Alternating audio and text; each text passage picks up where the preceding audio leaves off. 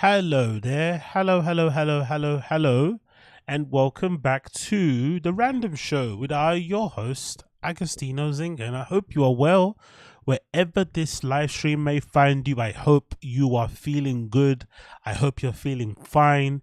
It's been a while. I know. I do apologize for my radio silence, but I've been doing things. I'm out and about, but I'm here, and I hope all you guys are queer and you're happy and you're doing what needs to be done in your life to get where you need to get to, as I am. All right, we're all got limited time on this fucking earth, and I hope you guys are doing as much as you can. How what was I gonna say to you? We got many things to cover. I don't know, I've got loads of things to go through. Probably not going to get through everything today, but I'll probably do another show later on. So the plan is to go as long as we can today, get done. Then I'm going to get changed. I've got my running gear down below me, actually. Down here, I'll actually show you some of my running gear. I've got some of my hockey unes that I wear, right? And I'll show you my little shorts, right? My little wide booty shorts, right? You see my little wide booty shorts? I'm gonna be wearing those later to go for a run. So imagine my ass shaking down the street wearing these, right? Just flapping, right? Yeah? Just that ass. So that's what I'm gonna be doing, all right? So we're gonna do that. We're gonna do as much of the show we can today, smash that out, and then I'm gonna come back later on in the evening and do another show after work and stuff. So there should be like 2 or 3 shows happening, at the same time, all the time, and hopefully you guys shall enjoy what I have to say and all that stuff. You know what I mean? We'll do what we can. Hopefully everyone's gonna be happy and somewhat okay with that. I can only ask for your support and your love and your consideration. And if it doesn't happen, then I completely understand also. No harm done, no harm done on that regard. No harm done. But yeah, big up everybody in the stream chat. Appreciate all of you guys here. It's been a pretty crazy weekend for me. I'm not gonna lie, like I wish I wasn't one of these people. I wish I wasn't, right? But I'm one of these people that gets affected a lot by fucking football and stuff and sports. I don't know if you guys are the same, if you guys watch sports as much as I do, especially when it comes to football, but it's been like I always say, like supporting a football club has made me way more like chill when it comes to politics. Like I understand politics now more because I support a football club, because I support Man United. We're owned by some of the worst owners in the history of the game, in the Glazers, and you feel helpless because there's nothing you can do. Like I spend many hours on Twitter Spaces, I spend many hours on Reddits, on forums, debating with other fans, arguing sometimes, getting really heated and angry about nonsense, right? And kind of ruining my day when Man United end up losing, as we did over the weekend against fucking Tottenham. We got deservedly beat 2-0. And it makes you feel super helpless, like, because there's nothing you can do because effectively my club is fucked and we're basically held to ransom until the Glazers sell and leave the club. But until they sell it, we're fucked, right? And it's not guaranteed, even if the new owners come in, they're going to be okay because other clubs are doing better and they, got better organization, better ownership, blah, blah, blah.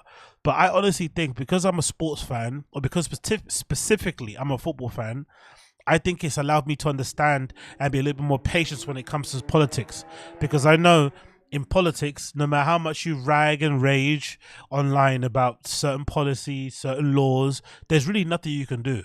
You can go and protest outside until you turn blue in the face, hold up as many fucking placards as you want. But if the government wants to do a certain thing, if the government wants to introduce a certain policy, if they want to introduce a new tax, if they want to put in new restrictions, you're basically fucked, right? You can't really do anything. The only thing you can do in this world is just get your money up. Get your money up so you can basically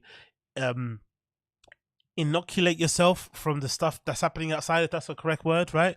That's the only way you can really protect yourself from the whims and the desires and the decision-making process that happens in these big government buildings. You really can't do shit. Same thing happens in football. You realize, you know what?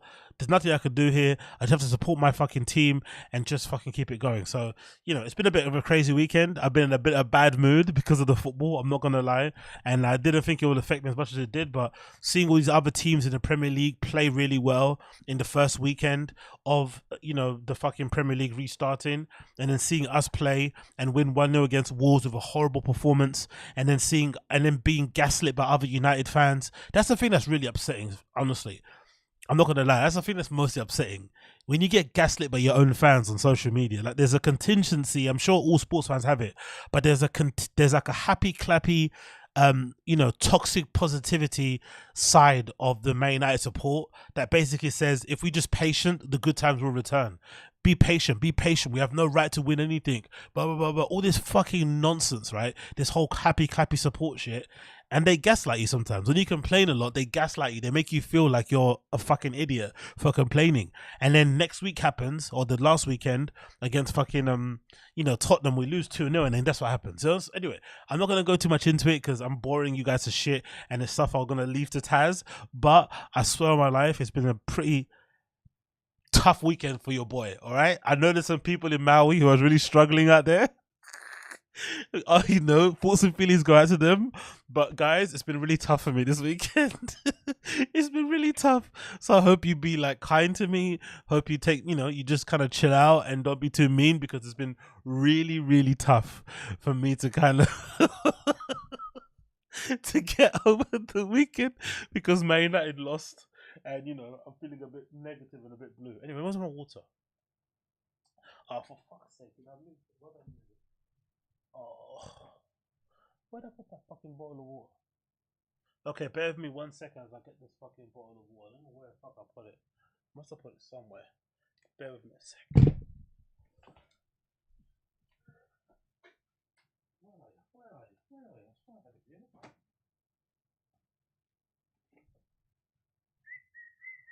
Oh, there it is. Okay, there we go. Now we can start. Okay, cool. So, I've missed out on a bunch of stuff, like too much to be honest. So we're gonna get rolling and get cracking. Let's go with the first one. Number 1. Where's my bottle of water? Yeah, Uche. Big up Uche in the stream chat. Nothing better than water, honestly. Never trust. I think there's two things to say. Never trust a man without vices, and also never trust anybody who says they don't like water. Anybody that tells you I don't like water, never trust them. And anyone that says I have no vices, like a Crystalia type, like, look at Crystalia. Crystalia doesn't smoke, doesn't drink, doesn't do any drugs, allegedly. And look at the shit he got uncovered doing. So I'd much rather have my odd messy weekends here and there than be a guy who may be susceptible to, like, diddling underage kids. You know what I mean? Give me a vice, right? Give me an addiction to Class A. Give me some flipping give me an addiction to booze like Bert Kreischer. I'll take that guy. I'll trust him over somebody that says I don't do anything as a grown adult. There's something weird about you, brother. Something weird. Anyway, let's continue. So, number 1 thing to get into randomly, I saw this, right? I thought this was really interesting because the whole like Doja Cat shit. I talked about that on Taz a few times here, but the whole Doja Cat thing I find fascinating because a part of me, and I think a part of you guys in the stream chat, probably agree with Doja Cat, right? I think most of us probably do. We agree that sometimes fans can be incredibly annoying, and you can only imagine what it's like to be Doja day to day, and the amount of fucking horrible attention she must get from her fans, the trolling, and just them being a bit too much, and sometimes the stand-em can really be a bit aggressive. But there's just a certain lack of, I wouldn't say, there's a certain lack of respect. I feel like in general she has at a base level, like she actually despises her audience, which I think is a fine thing to have, but let's just call a spade a spade. She doesn't like her fans, right? It just is what it is for whatever reason. Maybe because of the Say So tune, right? Because she blew up off of Say So. So maybe that might be the reason, right? You blew up off a song that's really cheesy. It gets really old. You're performing it a million times. It gets on your nerves.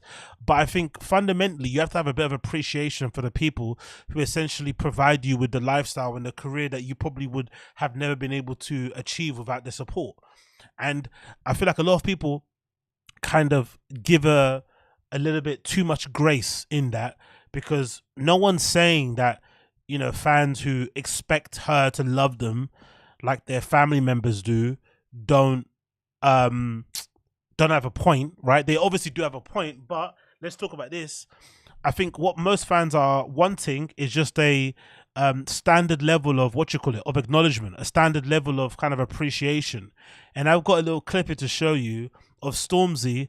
Essentially, maybe, you know, maybe he's been a bit too, he's doing too much, but is this sort of stuff from Doja Cat really that hard to say? Like, is it really that difficult to just, you know, indulge your fans a little bit, and just, even if you don't mean any of this stuff, because most people don't, I'm not dumb enough to think you do mean it, why not just say this to your fans? Like, it's not that hard to kind of just say this to your fans. Let me just put this up on the screen so you can see here.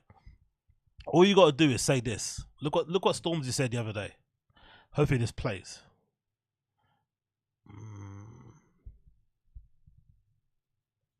Whoop, let's get up again, 1 sec.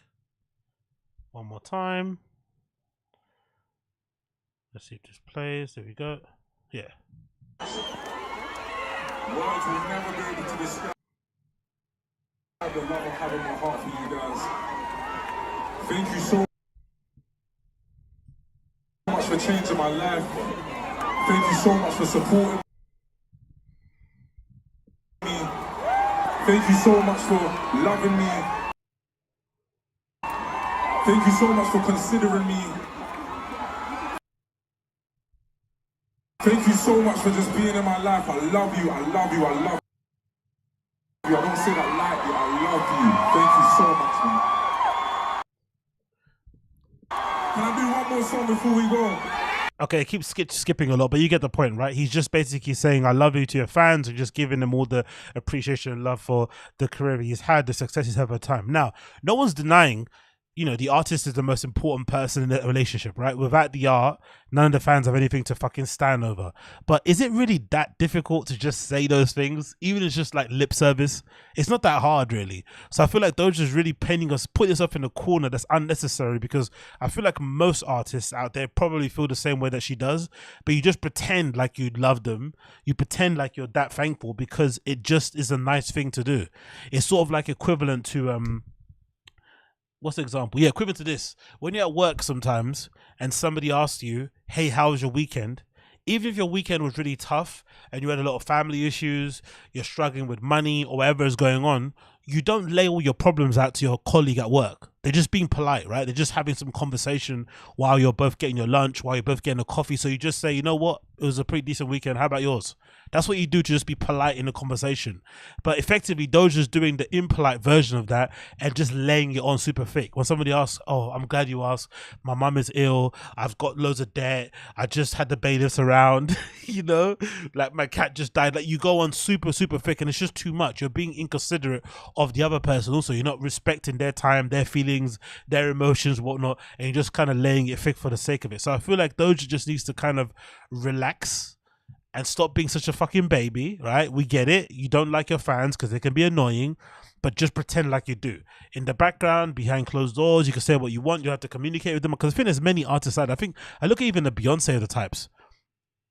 Beyonce is a good example. Beyonce doesn't talk to her fans. Beyonce rarely does interviews. Beyonce doesn't do meet and greets. She doesn't communicate with her fans in the slightest, but the fans love her. When she performs, does a show, she's always got a smile on her face. She puts on a good performance. She interacts with them when she's kind of on the stage, bloody blah, blah, blah. But that's where it stops and ends. I'm pretty sure if you ask Beyonce behind the scenes, does she actually love her fans? Probably not. But I think the best way to do it is just to kind of have that relationship where you just kind of keep quiet and just kind of do your art. But I think she wants everything. She wants to be able to say what she wants. Also, she wants to be able to fans to love her unconditionally. It's just a little bit insane to have that kind of way of thinking. But in the end, I kind of also respect it. I kind of respect her position of just saying, no. Fuck these guys. You didn't make me. I'm the artist. I'm the talented one. If I didn't exist, you wouldn't have anybody to stand over the way you stand over me. Shut the fuck up. Enjoy the music. Buy my albums. Buy my merch.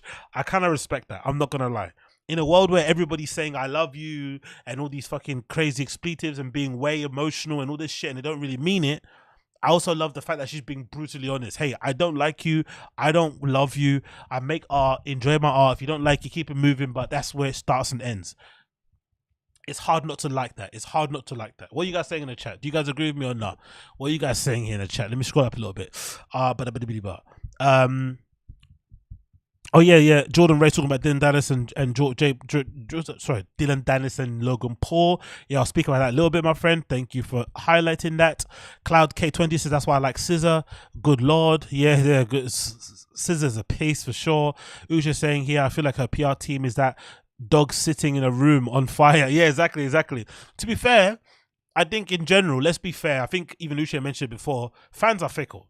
In the end, it's not going to matter. We know in the end, Doja is big enough of a celebrity, big enough of a musician. It's not really going to matter. She can say what she wants about her fans. And in a weird way, some fans are going to be a little bit like, it's going to turn them on. It's going to give some of her fans a boner that she's so fucking combative with them, right? It's going to make them excited, I'm sure. So she's going to be fine. But I just think it's unnecessary levels of hate you just bring to yourself. Like, why would you invite this level of scrutiny to you? It doesn't make any sense, personally, if you don't need it. But again, what do I know?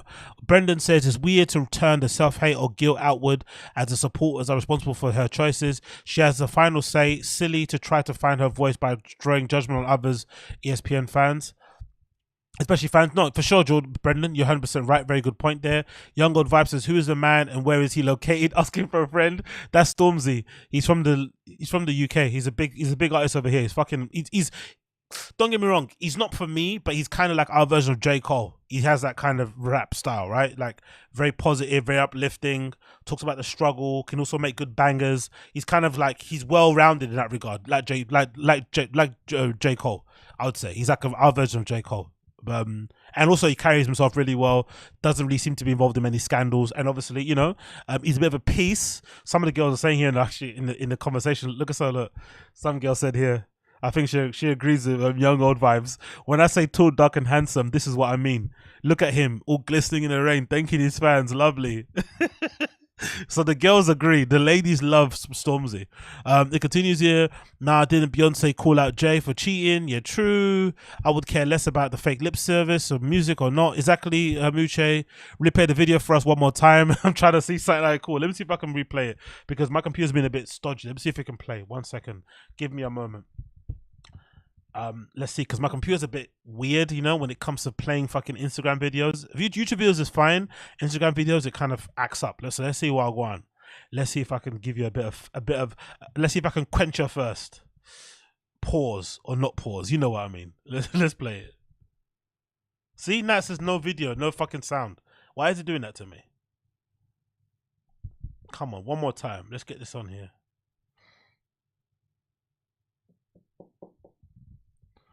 Are you still going to be a dickhead? Yeah, still being a dickhead. What I go on for this? Okay, let's do it on a new tab. Let's see what I go on. Yeah, it's not having it, man. It's not having it. It's not having it. It's not having it. It's not having it. Continue here. It's just gone to Parasocial. Fans are setting themselves up. Exactly, UJ. The Watcher says, yes, she just got here. Big up the Watcher. North Street says, yeah, the live stream. What? Yeah, live stream for my dude I meant. Okay, cool. Yeah, big up North Street. Appreciate you, brother. Yeah, unfortunately the video is not playing with any sound, but you can just see him glistening there if you like. I'm here for the redactedness. Much needed stream. Respect, brother. Thank you everybody for tuning in. As you can see, there is Stormzy thanking his fans. So for some reason my thing isn't working anymore with the YouTube, but hey, Instagram, it kind of is what it is. Big up Stormzy. Big up Stormzy. Let's continue here, right? Let's just continue because I don't want to waste too much of your time over here, my guys. Let's go. Next thing to talk about here, I want to quickly talk about is this. Yeah, so Brendan's kind of been doing the same thing lately, right? Where I feel like he's been purposely flirting with like cancel culture, in the sense of like keep mentioning it, keep mentioning how you're being silenced, keep mentioning how the channel is not seeing any growth and how they're not in the algorithm. And I think recently I saw on the THICCC subreddit, they've clearly been editing out some of the swear words in the episodes to maybe help them when it comes to monetization and blah, blah, blah, blah. But I felt like it's all been a bit of a cynical attempt, or a bit of a deliberate attempt, not sort of cynical, a very deliberate, you know, lacking in subtlety attempt to purposely try to get cancelled in the hopes that it'll give you something to talk about, so you could kind of be like a cancel culture warrior type of thing, right? Because, you know, these comedians kind of did it in the beginning when they had reason to. I think a lot of them were really getting cancelled and were maybe getting silenced, but nowadays I feel like cancel culture has become its own little micro economy where some people will go out of their way to have very contrarian, very kind of, you know, far right, very extreme points of view that don't line up with the platform that they're on. Again, it's no problem. Be far right, be whatever you want to be. I'm all for free speech, but I'm also all for the other person deciding that they don't like what they hear from you. So, you know, you're allowed to say what you want, but if the person reacts a certain way, you can't then start crying. So these comedians have realized that there's an economy, though, in crying about cancel culture and crying about getting cancelled and crying about being silenced.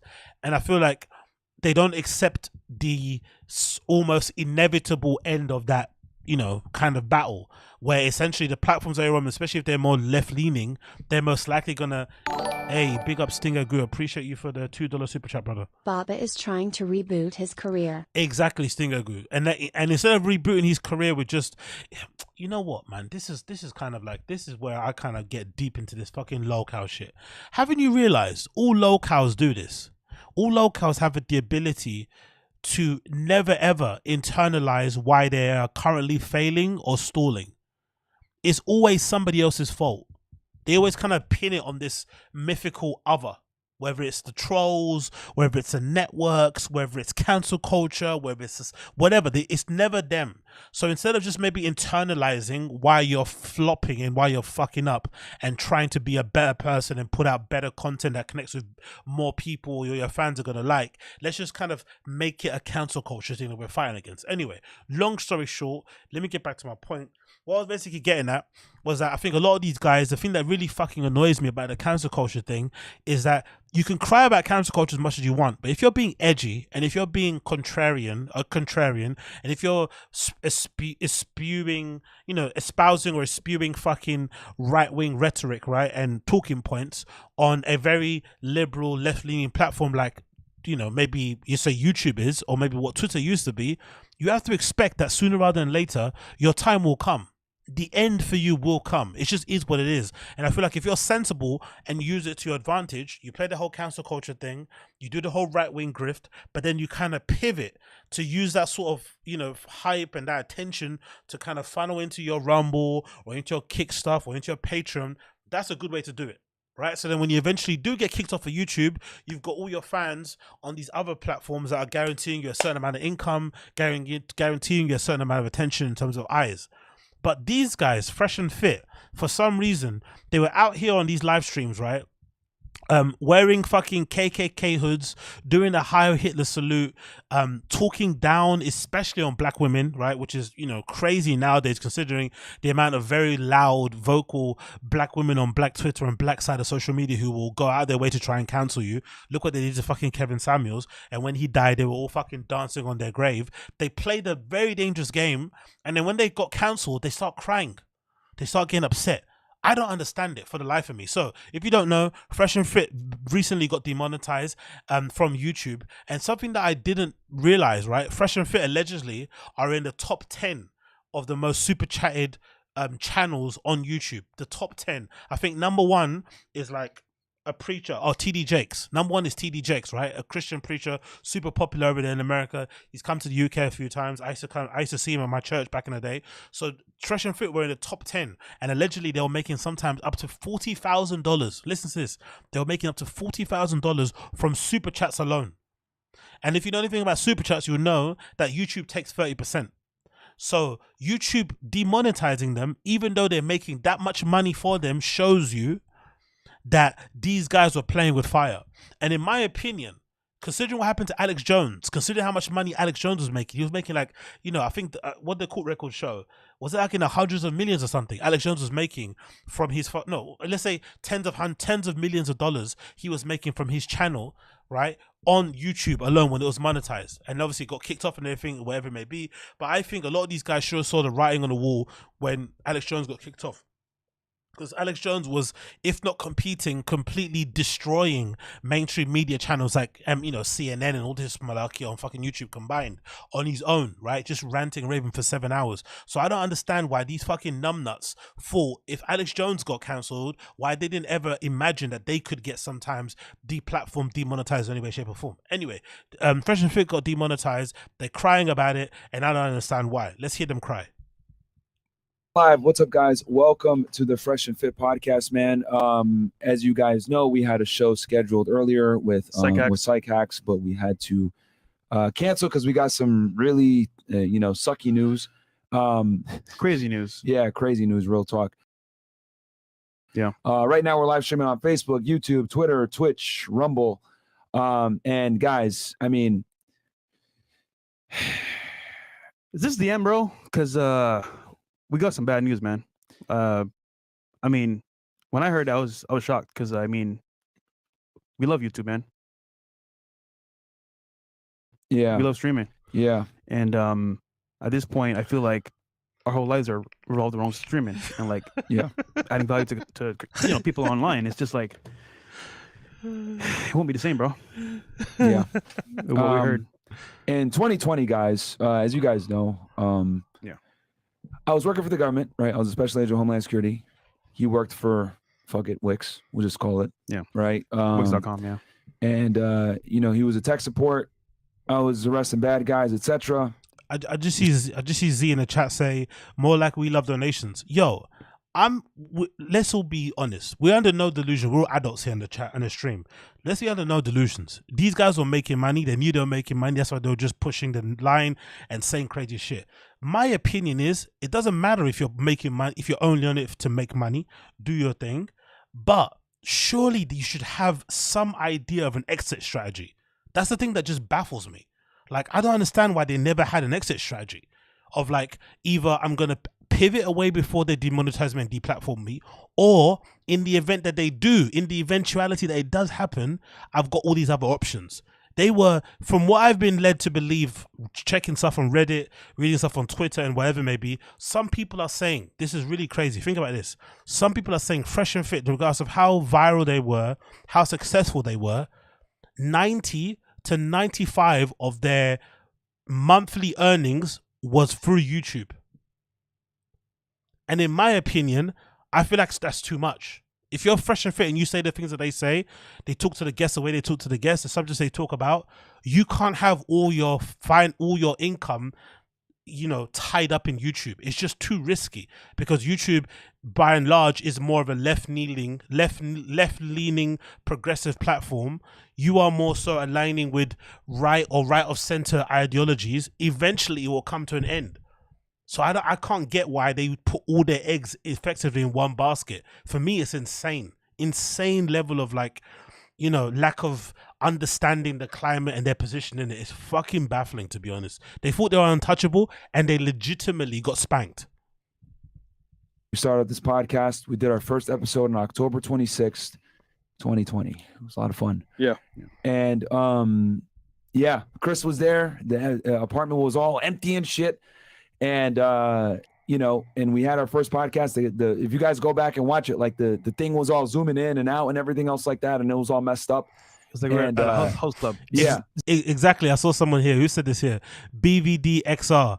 These guys preach about being a man and standing up all this other macho talk, and now they get demonetized and they cry about it.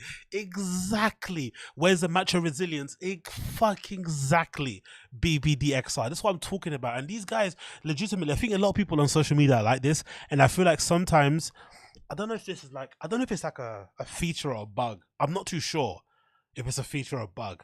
It's sometimes, no matter how big you have to get to a certain level, and then your lack of like self-awareness and your lack of like congruency in like in what you speak about and how you act in your life kind of don't line up anymore. It just becomes a bit of a game. But personally, for me, having read stuff like, what's his name, was it book, I think it's Ralph Waldo Emerson, right, that I read years ago. Is it Waldo Emerson? Let me see if I think it's Ralph Waldo Emerson. Ralph Waldo Emerson. I think it's a book. It's basic. The title is something about resilience. Let me see if I can get it up on here on my phone. That's it. Yeah, Self-Reliance by Ralph Waldo Emerson. I read that many years ago, right? When I was kind of deep into my fucking bookworm shit, and essentially, a lot of that book you can kind of boil it down to like extreme ownership. I think even Jocko Willink speaks about it. And the idea behind it is that if you become successful, it's never all about you. right? It's about these circumstances that kind of led to it. So kind of allowing yourself to be completely humble and always kind of even killed with the success that you get. So you become a multi-billionaire. It's never all me. I can never do it about my fans, my family, the circumstances I was born in, the luck that was afforded to me, blah, blah, blah. And if you become, you know, if you go all the way back down and you lose it all, it's also all my fault. But you don't ever, ever, ever, ever sit there fucking crying on fucking, you know, on whatever with GoFundMe's and shit. You don't fucking sit here whining and complaining that you weren't able to say what the fuck you want. You take all the ownership into it. And I've never understood when it comes to fucking this manosphere space, these macho guys, there's a lot of whining and complaining. They sit on here, they chastise all these fucking young girls and OnlyFans. They talk about them and their lifestyles and shit. And essentially in their own lives, for lack of a certain term, and with all respect intended for my women listeners out there, they are the biggest bitches. Right? They complain about all these girls on OnlyFans only being in it for the money, only caring about certain girls that have money, being a high value man. But at their very core, they are BITCHES exclamation mark. That's what they are at their fucking core. Because in my opinion, if I'm them and I'm making the money they're doing, I'm talking about the things that I'm talking about, I'm diversifying my revenue streams. I'm already thinking, okay, cool.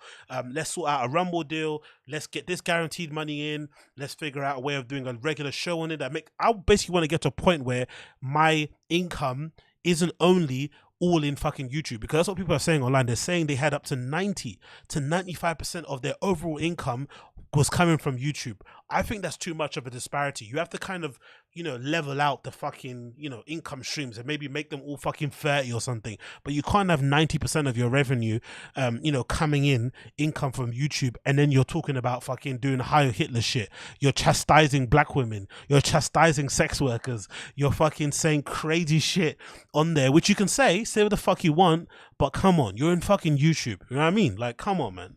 And I think someone even mentioned it in the chat. Someone said they were fucking around with Joe Rogan. Joe Rogan's not edgy anymore, right? He might be a bit right-leaning nowadays, but Joe Rogan isn't exactly edgy, right? He's not saying anything super crazy, aside from maybe his stance he took on COVID or whatever it may be, or some stuff he said about Hunter Biden laptops and whatever it may be. But Rogan is pretty run-of-the-mill, really, and they're messing about with his money. If they can mess with Rogan, if they could kick off fucking Alex Jones, the guys, how much money he was making for that platform also, because they take a chunk out of your AdSense, they take a chunk out of your fucking, you know, super chats, which makes sense because they allow you to host on their platform free of charge. I'm not complaining, but if those guys couldn't see, you know, the wood for the trees, then you got no to blame. In and out. Yeah, it was literally, yeah. But we got it figured out. We got the lighting fixed, and, you know, we continued to improve. Fresh landed some really good guests early on, and continues to get us a great guest. And we made hours of content in the streets, TikTok, Patreon. Yeah, you know, many nights, 3 in the morning, 4 in the morning. Chris was there too. While working jobs. And then I'll never forget. I get an email, November like 14th. Internal Affairs. Hey, we need you to come in for an interview. And I'm like, oh my God, here we go, right? And I'm working at the government, sitting at my desk, writing up a report, and I see this email. Yeah. And this is 2020 November. And I, you know, I go, you know, I let my supervisor know, hey, I gotta go. That throat is dry, isn't it? That throat is dry, knowing that, because I think, if I'm not mistaken, the thing that YouTube has make it brutal for them, right? From what I know of being on YouTube and having a monetized channel, usually your stats are kind of like month delayed, and your income's a month delayed. So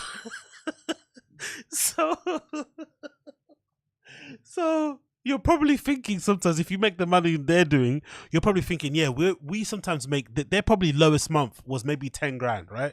Lowest month. So they're already thinking 6 months ahead of time, because the lowest they make is 10. So now all of a sudden, you know, the next 6 months or whatever it may be, you're not going to make 0 from YouTube. It's going to fucking hurt. So no wonder his fucking throat's dry. Up to, you know, the Internal Affairs office, right? Because it's not at the same building as us. And, you know, I go over there and they take my phone, and I'm like, what the hell? Like, what's going on here? And then, you know, and then they're like, they didn't want to tell me, but they're like, hey, it's part of an internal investigation. Next day I meet up with the, the special agent in charge, and they tell me, hey, it has to do with your YouTube. And right there it clicked. I was like, wait, hold on. Okay. They probably think that I'm recording videos on my phone. Like that's what it is, which it was a fucking like iPhone 6 or 7. It was a piece of shit. And what ended up happening is I had to make a really tough decision that month. I remember going back and forth, trying to negotiate, trying to figure out what we're going to do. And, they're like, no, like you have to pick one. You have to either, you're going to be a YouTuber or you can be a special agent of Homeland, but you're not going to do both. In my opinion, I think picking YouTube over being an agent with Homeland Security at his age is legitimately one of the most insane things you could ever do. Because he could have easily worked for the Homeland Security for another 10 years or even 20 years and basically did what Mike Baker does, right? That Mike Baker guy, that fucking, that fucking charlatan that comes on fucking Rogan, right? Who used to be, I think, in the CIA or some shit, and he's always fucking talking shit. But essentially, he has enjoyed a good part of his career in, law enforcement or whatever it may be, counterintelligence. But then when he retired, he's now going to enjoy another 20 or 30 years talking about the things he learned about when he was at work or lending his expertise on topics that he knows about based on his previous experience. So actually working for the government in those type of jobs, it actually is going to help your YouTube the older you are. You don't need to quit fucking a solid job like that pays well with good career prospects just to do YouTube, because YouTube's always going to be there. There's always going to be a crowd of kids, a crowd of guys, myself included, who love to watch fucking, former, Marines, former police officers, former agents, former, fucking detectives talk about their experience working in those fields and lending their ear to certain things that happen in kind of culture. So in my personal opinion, I think it was an incredibly short-sighted idea anyway to drop Homeland Security for Fresh and Fit, personally. But again, I could be wrong there. And I had to make that decision. I remember you were there. Yeah. We had Andrew here.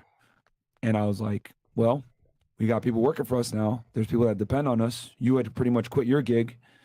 So I was like, all right, I'm going to resign. And I walked in December 5th, turned in all my stuff. And I walked away from the U.S. government. It was a good, six-figure job. It was stable. It was a lot of fun. I enjoyed it. You guys know on my Fed Reacts, you guys see how I talk when I'm talking on that channel. And there we go, Cloud 22. Same thing. I'm thinking the same thing too. Like Cloud 20, K20 said, I thought these dudes were millionaires and invested in all that shit. Why are they so worried about YouTube channel? You tell me, brother. You tell me. They all took a big game, fucking manosphere that, macho this, I'm a man this, alpha that. But what? You didn't invest any of that fucking money you're making. You didn't buy a couple of fucking flats and rent them out. You didn't fucking, buy a couple of supercars and start your fucking car leasing agency or a social media fucking agency or something. Like, really, nothing. Like, I can't fucking understand all of this. I don't get it. I don't get this. I really don't understand this. Like, this is what I'm saying. BYOJ, right? Dude dropped his cushy gig for a Fresh and Fit and apartment studio. I don't think there's. Think about it this way. If you're working in retail or you're working in the service industry or you've got a regular office job, right? Imagine you're like you're an intern at a law firm somewhere, right? Before you become an associate, wherever that level is, right? You're not making that much money. You might make 30 grand a year or something. You're doing your YouTube and your YouTube's popping up to a bit where it's getting to a point where you're maybe going to make a lot of money down the way. I will be very hesitant to jump straight away to that YouTube full time, because I feel like if you're successful on YouTube because your real job is sort of giving you that kind of cachet, that kind of authority to speak about certain things. So imagine if you're like an intern at a law firm, maybe you speak about topics involving, law on your YouTube channel. It's no harm doing that job as long as you can and also doing YouTube on the side. And then when it gets to a point where your YouTube money starts to outstrip what you make in your full-time job, then quitting. That's one thing. But he was a fucking field agent for Homeland Security. He was making 6 figures a year. That's what he says there. I'm taking it by his word. And I personally think, considering all these guys that appear on these CrossFit, you know, workout type, you know, these older white dudes who used to be a CIA agent in the FBI. I think personally that kind of job you can do until you're like in your late 60s. What's the harm in cashing in a good fucking government paycheck every month, and then when you're finished, going on YouTube and doing that for a bit? Why not? From the company of your fucking lovely lake, you know, Lakeview house somewhere in the middle of the fucking country, chilling, just picking up money. Why rush now when you're young? This guy looks like he's probably under 40. There's no rush. There's no rush. You could easily be a field agent for a few more years and then do your YouTube later. And personally, leaving it for Fresh and Fit is a fucking insane thing, because this whole grift of like, you know, getting women, getting fucking sex workers basically on your channel so you can kind of rip into them. I personally think that grift has got a ceiling. I personally think if Kevin Samuels was still around, he'd have to pivot away from like getting girls on his live stream and just insulting them. There's only so far you can go with that content, in my opinion. I don't know if you guys agree, but I think that thing has a bit of a ceiling. If that's the truth, why leave your fucking Homeland Security job for that? Really? To just shout at OnlyFans girls? Like, is that really what you're doing for your life? Like, that's what you gave it up for? And then YouTube says, you know what? Get got. No more money for you. No more super chats. No more AdSense. You're done here. It's insane. Insanely short-sighted. And I haven't, I tell you guys that story to tell you that I haven't felt like that since today. And it sucks, guys. It really does suck. You know, fortunately, we made some moves, etc. You know, and we kind of knew that the type of content that we make, for us to be able to give you this content. Yes, pick up Abby Martinez. Yeah, a gov job is amazing. I'm trying to get one. It's the best. Like, we have some, like, honestly, I have some friends, like, I look back at my early decisions when, especially pre-uni, and I kind of cringe. I did the wrong thing, right? I went to a really good university for arts, Central St. Martin's, one of the best in the world. All the best designers and stuff went there. But the degree that I did was a waste of time because I don't practice it day to day. I did fucking product design, but I'm not a product designer. I don't work in the studio. You know, I do other sort of random shit. So I regret that. If anything, I would have preferred, if I went to uni, or if I did go to uni again, I would have preferred to maybe done a vocation that involved getting a job afterwards. Yeah, an education involved you getting a job, whether it's a doctor or if it's something involved in STEM or whatever it may be, right? That would have been something I would have probably done, or even maybe even computer science. But going down the art creative route is insane. But there was a real group of people, again, at the time when we were young, and I'm not afraid to say this, like, I remember back then at the time when I was going to uni and my friends were kind of dropping out and going into do like, you know, plumbing, or going to, you know, going straight into like local government roles where you maybe work as a receptionist, or you work here, you work there. You kind of laughed at them. You kind of looked down on them. I know I did. You thought you were smarter than them. You thought you knew more. And then later on down the line, these guys and girls who went off to do plumbing, being an electrician, all that sort of practical shit, or then started to work for the local government in like really, you know, regular jobs, being a receptionist here, whatever it may be, they're now making crazy amounts of money, way more money than I am. They fucking bought a house, they have cars, right? Cars with an S at the end, right? Plural, and they fucking have children and shit. That's what I regret not doing, because those government jobs, yes, they're hard to get, but once you have them, it's basically a job for life, unless you get fired for something silly. It's a job for life. So I regret being that arrogant and being that fucking prideful that my fucking shitty degree made me somehow better than these guys and girls who were going off to work for my local council. All right. Or like, you know, doing like, what's that thing called they were doing? Oh, I forgot what it's called. But I know some guys who like, essentially their job for the local council is they're the people that go to like council flats. Like, imagine, I think in America you call them projects, and they basically check over and make sure that they're like compliant to certain fucking to certain, you know, I don't know, laws, I guess, in terms of like the building regulations. They're on there when they basically get refurbished. They do all that kind of stuff, right? They do like site visits, they file complaints for tenants if they have flooding and all that shit. Basically 9 to 5, kind of boring, but guaranteed money every single fucking month. You're never gonna get fired. It's a job for life. It's insane. And I look at myself going to fucking uni, you know, get myself into like crazy debt for fucking nothing, and coming out of it and still working in the fucking shoe shop. You know what I mean? It was a fucking waste of time. Really, really was. we have to. It comes at a cost. It comes at a cost, dude. And it won't be here forever. Yeah. And we you knew know, that going Fresh into it. always said this, you know, enjoy us while you can. Yeah. They thought we was capping, man. Yeah. They thought it was a joke. And you know, we did. Yeah, that's the one, Chris Hutch, housing officer. That's the one. That's the role. I know a few of my friends that have that role, housing officer, and they are making money. So if you're out there and you're like figuring out a place to go, if you can get a job in your local government or your local council working within those sort of fields, you know, town hall shit, whatever it may be, get it. Job for life, mate. It's not sexy, it's not cool, but who gives a fuck? Make money, stack your money, and then do this cool stuff. That's what some people don't understand too. You can always do cool stuff and fun stuff on the side. Just make money, and then on the outside, take that money to do all the fun shit that you want to do. It's not that difficult, really. We made moves on the side knowing that this could potentially happen. And guys, we the channel has been kicked off the YouTube partner program. Just keep it straight with If you look right now, you can't even super chat or you can't even super chat right now. Yep. So this is the beginning of the end of this era. So we are in trolling chat. So yeah. So you literally can't. Yeah, man. So it's so basically we're gonna figure out what's going on because we don't even really know all the details. We're working with YouTube to try to come to a middle ground and, you know, work together and figure.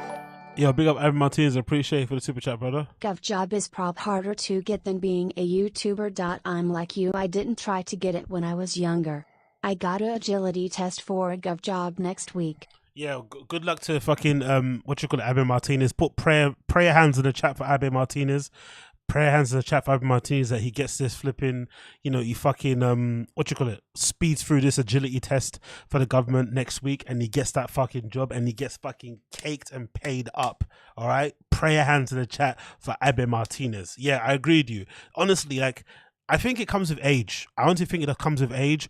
I can't say here that I wouldn't have done what Fresh and Fit did, but I'm just thinking, in my personal opinion, I just don't think a channel of theirs is worth dropping for that kind of guaranteed income, considering the kind of role it is. And also, I don't know, you could always do it on the side. If you're, I know he said already that he got called into the office. That's what makes it difficult. His government job called him into the office and said, hey, you can't do YouTube anymore while working here. Fair, understand that, no problem. But then I would also say, long term, keeping your job is probably way more smart, especially at his age. He doesn't need to like do. He could have easily got someone else to fill in for him, let the other guy do the show, take the money from it, still do it. You know, be the guy behind the scenes running it, and then when he retires or when he ends up leaving and stacking up his paper way more at the government job, then going back and taking a hot seat there. That's not that hard to do, but you know, whatever it may be. Just to end it, because I don't want to keep rabbiting on about this and kind of dancing on their grave, because it is still sad, you know. I feel for them, you know. They're losing a big chunk of their income, and they now have to kind of, you know, I don't know, figure shit out and maybe get jobs and stuff, whatever it may be. I just think, in my opinion, I just can't understand why people who make the content that they make don't understand that there's always a ceiling for that, especially on YouTube. Like, if Andrew Tate got kicked off, obviously Andrew Tate's a different story. Maybe Alex Jones even a different story, but I think those guys were killing it at one time on YouTube. I feel like you should always expect your time is going to come. I think, if I'm not mistaken, even Crowder, I'm pretty sure is demonetized too, but he just uploads videos on YouTube because it's a good marketing platform, right? To kind of have people go to your Rumble or to your Mug Club, whatever you're doing. So you can still kind of use it on that regard. But if you were making, like they were saying, they were making $40,000 on super chats per month, I personally think you have to be a little bit more protective of your platform. You can't be having like, if you're making 40 grand a month on YouTube, no matter what your right-wing fans say about you and they call you a sellout, you can't have Nick Fuentes on your platform. You can't have Nick Fuentes on your show if you're making $40,000 a fucking month. He's been blacklisted from every fucking social media platform that exists out there. It just is what it is. His rhetoric is just too much for most of these platforms. I say let him say what he wants to say. It is what it is. The consequences are the consequences, but these platforms don't fuck with the guy. You can't platform him when you make that kind of money. It's just dumb. You know what I mean? Come on, use your brain. But again, they only have themselves to blame. Hopefully they figure it out and they can kind of go from there. But if you go on fucking Twitter, bro, like, people are dancing on their graves. Like, they are dancing on their graves. It kind of feels like when Kevin Samuels died. Like, look at the memes they're posting on fucking Twitter. People are dancing on these guys' graves. Like, they are really enjoying the fact that they've got fucking gadooshed. you know, from fucking the platform, right? They are really, really fucking loving it. Look at it, the end. Roland Tomasi's talking about it. Like, it's pretty fun. Look at this person. Seeing them fresh and fit clowns, Tiva get packed up and point to tears is glorious. Like, honestly, like, I don't understand how you don't know people don't like you and this is gonna happen. Like, that you're that oblivious to it makes no sense. Look at the fresh and fit fall was inevitable. You love to see it. Like, people are dancing on their graves on Twitter. Look at that. I just wrote fresh and fit. Nothing else in the search. Just fresh and fit. Yeah, I don't get it. Because I think in my head, again, maybe like self-awareness can be a little bit of a curse. I sometimes think to myself, like, if I knew I was getting a lot of attention because people didn't like me, I would also know that it could also go the opposite way and it could cause you maybe not to have a career anymore. Like, I'd be okay with that too, you know? Like, you have to kind of realize how far this shit can go, really. But hey, what do I know? I'm not going to keep talking about this shit anymore. Fuck it. Let's move on. Wow, shit, we're 50 minutes in already. I've been blabbering for a while. So let's move on to this. This is a post courtesy of the Fire and the Kids subreddit. And it features the one and only Stavy Baby apologizing for having to cancel his European tour. And I feel like this is incredibly, refreshingly honest from him. Maybe he doesn't actually need to tell anybody any of this level of detail, but considering how many of these comedians lie about selling out, lie about fucking the shows that they're doing, cancel last minute without explaining it to their fans, it's quite refreshing to have a comedian of Stavy's level just say, hey, I fucked up, I'm not gonna be able to do it, here's the reasons why, kind of make a joke about it, but be aggressively fucking honest about it, to the point where you're like, you know what, you can only respect the guy. So big up Stavy for sharing this, and obviously the person on the Fire and the Kids subreddit for sharing this as well. Let's play Stavy apologizing to his fans for not doing a European tour, which is definitely something that Brendan Schaub didn't bloody do, did he? Let's play this. For people of London and Amsterdam, I wanted to apologize for canceling the shows in September. I'm sure you got an email about it already, but I wanted to personally say I'm sorry for fucking you in the ass and betraying you, even though you are beloved to me. I honestly just fucked up my timing this summer, mismanaged my shit. I got busy as fuck. I was supposed to take it easy and prepare for this tour and really have my shit ready to launch in London and Amsterdam, but I'm just not ready. I haven't done stand-up in months. I haven't worked on my act in months. And these shows would have been pretty fucking dog shit. And I would have just basically been taking your money to finance a European vacation, and I would feel bad about doing that. So it breaks my heart. I wanted to be there. I wanted to fucking have some fish and chips. Fuck, maybe one of those bitches that wears too much makeup, a chav or whatever the fuck they call them. I wanted to fucking get on a bike ride in Amsterdam, up the canals, do some mushrooms maybe, check out some of the other industries in your city. And I've canceled that. I'm not going on the vacation anymore. I'm taking the extra time off to prepare for the tour so I don't fuck that up too. So I'm really sorry. I love you. Please find it in your hearts to forgive me. And I hope to launch a real European tour that I will not back out on very soon. Stay tuned. I love you. I'm sorry again. Now, I personally think that was incredible. Like, you don't need to tell people that level of detail. As much as we rag on Brendan for not explaining why he cancelled his European tour, it's their business. Whatever they cancel for.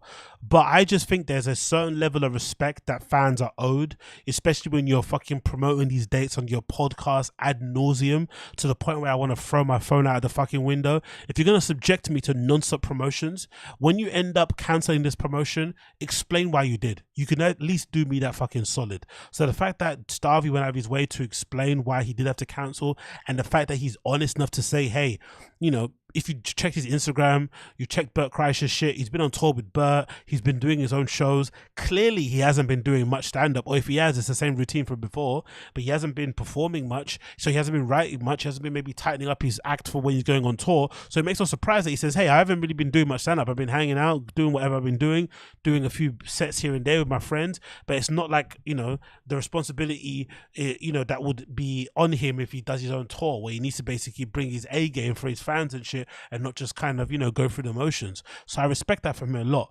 But the thing I'm trying to ask on this is just like, why is this so hard for some of these comedians to do?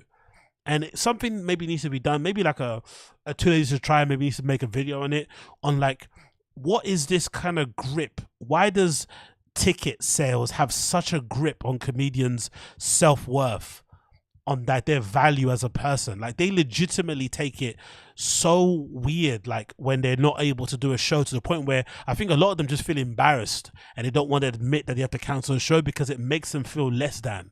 It makes them feel less than a man, less of a performer, like they're a failure. It's like, it's not a failure to not able to sell out a European tour. Do you know how difficult it is to sell out multiple tours across Europe? Europe's a big place. Even the UK is a fucking big place. To sell out these random venues, being a foreign act, you know, in a fucking, you know, foreign fucking market is not easy. 2,000 tickets, multiple dates is not the most easy thing to do. So if you can't do it, it doesn't mean you're a failure. It just means maybe you have to kind of make sure that you kind of get on local circuits, whatever it may be, and promote yourself, market yourself in a better way, blah, blah, blah, blah. But it's not like a failure. It doesn't make you look bad. It kind of is just the nature of the beast, because selling tickets, regardless if you're selling tickets to a fucking car boot sale or you're selling tickets to a fucking free county fair in a church, it's just difficult to get people to come to your fucking event in the first place. Pause, not pause. So I don't understand why a lot of these guys just can't be honest and say, hey, I fucked up, the tour didn't get promoted well enough, I couldn't sell enough tickets to fill the dates, we're going to try some smaller dates, smaller venues, we're going to try maybe such a longer run and try and come back around the next time around. That basically it. And basically say, hey, for the people that I did fuck up and flop their fucking, you know, evening out, when I come back next time, remind me, and you can get at the front of the queue for a meet and greet. You don't have to pay something, just something, man. But just completely going silent on it, completely going mute, pretending like it didn't happen, as Brendan did, and not addressing it is so fucking bizarre. Lying about it is so bizarre. Using your kids as a human meat shield and basically saying, oh, I'm taking the summer off to go and practice baseball with my kid is fucking bizarre.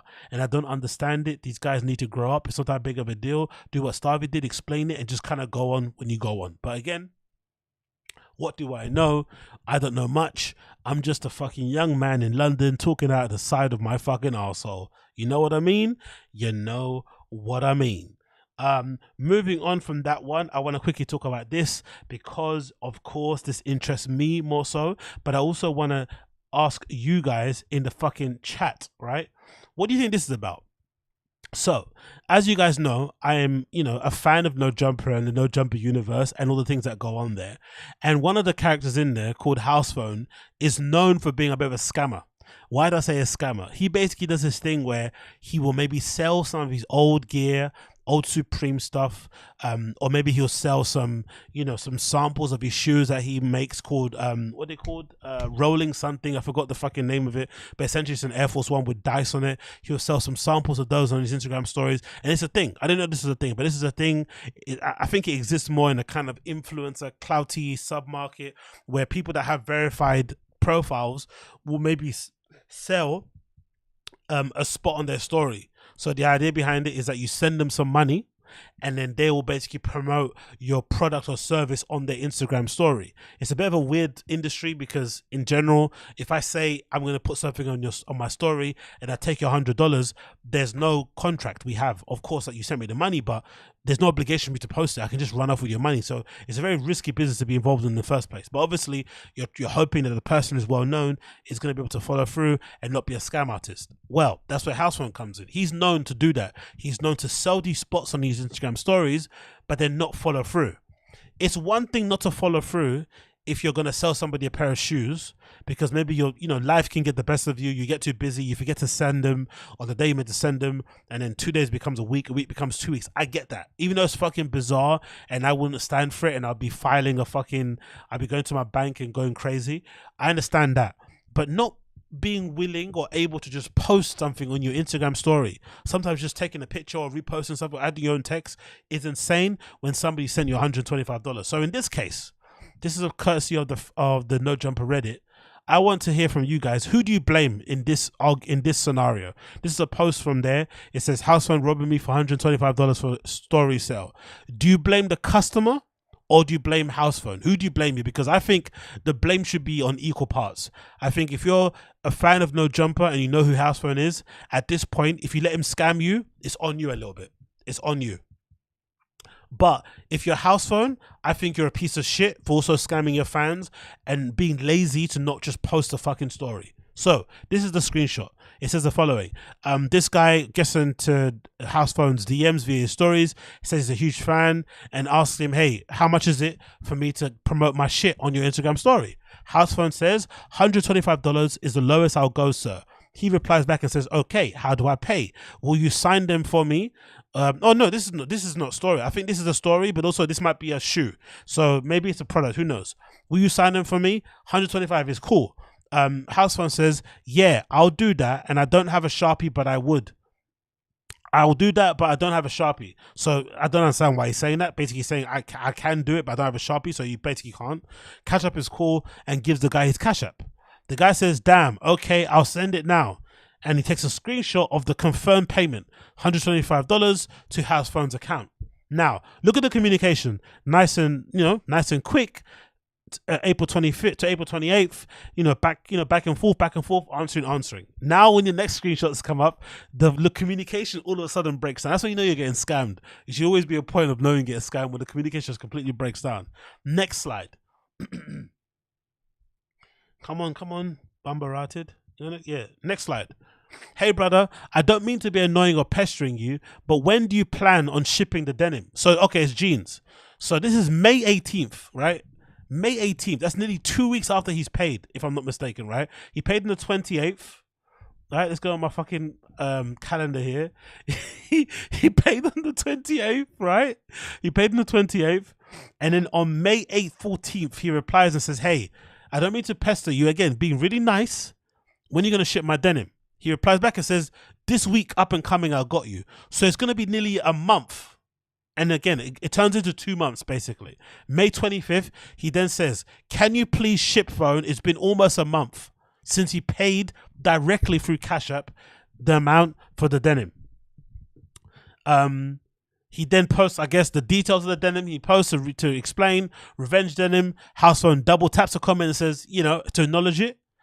Then he says, if you need my name to sign, if you can, double tap again. Nothing, right? Then on June 8th, so the guy leaves him alone for a long time. Then he gets back at him again on June 8th and says, did you ship my denim, bro? And this is when because again, you can see already, look at the lack of bubbles. You got one bubble here from house phone, and you've got 1, 2, 3, 4 bubbles from this kid, 5 bubbles from this kid, and no response still. The next slide is even more depressing. Then it comes, are you going to ship them or not? Yeah, fam. July 17th, nearly 2 months, 3 months after the fact.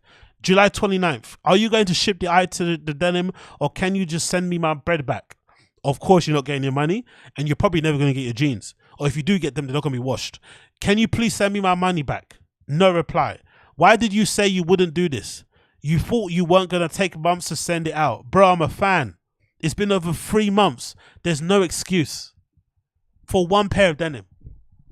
I'm sorry, fam. You'll have your tracking today. August the 2nd. That much of a piece of shit, right? And it continues. Next slide, right? I think this is the last slide. Can you send me my money back?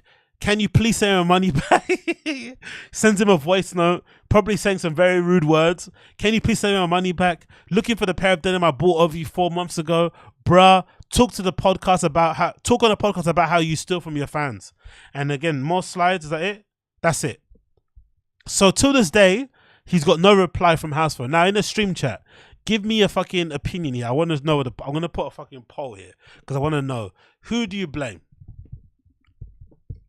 Who do you blame for, 125 denim gate, right? Let's do that. 125 denim gate. Who do you blame? House phone? The fan? And as per usual, we'll put AXJ here if you don't give a fuck. AXJ, right? I want to know who you blame it, because I personally think I put 70% blame on house phone, but I put 30% also on the kid. I'm sorry. House Phone's got a fucking track history of doing this with these fans. If you get in business with him and you want to buy a pair of jeans, you have to know you're going to get fucked over. You're going to send him money, he's not going to send the stuff. You can't have only yourself to blame. But I want to know what you guys think in the stream chat. Who do you put in terms of blame here? Because I think some people are militant and say you're always going to blame the seller, but I have to blame House Phone in this regard. Who do you blame? Element House Phone is busy doing ket and DJing. Exactly, Assad. Buying ish off of the dark web sometimes goes like this. Exactly. Hey, Charles Lucas, you know. That's why we use Telegram. Hey. House Phone Coilers, as he says, I bought Blasi's site recently. Only took about a week to ship. Yep, exactly. Yuchi's 9% House Phone, 10% fan. Hitting the XJ. If you saw others getting scammed and still went for this, it's on you. Exactly, Z. $125 and can't acquire a Sharpie. Exactly, Koila. What people are saying here, I can't look at those legs. Debate Club, will Papa move to Austin? Yep, we'll probably put that later. So what did you learn about Papa today? Flacco fires inspire me. Yeah, I want to hear what he says.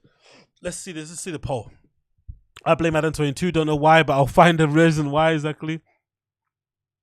BVDXR says, I blame the fan because even as a normie watching a bit of No Jumper and their content, you can tell these people are not upstanding citizens. Exactly. And to be fair also, let's also be honest and call a spade a spade. House Phone's a druggie. House Phone's a party boy. And I think, in my personal opinion, a good sign of somebody, because I'm a party boy in my own way, but I'm also not a, what's that thing called? I also don't beg. I'm not like a asker of things. I don't ask people to, like, come with me to places. I don't, you know what I mean? I just don't ask people. I don't ask people to borrow money. I'm just not that guy. But I think some people who are party people, a good sign to like notice somebody that parties and does too much drugs is usually their tendency to ask you for money. Hey, can you lend me 10? Can you let me hold 20? Can you let me hold 30? Because usually they want to go pick up, they want to make up the difference of what already they have in their pocket. Personally, for me, I like to party and I like to go out, but if I don't have money, I just stay at home. I've always been at it since I was a kid. Since I was a child, I'd never like to go out and party and stuff, or go to wherever it may be and depend on my friend to pay my way. And I had friends like that. I had friends who would go out and like would be basically holding their friends' pockets. Whenever their friend went to go buy a drink, could you get me one too? When they go to get your food, can I get something? Can I get something as well? Can you get me a chip? Like, I'm not that guy. If I can't go and pay for my Uber back, pay for a couple of drinks, pay for some other adult materials, I'm not going. I'll just stay at home. It's not worth it.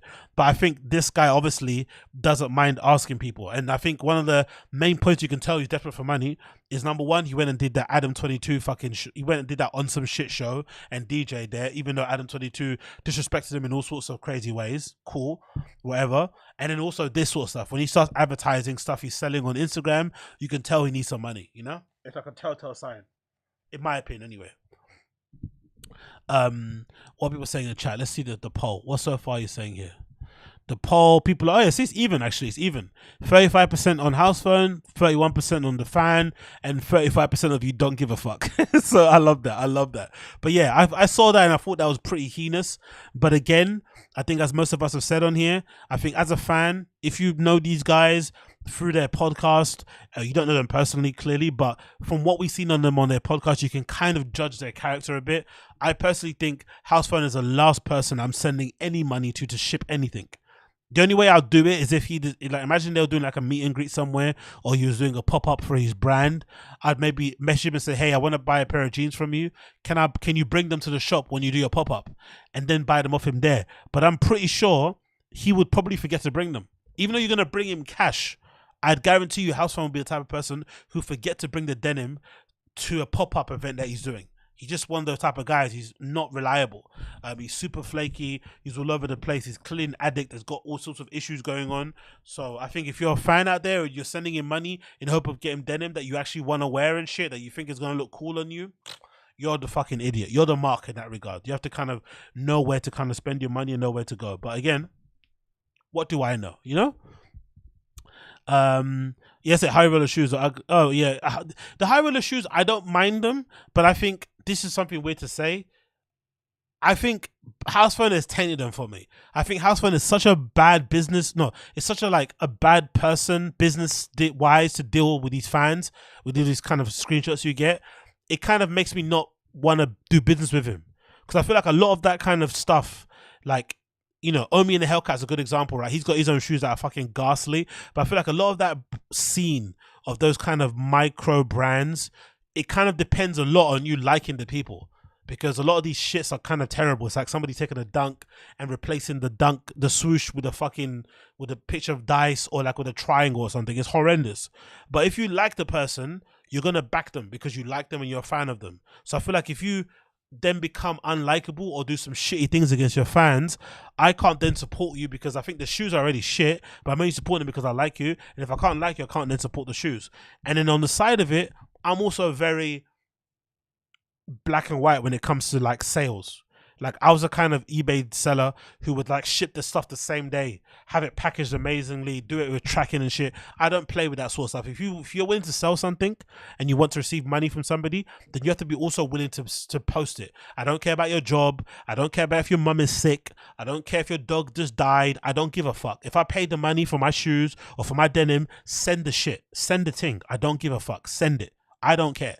If you're having trouble in your personal life, take down your fucking store, take down your listings, and only put them back up again when your personal life is okay. I think people who play people's money are the scum of the earth when it comes to that sort of stuff. It's a bit extreme to say this, but I think if you play people's money and you're selling I don't care if it's $5, if it's $5,000. If you sell something, you take someone's money, you have to give them the fucking stuff. You have to. It's obligation. It's the fucking deal you got involved in. And if you don't do it, you're a piece of shit. So I don't have any qualms with that. I've seen too much bad business from him, and with that, I would just never buy high rollers just because of that personally. But you know, I could be wrong. I could be wrong. Last on the fucking docket here, when it comes to No Jumper Universe stuff, is this post featuring fucking YURY. I'm confused. I want to say this aloud, and I think maybe you guys will disagree. Is this an American thing? Is there something with American content creators where they kind of see having a job and creating content online as somewhat of a failure? They see it as like beneath them?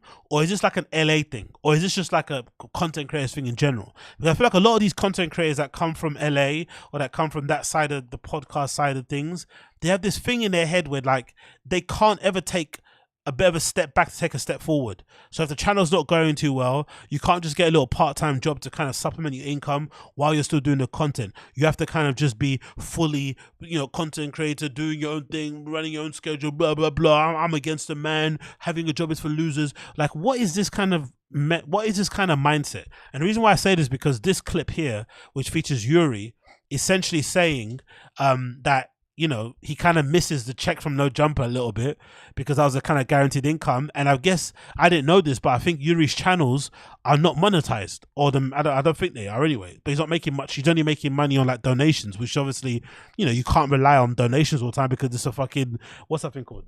You're relying on the generosity of your fans, and you know, your fans aren't gonna have endless amounts of money to donate to you all the time.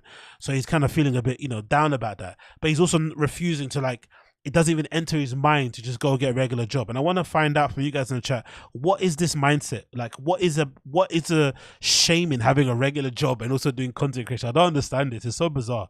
Anyway, let's play the video. A month to fucking request to reapply to the monetization or fucking AdSense program, and then once I request, I have to wait like a week or two for them to accept it. It really is a giant pain in the ass, bro. Last time this happened to the Harmonious Man channel, obviously it was a huge fucking thing, but I still had the No Jumper News, you know, shit going on, so at least that was like helping me, you know. Now I don't do that anymore, so now with this happening, it is actually kind of like, this kid has Heelys. I haven't seen Heelys in forever. Now this is getting a little bit worrisome, a little bit for me. Not, you know, it's like I'm just trying to figure out what we. So it's getting worrisome, but there's no idea of like getting another job. And a lot of this is quite funny because a lot of these guys were blaming Adam for everything and kind of dunking on Adam when they left. Because I think initially a lot of these guys got a lot of buzz and a lot of, you know, pop from basically leaving Adam behind and kind of being successful on their own dime. But, you know, being anti No Jumper and anti No Adam 22 is only going to last for a while. That kind of controversy. You also got to be interesting enough as a person and create enough good content to have people kind of fuck with you regardless of that you're fucking dunking and ripping on Adam, which she doesn't do too much, to be fair. But there was a period in time where YURIY was basically flexing about the money he was making because he was streaming every day and shit and going on that marathon. And now all of a sudden that stuff has dried out, and obviously doesn't have a base to rely on in terms of monetization. And he's now kind of, you know, acting as if it's the end of the world. So I want to find out, what are you guys saying in the chat here? Take pride in your work no matter what it is. Exactly, Koila. What we're saying here, a lot of Z saying a lot of content creators. Yeah, exactly. Jared Melrick, I love this. United Griffs of America. Exactly. There is that thing as well. Okay, Assad as well says here, I think it might have to be an LA thing. The you fell off BS for making extra money is toxic. Yeah, exactly. That's a good point, Assad. I think there is something to that phrase with that they all hate. Like, you fell off, you're not relevant anymore. It's like, bruh, content creation is hard to do. I'm telling you from my point of view, when I do fucking the basic shit, it's not easy. Sometimes you just get burnt out. You're bored of, I get bored of hearing my voice all the time. You know, you have to kind of keep reinventing yourself, talking about interesting things. I don't know, whatever. It's hard to market. It's all that shit is difficult to do. So maybe having I think maybe sometimes having a regular job can sometimes helps to inspire you, because you're outside with regular people, having regular conversations that can maybe inform the content that you do, or that can maybe make you use your time more wisely because your time is more limited. I don't know. It's not that big of a deal. I don't understand this. Another person said, yeah, Z, a lot of content creators' dream is to leave the 9 to 5. I blame what toxic work culture. Honestly, some people belong in an asylum. No, for sure. Toxic work culture has definitely pushed people to the place where seeking a content creation job is a career, is looked at as like the dream, because it allows you opportunity to escape being told what to do, being told when and when you can, asking permission to go on holiday, to go to the toilet. All this sort of shit can be super, you know, could do shit to your mental, right? Could just make you feel horrible. I understand it, but I feel like sometimes people aren't honest. I think some people belong in jobs. Not everybody can be a boss. That's why sometimes, as much as I agree and love Dame Dash, that whole rhetoric of like being a boss and having a job is for losers and you're a slave, I think that's ridiculous. There's nothing wrong with being an employee. There's nothing wrong with being number 5 at Google, number 1,000 at fucking Twitter. There's nothing wrong with having a nice job, working for a fucking supermarket or for a shop somewhere where you get a nice salary, you work with some decent people, there's some good career, you know, prospects for you in line. There's nothing wrong with that. It's kind of rewarding. There's no problem, no shame in having a regular job and then deciding at the evenings to come online and just talk about shit that you like. Magic the Gathering, baseball, football, and just rant online. That's quite fun. I actually think it takes a lot of reason why I feel like I have a lot of fun on this show is because not my whole fucking career is dependent on this shit. I just get on here to chat shit, hang out with you guys, and then I kind of go back to my regular life. I think that's actually a good balance to have. And some people, unfortunately, just are better at having jobs than they are at doing this sort of stuff. It's not a problem, but for some reason, these guys have got this warped idea that they're somehow better than a job. Like the content they create is better than they believe they're better than having a job in that regard. Not even the content they create. They believe they're too good to have one, which is insane. Personal opinion, in my personal opinion. A lot of people who went streaming full time during COVID are legislating. Yeah, exactly. But that's the thing that I think is idiotic. What do you say here? Who's the person? Falkify. You got a good point here. A lot of people, myself included, I think my channel blew up immensely because of COVID. And I think if I remember correctly, when I was like, you know, all disheveled and had my beard and I was always wearing the fucking blue flannel, and I was just alone at home, depressed and shit, because I got fired from my job just before COVID, and then COVID happened and I was unemployed for like 6 months. I spent most of that 6 months just recording videos. I think that's when I just started talking about Brendan and the fight and the Kinrout sort of stuff, and then it kind of helped my channel grow, right? Cool. Because no one gave a shit about the channel when I was just doing my fucking Taz podcast, right? But when I started talking about Brendan stuff, it kind of blew up. So I know that bump that affected all of us during COVID. But I also think COVID was amazing for me career-wise because it also opened the ability or the opportunity for me to work from home, which I do now. I never had the option to work from home because, number one, the position I was always working in were kind of mid-level positions, which never give you the autonomy to kind of, you know, have your own schedule and work from home and work remotely. They never allowed that. You have to always be in the office. But COVID allowed kind of forced companies to kind of adopt remote working because that's the only way they could keep a hold of their workforce. So now I have the ability to essentially sometimes work 2 or 3 jobs at the same time while still working from home from my laptop. So I think a lot of people maybe should have used that to their advantage and still did content on the side. I don't think that's a bad thing. But again, I could be wrong. Claire is saying 100% the ego thing, agree, which all Americans have too much of. Yep, for sure. I don't know. I just think the ego thing is weird as well, because I think none of us do anything that's that amazing to warrant that level of an ego. Personally, I don't think any of us do. Some of us have better cameras, some have us better, setup, some of us has better microphones, but I think fundamentally all of us are just on here chatting shit about people who in general are way more successful than us in our own way. Some of us are talking about people that are way more successful than us, right? Or we're talking about things that we don't really know about. We're just talking shit online, essentially. So I feel like that fucking hubris is odd, because you haven't achieved anything really. You haven't really done anything. Like, why do you think you are that worthy of like having a life where you don't have to kind of clock in and clock out like the rest of the society? I don't understand where that entitlement comes from. It's fucking insane to me. But anyway, what do I know? Toyota tries to sponsor as his videos. Like, yeah, he's smashing it. Big up him. What people saying here? Found you during COVID. Yeah, big up Uche. Exactly. Yeah, COVID for me was a special time. It was kind of, again, bittersweet. I got fired before COVID. Like I got fired before COVID. So my company went under before even COVID happened. So I couldn't even say it was a COVID issue. Just the company was run like shit and it went under. And then COVID happened, and then all the jobs went away, and then suddenly I was like on my, sitting on my ass, and then I just, I thought, fuck it, I just start ranting online. I started ranting, and then suddenly everyone started following me and shit. So it kind of helped, but it was a fucking horrible time. I'm not gonna lie, I'm not gonna go back to that shit. What else is saying here? AZ Crash said, getting a job means somehow you failed at being a full-time streamer. Okay, cool. I understand it in that respect, but I just feel like there's too many, it goes back and forth, right? There's a season when you're up, season when you're down. I think you just have to accept it. I don't think it's that big of a deal. I don't think it's a failure getting a job. I think something that can help with the content. I honestly do. With all your chips not being in that basket, it can make you a bit more loose to do other things, personally. But what do I know? It was when Brendan cried about Crystalia. He opened the gates of all these channels. Oh yeah, true. I actually don't, but I think, I'm not too sure, but I think I may have been the first comedy reaction channel on YouTube. I think so. Because I don't remember, because I think that's why I started talking about it. Because I can't remember if there was another channel on YouTube that was speaking about the comedy scene and like reacting to it. I don't think it existed. I'm not too sure if I'm right or wrong, but I think I might have been the first person to have done it on YouTube at the time. I think that might have helped me get that bit of a bump, and then everyone just started doing their own version of shit, right? Which is fucking cool. It's amazing how there's this whole ecosystem that exists now. But I think I might have been the first person to kind of do react stuff on there. I don't know if I'm right. I could be wrong, right? It could be a Kanye moment, right? But it could be one. These people are addicted to more than anything to attention. Exactly, Uche. It's a drug. So when they go back to their rat race, they can't cope with the feeling of relevant. No, true. I think you see that a lot with Wings of Redemption. Actually, let me end this poll.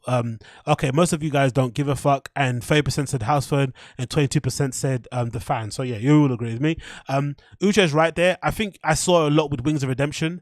Wings of Redemption gets trolled so often by people online, and it got to a point where I think last year, or I don't know how long ago it was, but essentially it got to a point where people were like, hey, why don't you just like quit and get a regular job? You don't need this hassle. And he basically said, no, I want to keep streaming because it's the only place where I feel relevant.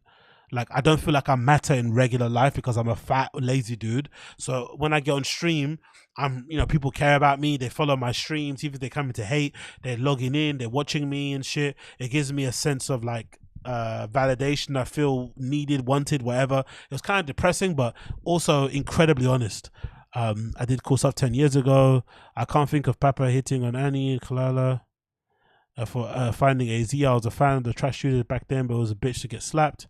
I can't breathe again. Agostinho. What? Agostinho. Red Bar. Yeah, cool. Okay, Kilo, you're right. Maybe me and Red Bar, but I don't remember Red Bar. Like, I only found out Red Bar because I started doing my stuff, and people would comment on my stuff and say, "Hey, you're like Red Bar. You're like the black Red Bar." I didn't even know who Red Bar was, so I found out about Red Bar through what I was doing. So maybe I can't take that. Maybe Red Bar was doing it, but he's not on YouTube.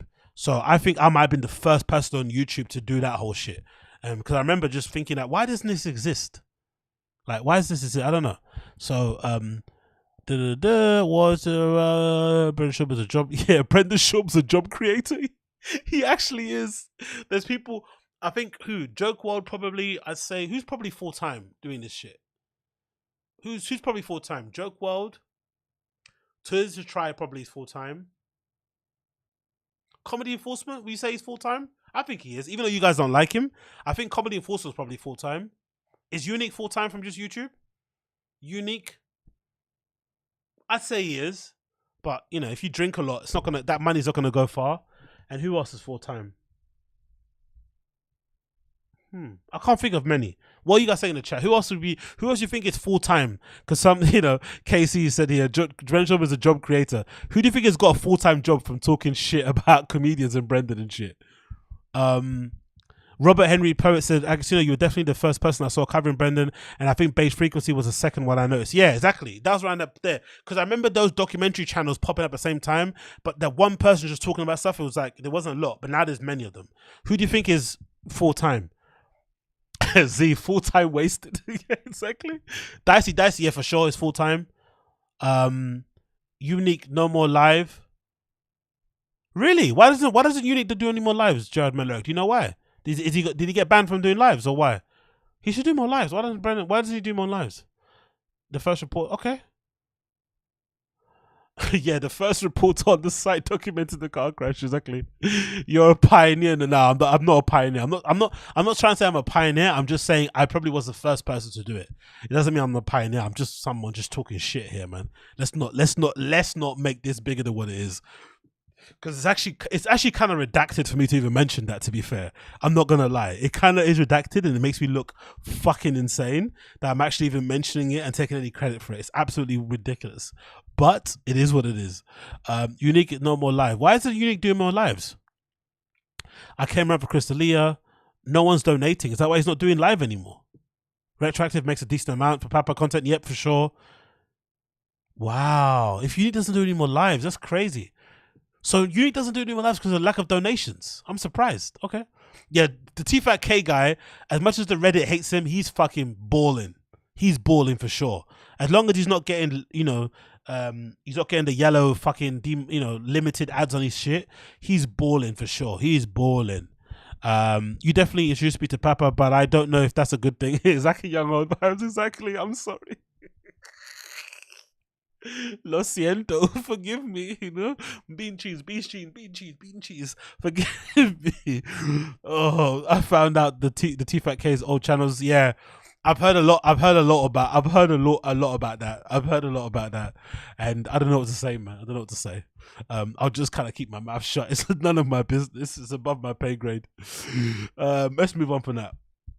So, as you guys know, for those of you that are not aware, spoiler alert for anybody in the chat about UFC 292, but Sugar Sean O'Malley was able to defeat Aljamain Sterling in the main event, the title fight. And yeah, impressive performance. I think personally, I was very surprised at the knockout from Sugar Sean O'Malley, mostly because of how tentative the fight started. It kind of reminded me of Tyrone Woodley versus Wonder Boy Stephen Thompson, whatever his name. Hey, said Wonder Boy, right? Do you remember that fight? Tyrone Woodley versus Wonder Boy. It was very tentative, very tense. Both people were trying to kind of catch each other on a counter, and I felt like first round went like that way. So that's why I was surprised when the second round, fucking Aljamain Sterling came out the fucking corner like super fast, super aggressive. First round, don't get me wrong, he was still backing up Sugar Sean to the fucking cage, but he was very patient, and so was Sugar Sean.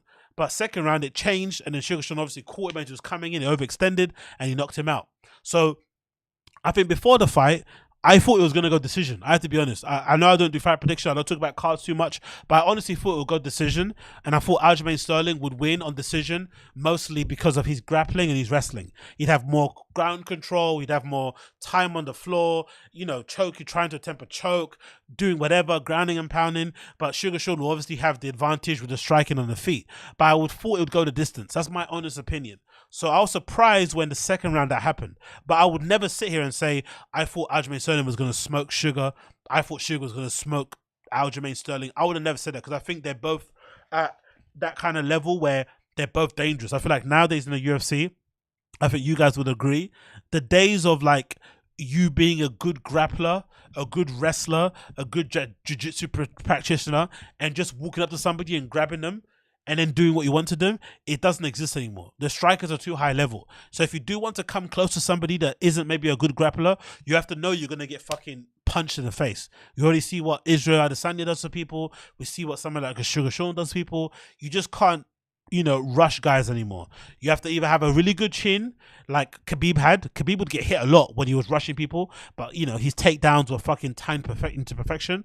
But, you know, you have to kind of risk having a really good chin, or you just have to kind of have elite, you know, ability to kind of get within range to get somebody and then kind of, you know, take them down and whatnot. So I didn't think this was all going to go one way. Anyway, walking it all back.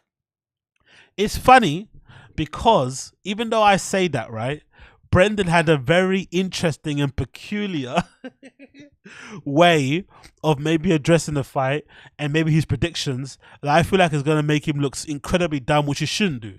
But again, it's another kind of illustration of just how, I don't know if it's lazy or just how much he doesn't care about the UFC or something like that. But it's something in between, because I feel like most sensible people who'd watch a tape on Sugar, who'd watch tape on Aljamain Sterling, would never walk into this fight thinking one or the other is going to get smoked. I don't think so. I think it'd be a tight fight.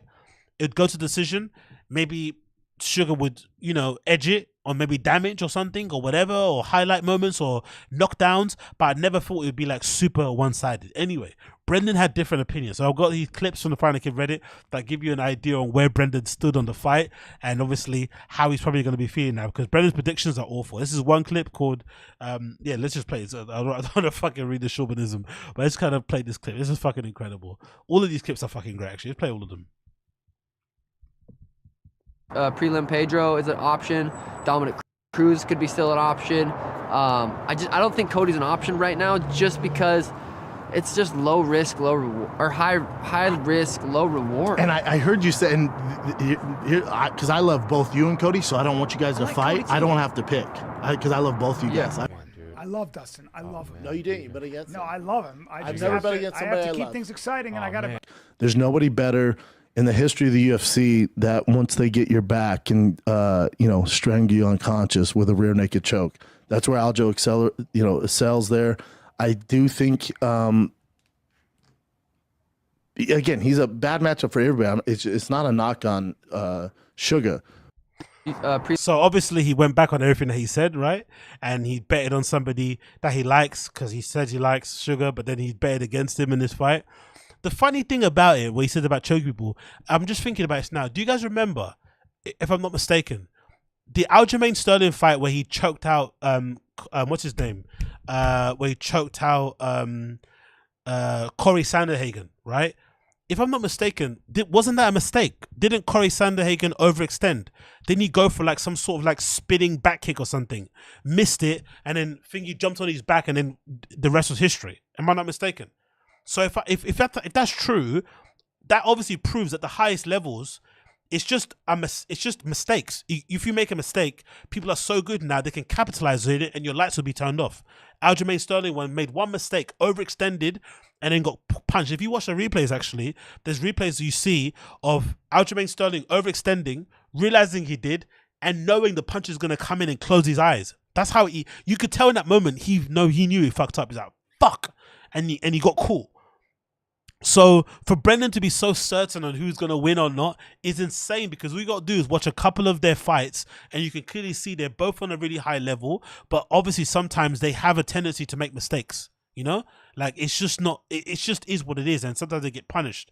So I feel like if Sugar if Sugar was patient and didn't make a mistake, he probably would have found that, you know, a lot of range and would have been able to come in range and hit fucking Aljo with the jab, hit him with a cross, whatever, or hooks, and it probably would be up to Aljo to make sure he can weather those storms and then get a hold of him. But it's just this. I think Brendan, the issue he has with these predictions, it's just a certainty with no knowledge, with no expertise, with no base. How can you be that confident when you haven't even watched the tape? Like, I don't understand this. But anyway, let's continue, and I'll get the other clips up as well. I saw a question here. Let me roll up. So sorry. Big up Henry, Robert Henry Poet. Big up you, brother. Appreciate you being here. Wait to this. Says all of these reaction / advice channels being demonetized bring up the modern day online question. Are you still willing to give your hot takes / opinions if nobody's paying you? That's a good point. I think a lot of these people don't. I think that's what goes to be said about these podcasts and these guys and the whole, the whole cast media shit going under and shit. Clearly, a lot of these guys, and that's why the grift comes in. You're only in it with the grift because the grift makes you money. Being controversial, being contrarian, being right wing, whatever it may be. It kind of brings a lot of negative attention, but any attention's good online because it can sometimes bring you dollars.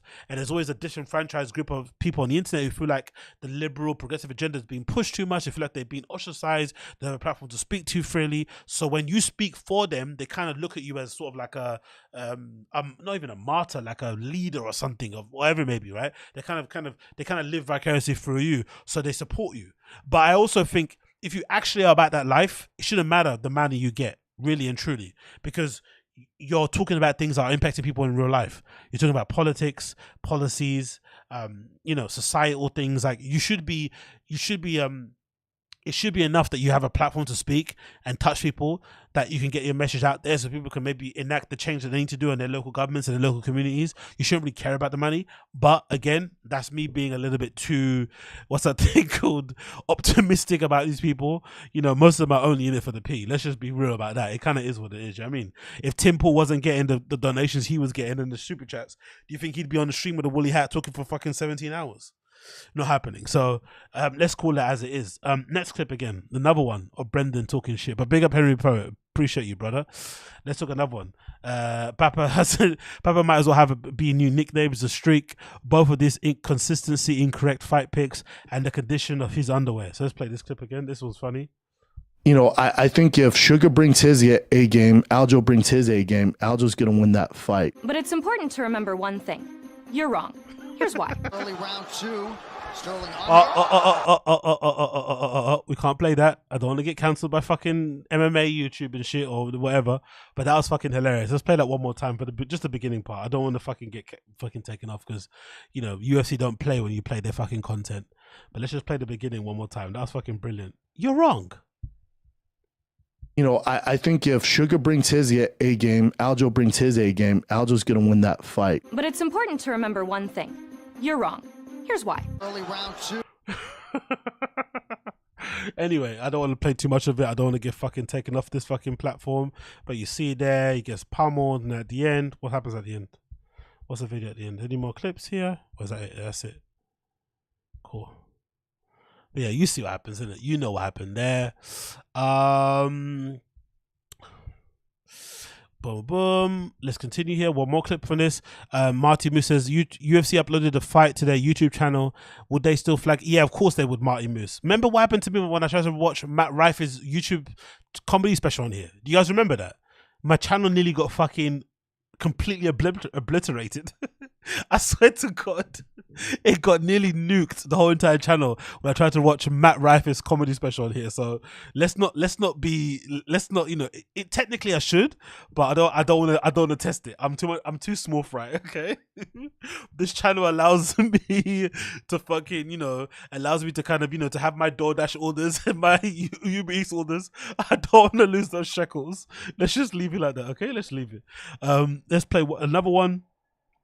How does he always lose? I love these fucking clips, man, that they have on the Fight of the Kid sub of all these fucking moments. Let's see this one. How does he lose? Card. On these, give me your picks, dude. I'm going Sean O'Malley. I think Sean's got that. Do you want to bet? You and all that stuff. That being said, you want to bet on it? Huh? You want to bet on it? I'll bet you. Again, it's not a bad bet at all. You want to bet $1,000? Sure.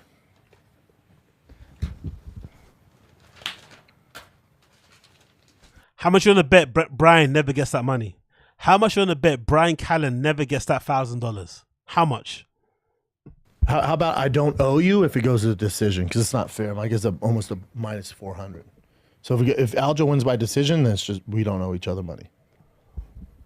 That's good. That's very good. So, again, absolutely hilarious situation here. Absolutely fucking hilarious. Consistently, Brendan Schaub gets his predictions for UFC fight cards always drastically, crazily wrong. And it's just, again, I think most of it is just laziness. He doesn't have the, no, I don't think, no, let's walk that back. I don't think it's laziness. To be fair to Brendan, I don't think it's laziness. I think what happened, Brendan kind of left the UFC with a bad taste in his mouth. Obviously, the Joe Rogan conversation, but he kind of felt a little bit, you know, he kind of felt a little bit fucked over by the UFC. Dana White with the Reebok deal, maybe some of his matchups and shit, the relationship he had with Dana White, obviously not being great, and they went back and forth on social. He's always had a bit of a bad taste in his mouth about the UFC.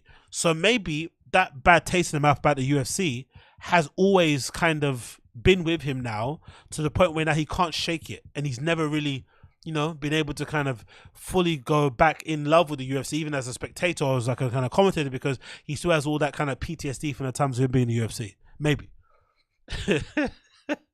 Uche, the bad taste in his mouth is dig juice. Okay.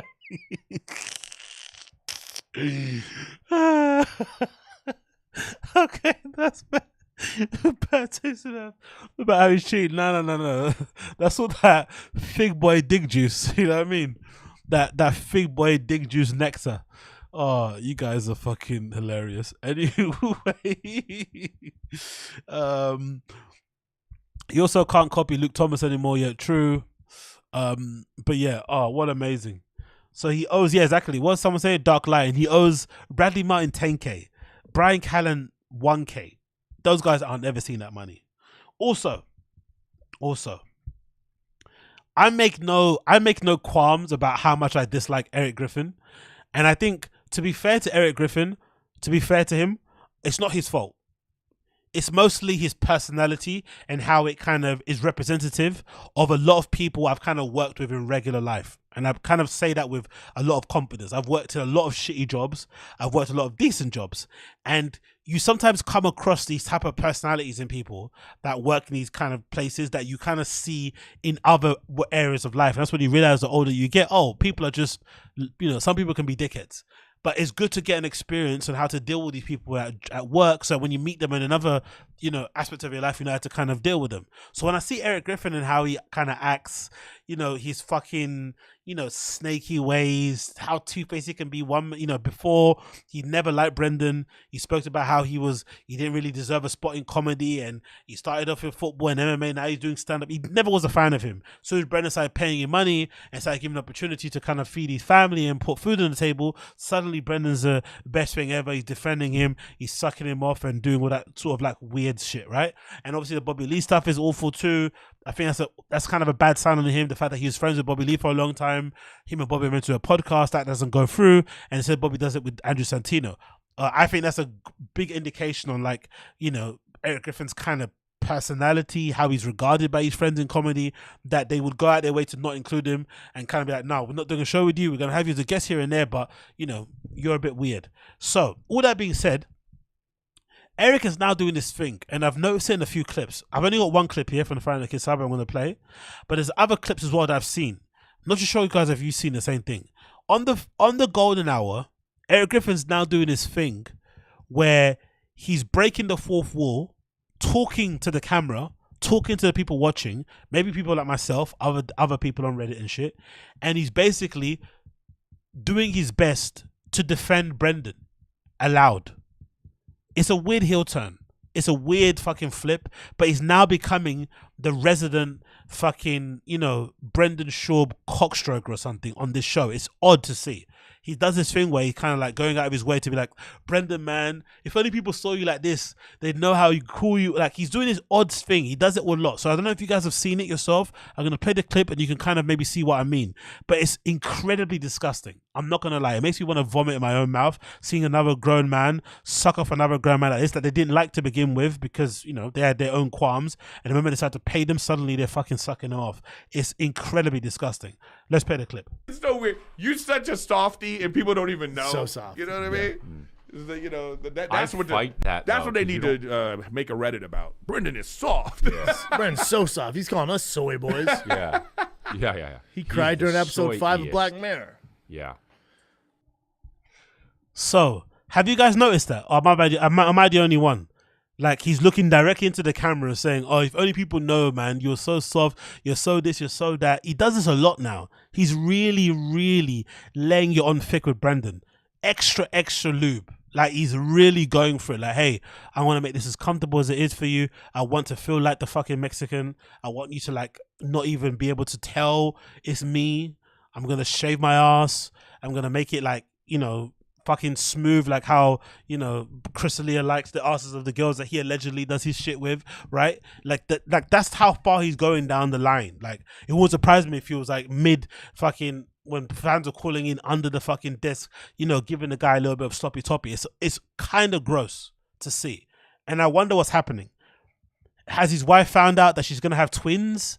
Are they having triplets instead? 3 mouths to feed now, 2 mouths to feed? Like, what's going on? Why is he going so ham? And again, I wish I had more clips to play, but I've seen it in other clips of of Eric doing this thing where he's consistently going out of his way to suck up to Brendan on the show. And it's kind of ghastly. And again, think about the gold now. Think about the clips that I played on here. There's some clips I played on here where Chris is kind of looking a little bit fed up with Brendan. There's clips I played on here of Eric Griffin rolling his eyes at what Brendan says, right? And kind of teasing him, saying some funny things about him. To imagine going from that point of view, or imagine going from that approach on the show to now suddenly starting to glaze him. You're glazing him super fucking hard. 2 hands on the fucking, you know what I mean? 2 hands on the fucking jobby. Like, what's going on here? What do you guys think is happening? What I say? No, hold on. Who says here? Yoshi. She got moved from visual merchandiser to register. Times are tough. Exactly. Soyboy crying for plat. Exactly. Koila, I don't get that. Let's not even go for that Soyboy joke thing that he tries to do with the fucking Black Mirror. Let's not do that. Because I love how the Fire and the Kids subreddit made it where if you type in Soyboy on Google, I think he comes up first, if I'm not mistaken. Let me just see if I can actually do it on here. I'm sure if you type in, let me see if I can actually do it. But for a long time, if you did, like, let's see here. If you did this, right? If you said Soy Boy, you see Brendan's image. Let me see if this is still true. They made it. I don't know how they did it. Some fucking thing they did, but I'm sure. Let's all take off safe search because that's lame. Off. Oh, it's off. Okay, but let's see. I'm pretty sure he was somewhere high up on here. The picture of him with a hat. Let's see if I can see. I just pressed Soy Boy. Let's see. Okay, maybe I'm wrong. Okay, you get that guy there from that right-wing grifter. Dude, no Brendan? Oh, man, I failed dramatically in this one. Wham. No Brendan. There's a picture of him with a hat. He's got that funny hat on. Maybe they took it down. Maybe Cast Media came in or bent pixels and fucking gadoosh that picture. Maybe. But you see all the fucking, you know, the Soy Boy. Have you stopped doing that by yourself, guys, especially guys out there? Like, now that this has become the symbol of soy boyism, right? The fucking open mouth shit. I purposely go out my way not to have my mouth open when I take pictures now because I don't want to be like, you know what I mean, labeled a fucking soy boy. It's actually worked really well. I'm not going to lie. I love that one, right? From Mr. Beast, how to eat like a soy boy. I'm sure that's not the one, but yeah, okay. Brendan Schaub picture doesn't exist. Fuck. Before they did it really well, they had this thing where they had the first picture of Brendan came up was him in that fucking horrible orange fedora thing in his purple Porsche somewhere. But anyway, it doesn't matter. That's changed. Now you know what I mean. Chin took it down, exactly. Chin took it down. So what do you think? Yeah, exactly. Might miss the gaslight hour. Eric lied to the public, but he can't lie to himself. Exactly, Gabriel. No one laughed. Fake friends Worse than no friends. Exactly, Uche. Golden Hour should be a parachute pants trio sponsored by Depends Free Shitty douchebags. Exactly. Type of guy to talk down on you for a second and leave the room. He's the one bitch do that job of school. Exactly, Cody. Yeah, that's the one. He's just bitch made. I don't know. That's why I dislike. I don't really dislike him too much for him because I don't watch much of his content. I don't know him personally. I don't know much about him at all. But he just reminds you of so many fucking dicks you work with at work. The kind of guys that you know if you try put it on him in a physical way, he's gonna cry to the manager and get you fired. If you say something to him, he's gonna fucking twist your words and make you sound like a fucking. I don't know. He's gonna make you sound horrible. If you just can't touch him in a way. But then he's also a complete pussy. So you kind of have to kind of play. You know what I mean? You have to just play it well and just hope that you can kind of get your lick back one way or the other. But yeah, he reminds me of so many people that I work with at work. I've worked with at work over the years. Over my many years out there. Let's continue this one. This one's pretty interesting because this clip, courtesy again the FICC subreddit, is highlights or is proof that maybe the money thing, the lack of income or something, the money issues they're having over there on the Fire and the Kid and Thick Boy is somewhat true. And the reason why I'm saying this is because I've said previously on this show, I don't understand why Brendan does the SCHAUB show so early in the morning because he clearly isn't a morning person.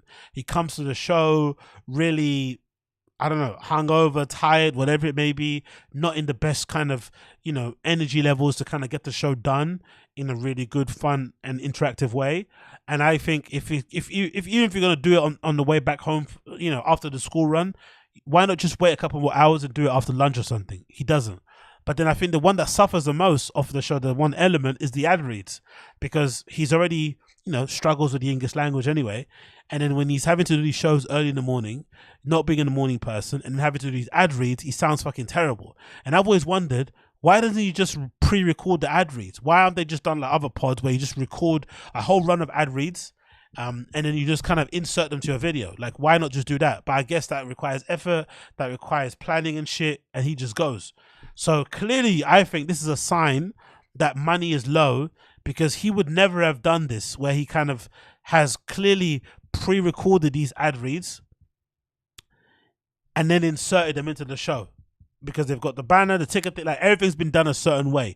And I think there's even a change in clothing, I'm sure, somewhere along here. Like, it's a show to me that they're making an effort now because the ads aren't as plentiful. Because I think in the past, Brendan would have just fumbled his way for an ad read, said the bare minimum, did it horribly, and then if the brand or the advertiser decides to drop them, it doesn't matter. He's got 10 more ads coming. So it doesn't fucking make a dent, as fucking Chris D'Elia will say. But this is a sign to me that times are rough and they have to now acquiesce and bend to the demands of the advertisers because they need them. $150 in bonus bets instantly for betting just $5 on any fight you see Saturday night. Download the DraftKings Sportsbook app. Use the code SCHAUB, SCHAUB show. That's code SCHAUB show only at DraftKings Sportsbook. Gambling problem? Call 1-800-GAMBLER. New York, call 877-8-HOPE-NY or text HOPE-NY. That's 467-369.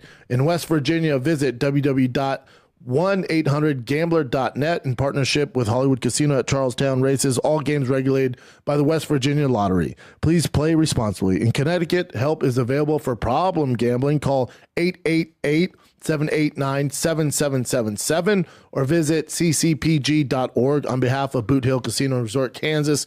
21 or older in most eligible states, but age varies by jurisdiction. See DraftKings.com Sportsbook for details and state-specific responsible gambling resources. Bonus bets expire 7 days after issuance. Eligibility and deposit restrictions apply. Terms at sportsbook.draftkings.com/baseball term. Well done to Brendan. Well done to fucking Brendan. That was a difficult to get through. He was struggling, but he got through it. Pre-recorded, took his time, read through the entire fucking ad read, no fucking crazy fumbles or pronunciation, and did it well. A bit of effort, because now he has to make the effort because there's not enough ads coming in.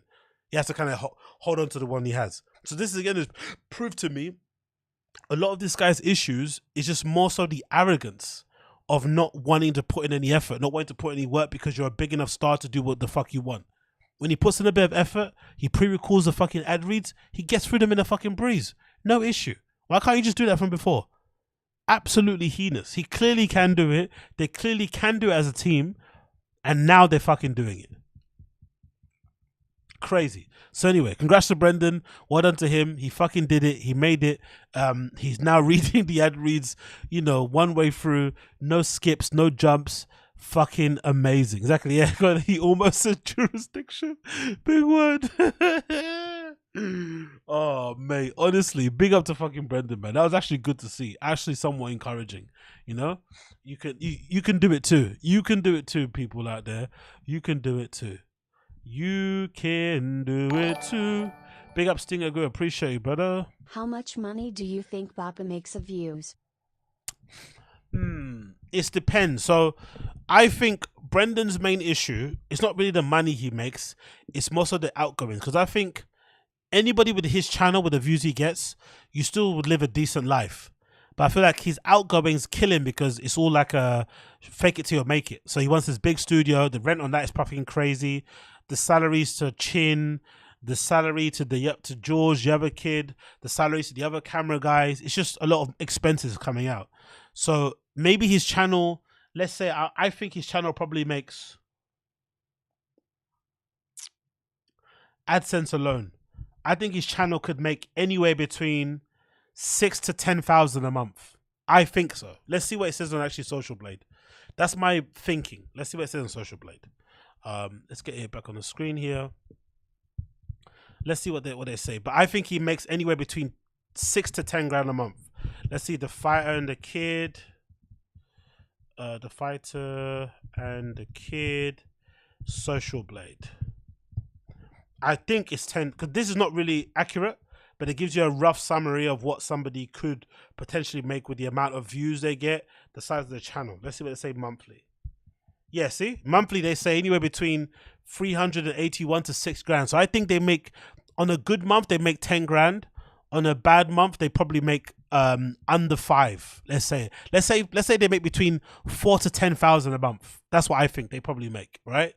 But unfortunately, it's not a lot of money because the studio they hire is way too much for what they do, right? He hired it because he's going to have all these channels on there, BGL's show, Chappelle's show, but now it's just firing the kid and Calabasas Fight Club and his show. But you don't need that big of a studio to have all those things. You can have a small enough studio and rotate things around and still do those free shows.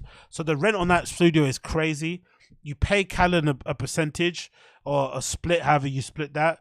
You have to pay Chin's salary, the George salary, all the other guys. A lot of expenses coming out on a fucking monthly basis, which probably explains why Jay SCHAUB was actually on the last Calabasas Fight Companion with Bradley Martin and the other guy, the other new kid. That's why probably, you know, his brother was on there giving people the drinks and serving the pizzas and shit because he couldn't afford to have somebody there, you know, else to kind of work with him. So that's the issue he has. Not so much the amount of money, but the expenses, because he wants to look like a big shot. So yeah, that's probably why he has to do so many fucking shows, you know, and whatever else it may be, and maybe some money from mummy and daddy. Yeah, exactly. Oh, young and old vibes. Plus, is all that I'm learning that too from doing this stream because I'm not really too familiar with, you know, the retail market. Sorry, the cost of living in America. But obviously, a lot of you guys here are from there. And young and old vibes saying here, 10K a month doesn't go far in LA. I've learned that from just you guys doing that whole Chin house tour thing, looking at the rent prices on some places. Like LA is crazy. Like the cost of living there is insane. So just imagine what they're paying on that mansion. I'm not sure if he bought that mansion outright in LA. They've got a mansion they live in, the cars they have, the fact that Brendan's wife is a stay-at-home mum and she's got very expensive taste, right? She's not like a mum that buys her stuff from fucking Lululemon and shit. She wants Birkins, she wants Lamborghini trucks and stuff. She wants like Hermes sandals. Like she doesn't play games, so that's a lot of money. The kids go to private school. It's fucking crazy. It's crazy. So that's the issue he has. I think anybody else would be happy with this, more than happy. But if you've got the kind of lifestyle that he has and you want to look like a big dog, 10K a month isn't enough, really. You need to make more. And the channel's even making less now than before. So imagine at their peak. when Chris D'Elia was on there, Will Sasso, Theo Vaughn, imagine how much they were making back then when the ads were plentiful and they had loads of AdSense coming in. They must have been making like 50 grand a month sometimes. Plus on top of the tours they were doing, they must have been easily maybe clearing 100,000 a month. I could easily see that. They might have been clearing 100,000 a month at the top of their game. You know, they probably thought they were untouchable, and then a couple women come out, accuse them of rape, right? A couple diddling allegations, and then suddenly the whole shit comes crumbling down. It couldn't happen to some bigger pieces of shit. I'm not gonna lie. Anyway, what are you guys saying in the chat?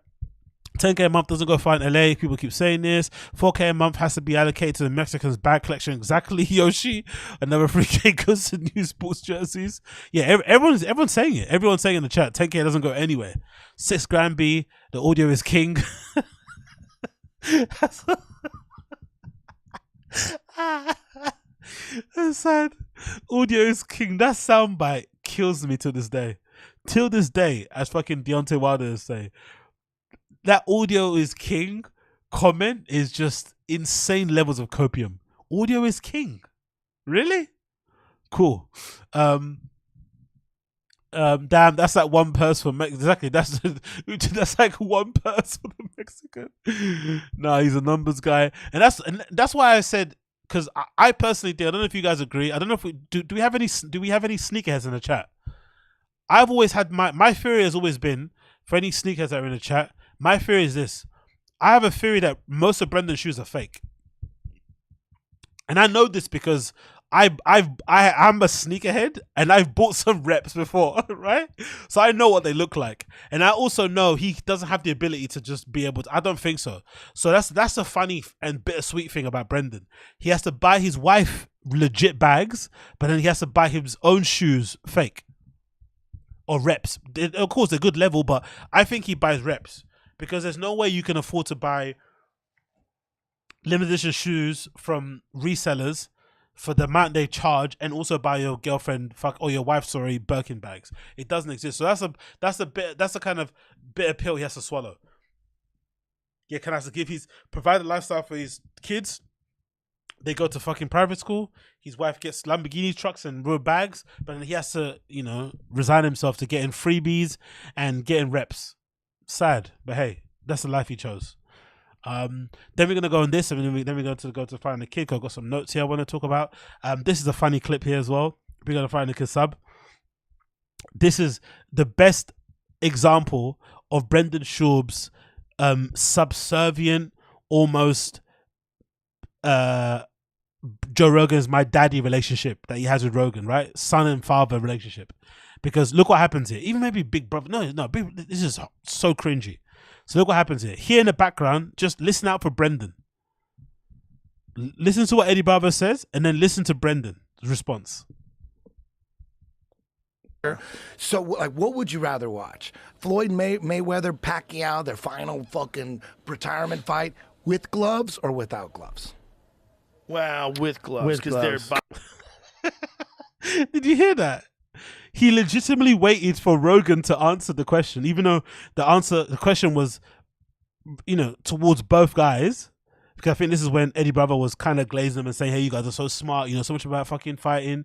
So it was directed to both Brendan, or both, as Brendan would say, both Brendan and Rogan. And he waited for Rogan to answer before he answered. One more time. It's fucking incredible. Like, this is so embarrassing, man. Imagine being like this to another man, like, you know what I mean? Sucking him off this way. That's what sometimes I think, before I play the clip quickly to say, that's why I like Rogan a lot, because I feel like most people would lose their mind if they had this amount of adults, grown men with kids, glazing them off. I don't think it's like good for your mental to have this many people sucking you off. It's not good. It doesn't, like, it doesn't make you a decent human being. It probably turns you into a fucking tyrant. It turns you into a horrible person, because these people fucking make you feel like you're better than them or something just because you have a popular podcast. So the fact that Rogan is somewhat of a cool dude, I think is a testament to his temperament, because I feel like the other guys would be horrible if they had his position. Anyway, run the clip one more time. So, like, what would you rather watch? Floyd Mayweather, Pacquiao, their final fucking retirement fight with gloves or without gloves? Wow, with gloves, because they're. I fucking love it. Wow, wig gloves. Honestly, man, whatever Rogan says, I say too. Fucking pathetic, man. Absolute losery level. Anyway, let's go back to most of you guys are aware of this, but Brendan was, Fire and the Kids. What are you guys saying here? Fire and the Kid have changed up their studio, as you can see here in the picture. Right, the studio has changed up the look. Clearly because they were on that other pod in Austin, they liked the setup, so they decided just to copy it essentially, which is very shameless, but it does look better. Let's be fair to them. The camera angle is a bit weird and shit, but it does look quite nice. I think it's good to get inspired by other people, so they clearly got inspired.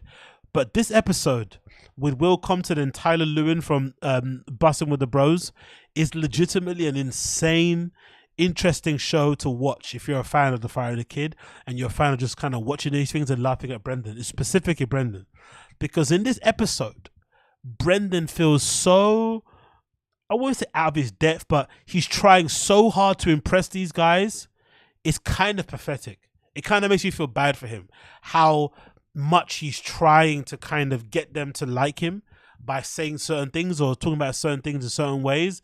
But you can tell, especially this guy, isn't that convinced. I think this dude here, he spoke about how he's a fan. Sorry, this dude here, I don't know which is which. I guess this is Will. I'm assuming this is Will, that's Taylor. But if this is Will, he's already said he's actually a Fire and the Kids fan. He's been a fan since they were on Fox. He used to follow them back in the day. So he's actually a fan. He actually maybe is a bit more indifferent, doesn't mind them.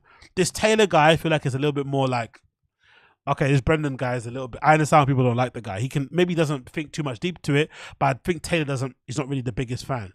So it's kind of funny because I think Brendan senses that. He can tell that Taylor doesn't like him. So he tries to super hard to make Taylor like it, right? But it doesn't go the way he wants it. So I've got a couple of clips to play here, right? Number one clip to play, which is fucking hilarious, is Brendan talking about this deal that he has with Aaron Rodgers. Now, I'm going to play a clip also of like, I think, what's his face? I think Dicey did a video compilation of Brendan Schaub's lies. So big up him, because I think I was mentioning it before about the lies and I wanted to video on it, but I'm too lazy. I can't do that sort of shit. So big up Dicey for doing it. And we're just going to react off of his shit. But he did a video about the lies of Brendan, and I'm not too sure where I stand on it. I want to know what you guys think in the chat. Where do you guys stand on this lie that Brendan's talking about, where he says he went to meet Aubrey Marcus in Detroit or Denver or something at some convention, and Aubrey Marcus, who's one half of On It, and him had a chat, and now Aubrey, sorry, let me remind this. Aubrey Marcus, who also co-owns, I think, On It, is friends with Brendan. Brendan goes to Denver to go meet Aubrey, and Aubrey brings along with him Aaron Rodgers, right? Well-renowned fucking NFL quarterback guy, right? Whatever it may be. I don't know what team. Don't ask me. I'm fucking English. I don't know these things, but I know Aaron Rodgers is. And allegedly, Brendan says that Aaron Rodgers is interested in investing in Thick Boy Tiger Whiskey shit, whatever it's fucking called. Tiger Thick Boy Whiskey, whatever the fucking thing is called. I personally think that's a lie. Only because I think most likely it seems like what's the scenario is that maybe in like the beverage or liquor industry, if somebody has a brand that's dead, you can maybe buy it off them and then maybe just white label or like rebrand it. I think that's a thing. That's just my assumption. But Brendan's making it seem like they're in business, like he's going to help to invest and relaunch the thing and they're going to be in it together. I just think Aaron Rodgers may be looking to go into the liquor business. He heard Brendan's trying to, you know, like let go of that shit and get rid of the stock. He might give him the money to get rid of the stock and then rebrand it with his own shit. That's my opinion. I don't think they're in business together. But there's the other side of people on the Fire and the Kid Reddit specifically who say it didn't happen. Brendan doesn't know Aaron Rodgers and he just lied about it completely. So I want you guys to tell me in this chat, what do you guys think? Where do you stand? Do you think Brendan knows who Aaron, do you think Aaron Rodgers knows who Brendan is? Or do you think it's all one big lie? Let's play the clip and then you can tell me in the chat what you guys think. Oh, yeah. I mean, like I sat across from him and who's that? Joe Montana. And I remember looking at him going, I was like, boy, he looks like he looks like a regular guy now. I mean, he's you know, I was just like one of the greatest quarterbacks ever. And I had I mean, it'd be announced. Aaron Rodgers, my business partner, I flew to Denver to meet him. And the way we were introduced, they go, Aaron, meet the most hated man on the internet. Brendan, meet the most hated man in the NFL. That's how we met. Oh, wow. Oh, my God. Yeah. Oh, wow. Shake hands with a smile. Yeah, How's that, bro? Good to see you, brother.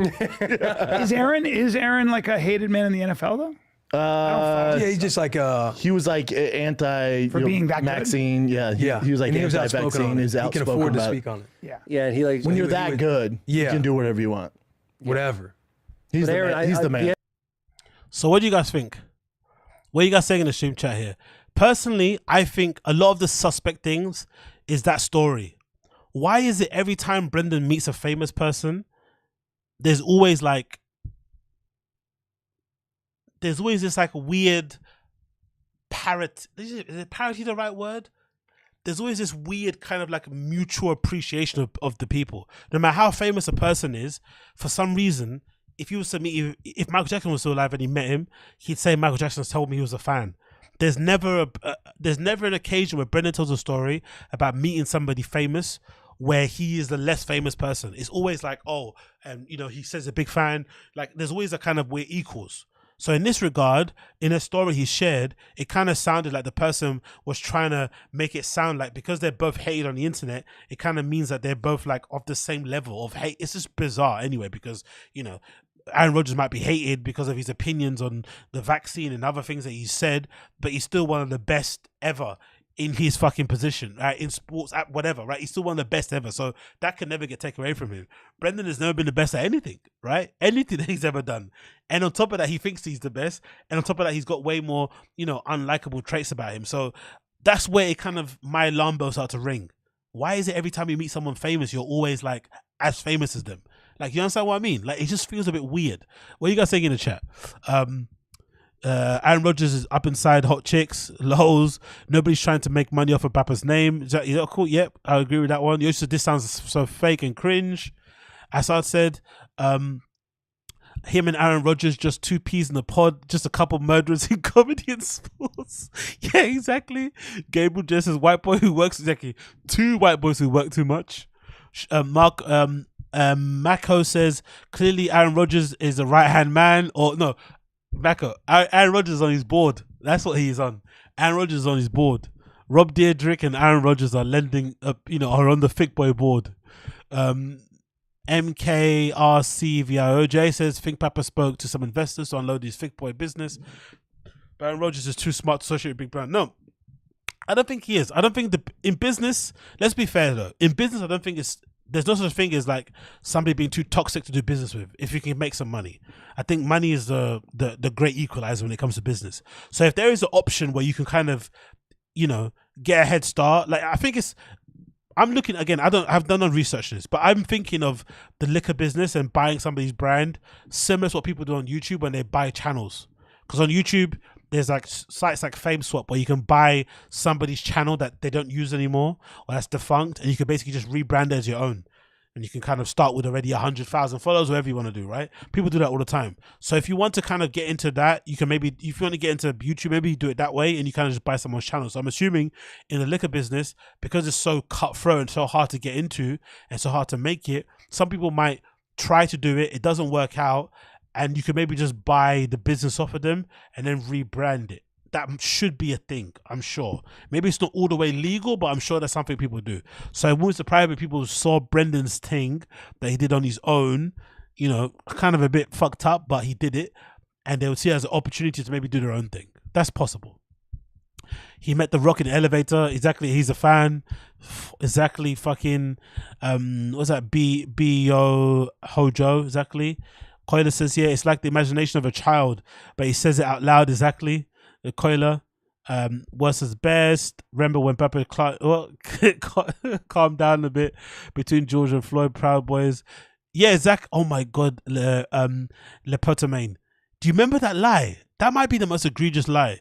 Where did he go?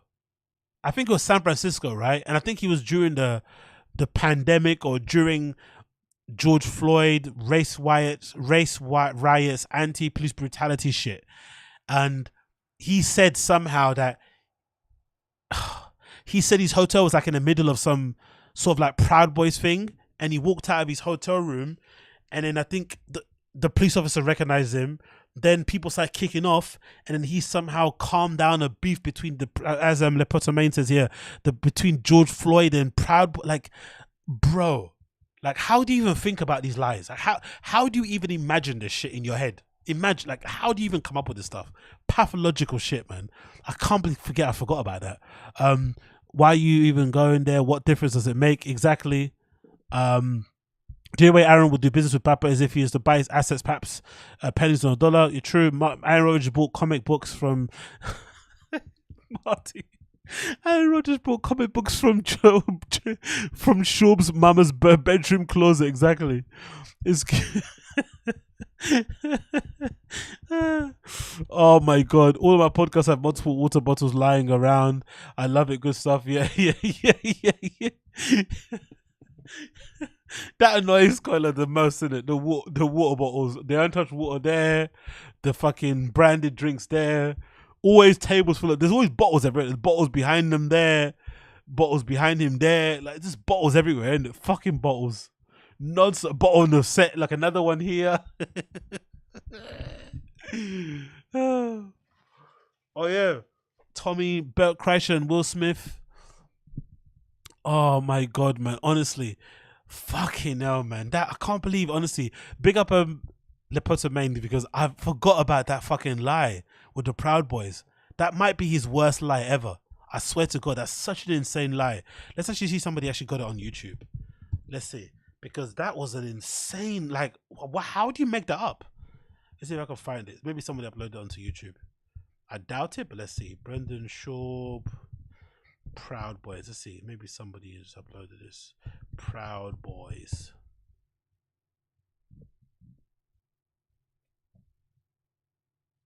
Oh, I've actually got a video in it. Okay, we're not gonna watch mine because that's fucking GAY. Let's see. Someone else might have it. Okay, let's go on Reddit. I've got a video on it actually. I didn't actually know this. I've actually got a video on it, so you can watch that on your own time. But let's actually find one. Maybe on fucking Reddit. Bear me a second. Let's find it on Reddit. Because let's see that. Yeah, there we go. Maybe this one. How Brendan Schaub saved America. Let's see if we go. This is from 2002. Let's see this one. This might be a good one. Has someone got a link to it? Okay, this is just a text post. Come on, man. Somebody fucking show me it. Let's bear me a second. See if I can find it. There we go. Okay, the protest tells a story about making Tito the protest. Okay, cool. Let's see this.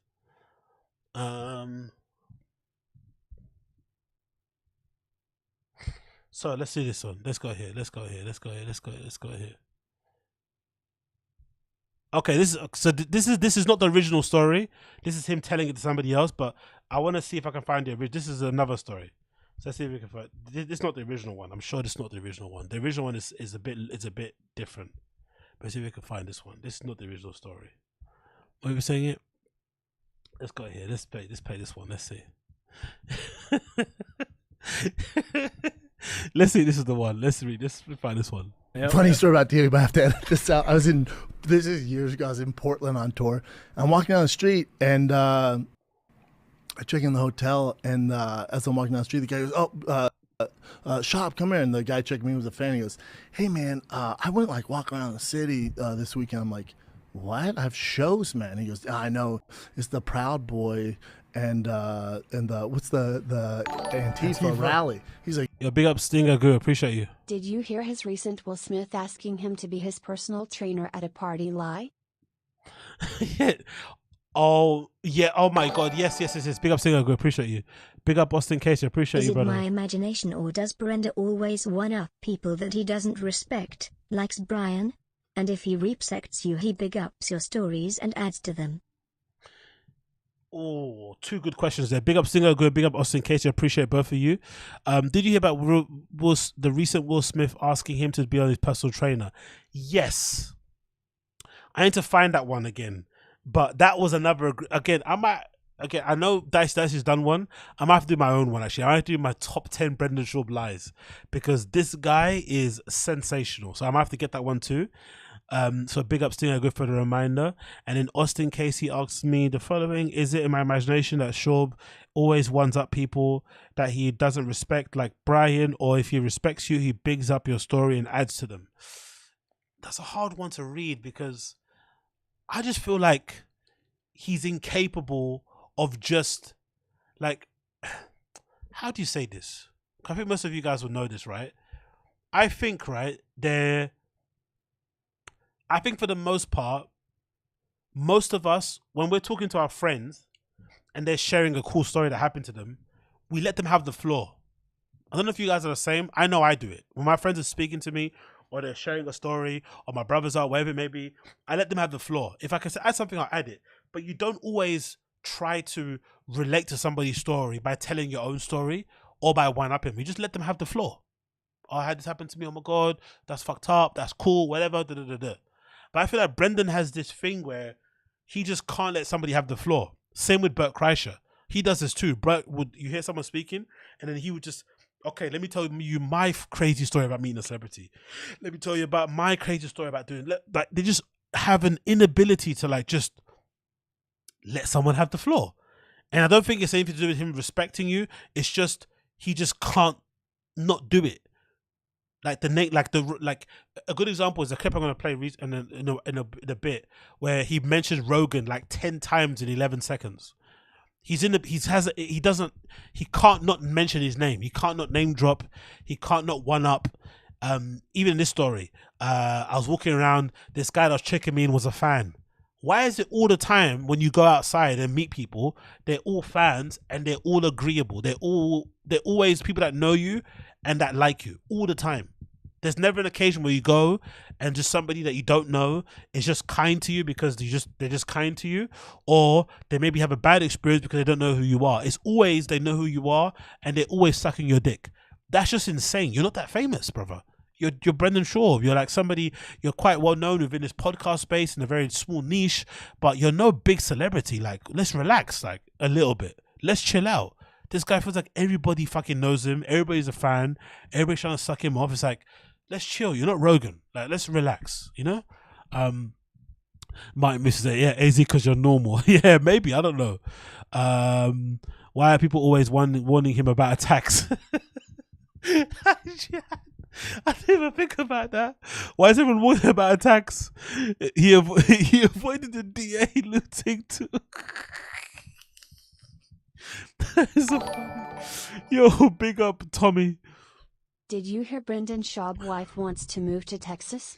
She read Babylon Bee article that said state of California wants ban to Spanish language because of their pronouns. Tommy, thank you for the $10 donation. I mean, super chat, sorry. But I have to be honest, I think I'm going to be mute on when it comes to Brendan Schaub's wife because I don't want to be mean. Because I made that one video about her and I kind of felt bad. I don't like talking about her in general. I feel like Brendan should be the person we focus our attention on. Right? And it's not fair to go after the people connected to him by a family. But, like, they're perfect for each other. That's what I'm going to say. They're perfect for each other. And I wish them nothing but happiness and nothing but more fucking Chombies, more Lamborghinis, more Porsches, more Birkins. That's all I wish for them. I'm not going to say nothing more because I don't want to be mean. But I saw what you said. I saw it. I've seen everything. And I don't have anything nice to say. So I'm not going to say anything. I'm just going to leave it at that. Because I don't want to talk about the wife. Because I feel it's a bit gross to kind of go down that lane. You know what I mean? It's not something I'm into. But yeah. Let's just say they're perfect for each other. They are fucking perfect for each other. That's what I have to say. But big up, Tommy. I appreciate you for the $10 super chat, my friend. Thank you. Like, it gets pretty violent, man. I'd lay low, and I'm like, oh, okay. And he ain't lying. I was in the heart of it, and there's sirens everywhere. There's SWAT teams, and they're going down. And I was just like, fuck, I don't see what this is about. So I walk out, and it's Antifa and Proud Boys, and they're the only common thing they agreed on. They're fans of mine. They're like, "Shop, thick boy, what's up?" So I have a picture of me like this. Antifa's on the left, Proud Boys on the right, and there's SWAT team behind me. I'm like, "What's up?" up. But then I'm walking, and I see Tito. Oh, no. And I'm like, what are you doing here? And he's like, what? And I'm like, the fuck are you doing here? And he's like, I'm just checking out Portland, dude. And I go, what, we're like hiking and shit? He's like, yeah, hiking. Where are you hiking? He goes, I don't even know, dude. And I didn't, at the time, I didn't know I was like grilling him. He's there for other reasons. And I was like, oh, you should come to comedy shows. What time is it at? I'm like, did you come here for my comedy show? He goes, I did. Leave a ticket under my name, dude. I'm like, how many you need? He's like, just one. I was like, okay, well, I'll see you tonight. He never showed up. And then months later, I was like, oh, he was there for the rally.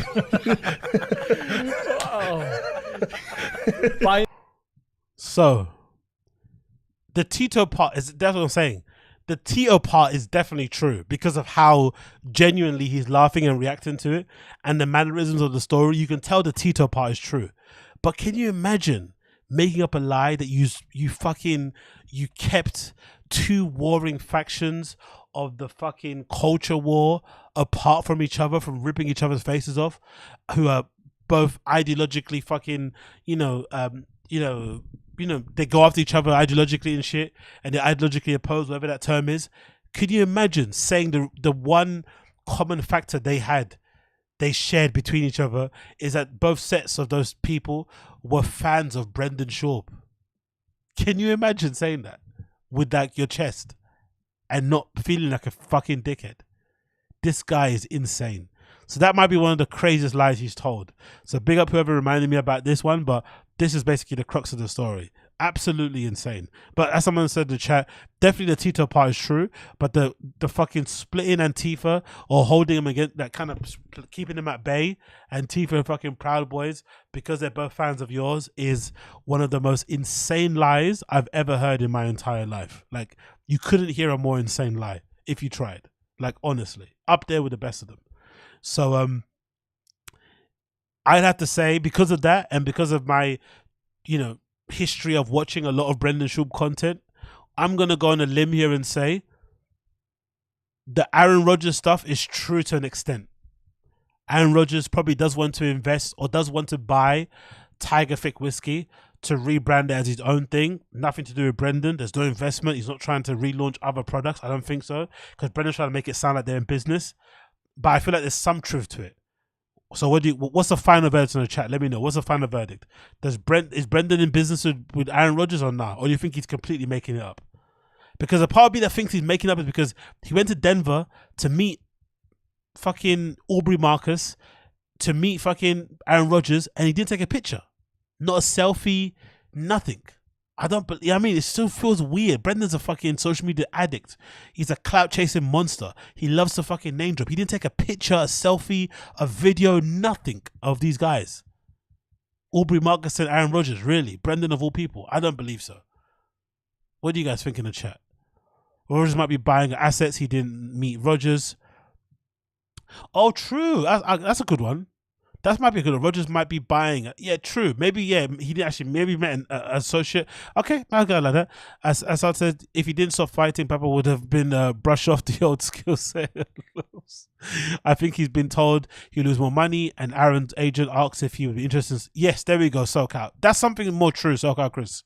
I think he's been told he'll lose more money, and Aaron's agent asked if he would be interested in something like that. Exactly. Because he's represented by CAA. Aaron Rodgers maybe it's the same agents. Cool.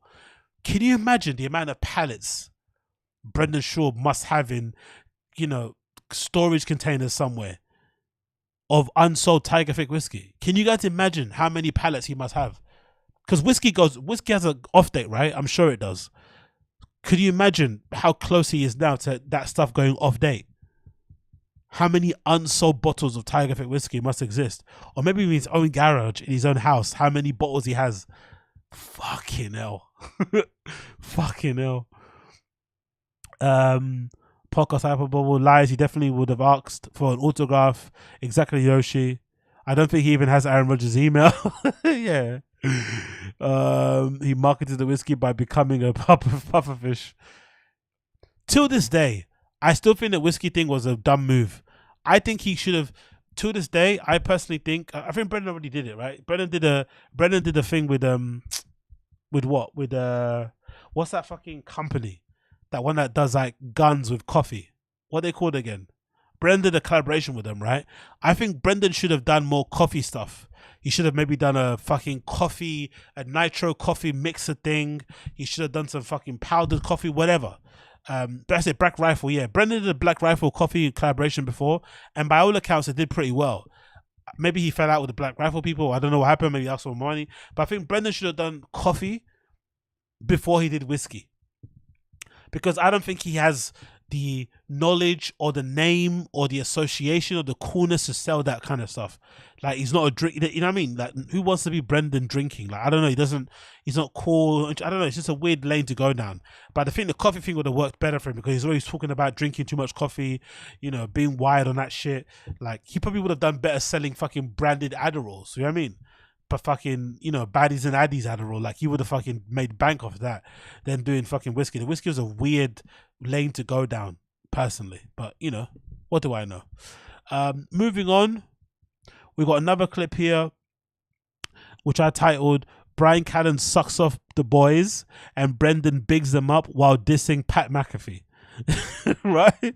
Fucking complex, you know, and very all over the place sentence, but when you listen to the clip, you see what I mean here. Let me just scroll along. Was it 43:12? Let's do it around here. Let's do 43:9.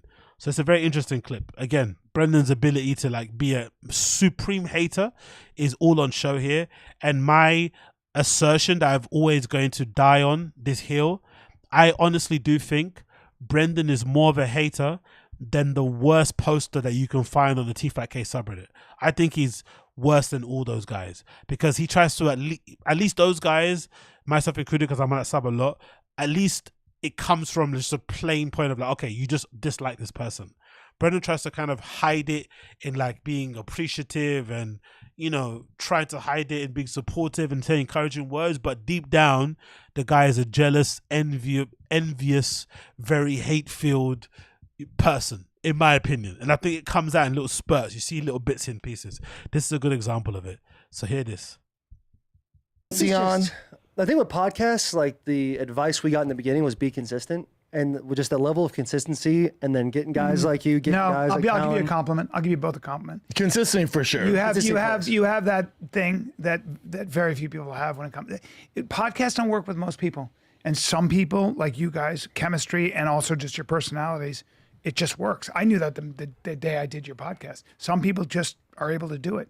You guys listen. You add stuff. It's a dance. There's and a chemistry, and don't. especially with your knowledge. But I think this is the future of sports as far as broadcasting goes. Like what Pat McAfee's doing. I'm not taking anything away from Pat or anything from you guys. In the locker rooms I've been in, there's a lot of guys like that, man. There's a lot of guys who can fucking talk. They're funny. They're smart. I know the whole meathead jock thing is there. I'm telling you, I've been in some locker rooms, whether it's UFC, NFL, I was there for 2 weeks. But in college, where there's some dudes. Yeah. Call it a cup of coffee. Cup of coffee. Or a cup of They're all magic. set on slow white guys. But there's some dudes in those locker rooms where I'm like, man, put a mic in front of them. They're going to crush it. Oh, yeah. There's those guys. They just got to be pushing that direction. I think when players see you guys doing it, they're seeing what Pat's doing and the real money coming in. They're like, oh, this is a lane I can go down. It's like, yeah, dude. You're seeing. I think you're seeing a lot more guys. Are doing it. You got to give credit. So is Brendan basically telling him, hey, you guys make it look so easy, right? More other guys who are funnier than you are gonna crush it because they're seeing you doing it. Isn't that like a backhanded compliment? Right? Am I not seeing that the same way? Isn't that a backhanded compliment? You guys are kind of redacted, but you're making a lot of money. You're really successful. You get a lot of views. And you're not even the most funniest guys I've seen, because I've seen way funnier guys in locker rooms. I've been to many of locker rooms. And honestly, when they see you, they're going to all want to do it. Like, isn't that what people say about Brendan? Like, other comedians have seen him be really good, so really successful in comedy, even though he's fucking horrible at stand-up. And they've probably thought, hold on, if I could be even 5% funnier than this guy, I should be able to kill it too. What an odd compliment to give people.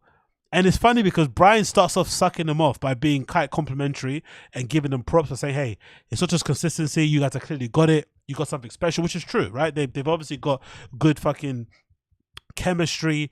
They're both very charismatic. Will and Taylor, they're obviously quite knowledgeable. They've got a good sense of humor. We all can see why they're successful, right? So he's clearly giving the big up. Why would you say what he said, Brendan?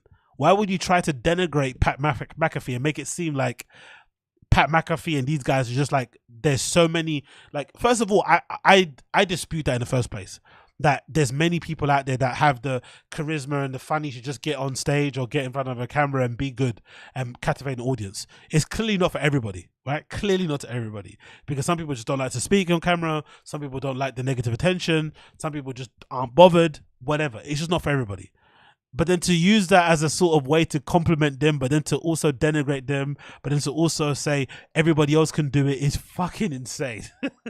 And that to me is a sign of his haterism creeping out. He doesn't want to say it outright, but he kind of lets it slip when he does stuff like that. You kind of hear the kind of jealousy, because like the Pat McAfee thing, like people always say on the sub, I've said it myself because I don't really know much about the guy, but I watch his show here and there on YouTube and how he's regarded, how people speak to him.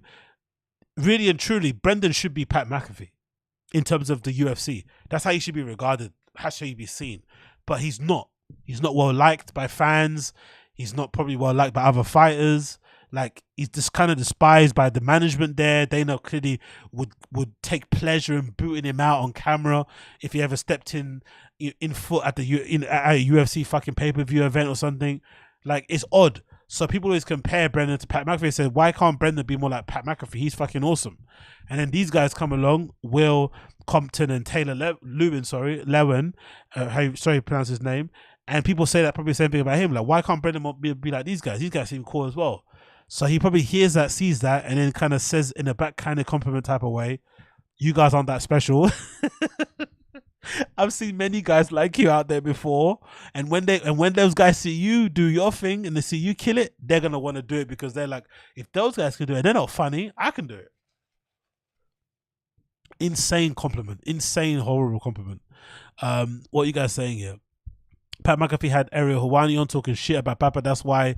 Yeah, oh, true. Good point, Marty Moose. How could I not remember that? Exactly. Yeah, true. Big up Austin Casey, brother. Appreciate you.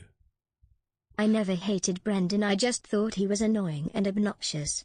But when I saw that clip where he scoffs at Chappelle Lacey for wanting to jam with Travis Barker, that made me a real homeless cat.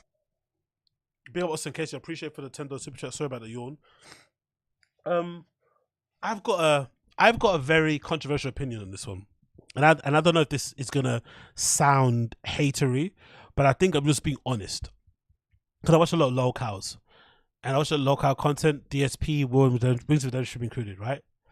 There's a sub community, there's a subsect of fans or detractors who watch locals who say that you should never hate. Yeah, they say that you should never hate on locals, or like despise them, or like not want to be successful and stuff, right? And want to see them out on the streets or having to get a regular job. I don't think that makes sense, personally. I think sometimes you can encounter somebody on the internet, you don't know them, you just know them for their content, and from what they show you of themselves online, you're perfectly within your right to say that you don't like them, or even to say the big H word, hate. Now, is it a fucking useful way to kind of go about your life? Is it going to bring any happiness in your own life? Probably not. But you're allowed to see somebody not like what they say, not like how they act, not like what they do, and say, I'm not a fan, I hate them.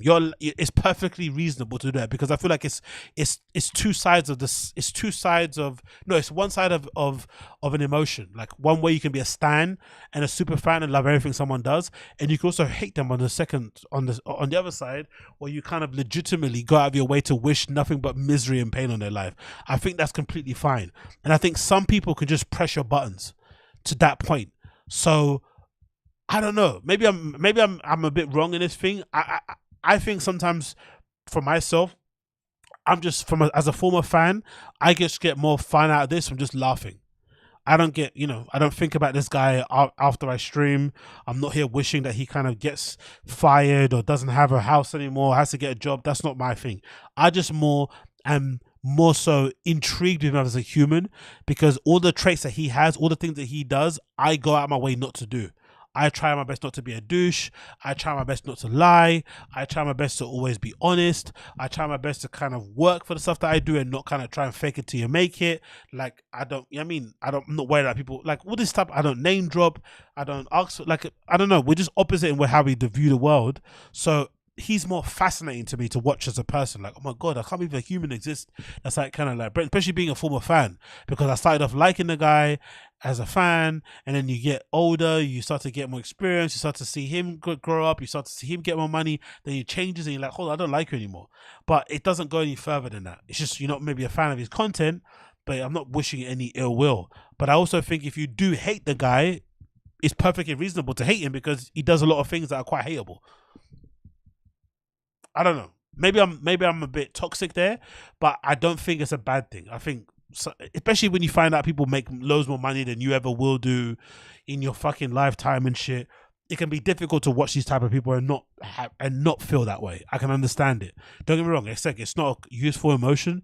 It's not going to get you anywhere in your life. It's not going to help you get closer to your dreams. But if you actually feel like that, you're allowed to feel that way. You're in your right to feel that way. Not that you need my permission, but I think it's a totally reasonable emotion to kind of look at a locale, look at someone like a Dark Side Phil, for instance, who's scamming his fans, crying poor all the time, he's spending all his money on fucking gambling sites and, mobile gaming nonsense, and, taking advantage of people that are clearly, on the spectrum or mentally disabled and shit. Like, all this type of stuff, it's not a bad thing to kind of wish ill will on that person, because they do a lot of bad things to other people. I don't think it's a bad thing.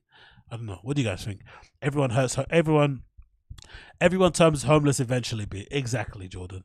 My Moose says, only locals I watch is Bapa. If I saw him in real life, I wouldn't only try getting a goofy pic with him to post on THICCC. No selfies. Exactly. True. I wouldn't give a fuck. I'll just keep walking. It's not that deep for me, to be honest. I would just pass by. I only hate him because he looks like someone who bullied me in high school. Yeah. No, you only hate him because he does too many podcasts. They make it easy to root against. Exactly, Yoshi. That's the thing. They make it easy to root against them. It's not difficult to be liked, man. I swear to God, it's not difficult. You don't get me wrong. You don't have to keep hiding your evil tendencies, but they go out of their way to be fucking cunts, and people respond and don't like it. I think it's perfectly fine. Anyway, moving on. What we're saying, I don't like Papa because he works harder than me.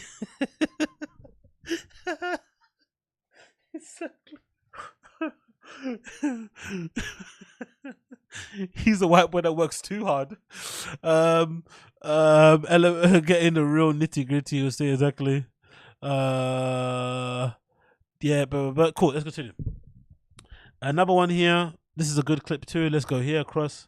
This clip is fucking interesting because another instance of Brendan again being the biggest hater in the history of the fucking world, on the face of the earth, right? This is Brendan hating again. Let's see this clip, right? And this clip is titled on my thing, Brendan shits on Theo and Chris DiStefano in a very Brendan way, right? Let's see this one. Brendan shitting on Chris and Theo. Let's hear this because this is fucking fascinating to see in real time. Let's play the clip.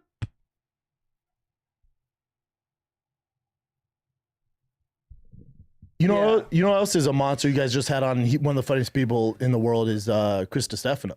Dog, he is. Yeah, bro. His wit was catching me off guard because I wasn't. You weren't ready for it, right? I wasn't ready for it. We had Segura on. We had Segura on first, and Segura is much more calm, calculated.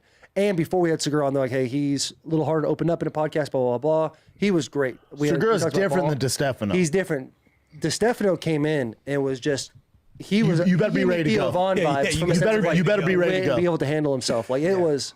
And he's always on. Yeah, just like Theo might be a little prickly sometimes. Chris always on. Yeah, monster. And it's fun too. He's just got this positive energy, and it's just at 100. He was a D3 athlete. Doesn't count where I come from, but still. Oh, he doesn't count where I come from. He's only D3. Said D3. Where's Mitch? Oh no, Mitch. What do you play basketball? Basketball. Oh, okay. Who?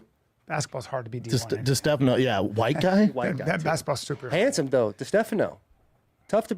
So, mentioning that Theo Vaughn is kind of prickly, and then saying DiStefano athletic career being a fucking D3 basketballer is not somehow commendable or something to root about. Could you imagine saying that about your friends, other people? Like, again, I think for me, it's more so Brendan trying his hardest to impress. Again, I'm hoping this guy's Will, hoping this guy's Taylor. If this guy's name's Taylor, I feel like Taylor is a little bit indifferent on Brendan. He's like, he's not, you know, he doesn't hate him, does not like him, it's just whatever. But I feel like Brendan senses that this guy doesn't like him too much and is overcompensating by doing that thing that a lot of like jocks and douchebags did in school when you were younger, when the girls were around and they try to rough you up and try to get you in headlocks and try to maybe insult you too hard or say something really mean or remind you that you're wearing their jacket or whatever nonsense. He's doing that kind of thing. So he's kind of negging his friends, hoping he can kind of get in the good graces of fucking Taylor. But what he doesn't understand, these guys seem really nice. They don't seem like the type of the guys that do that kind of joking or do that kind of humor. They don't really get it, so they don't really respond in the way he thinks he's going to respond, right? He kind of feels like, oh, look, we're saying some inside joke thing, you know, Theo, he's funny, but he could be a bit emotional because he suffers from depression, maybe a bit prickly, you know, Chris DiStefano, he talks about his basketball career, but he's only D3. It's like, bro, aren't these guys meant to be your friends? Are you guys meant to be in a fraternity, as Brendan says, a fraternity? Why are you saying this about him? Interesting, right?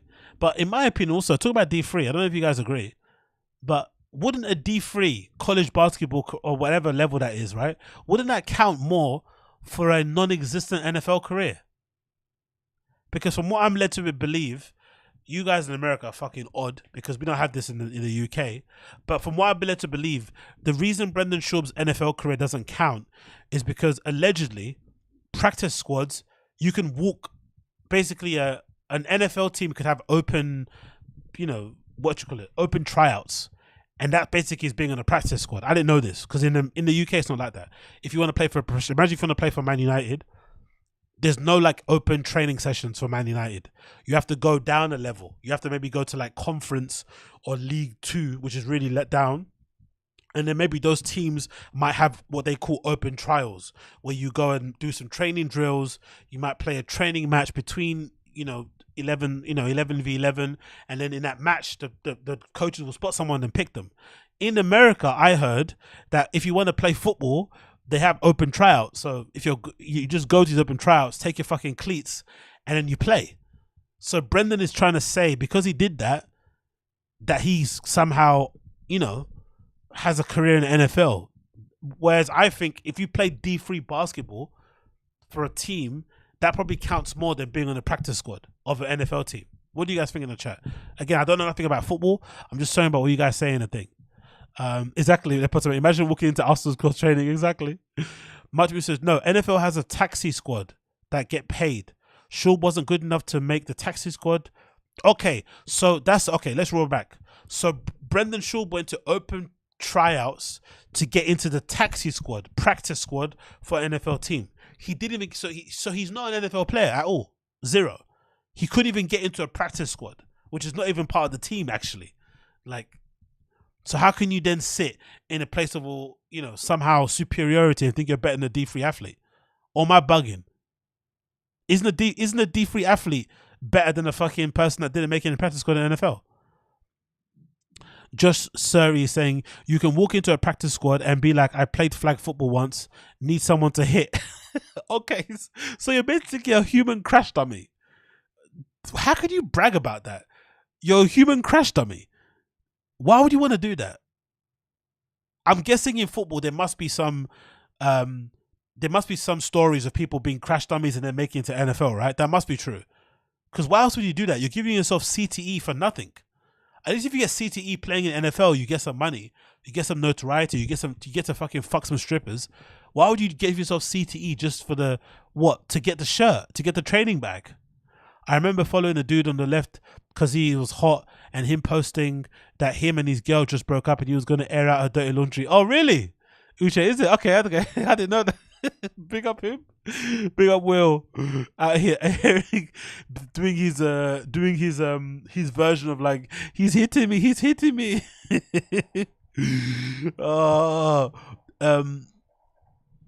what happened in training camp, the guest look, what are you guys saying here? South Sea called it's called Cup of Copy training camp.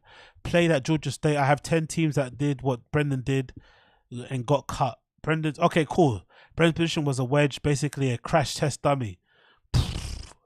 I can't imagine bragging about that sort of stuff personally. I don't know. I'm very particular when it comes to that sort of thing.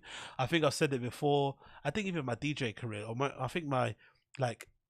it comes to that the creative arts, right? Or sorry, the creative space, the arts that I kind of predominantly exist in.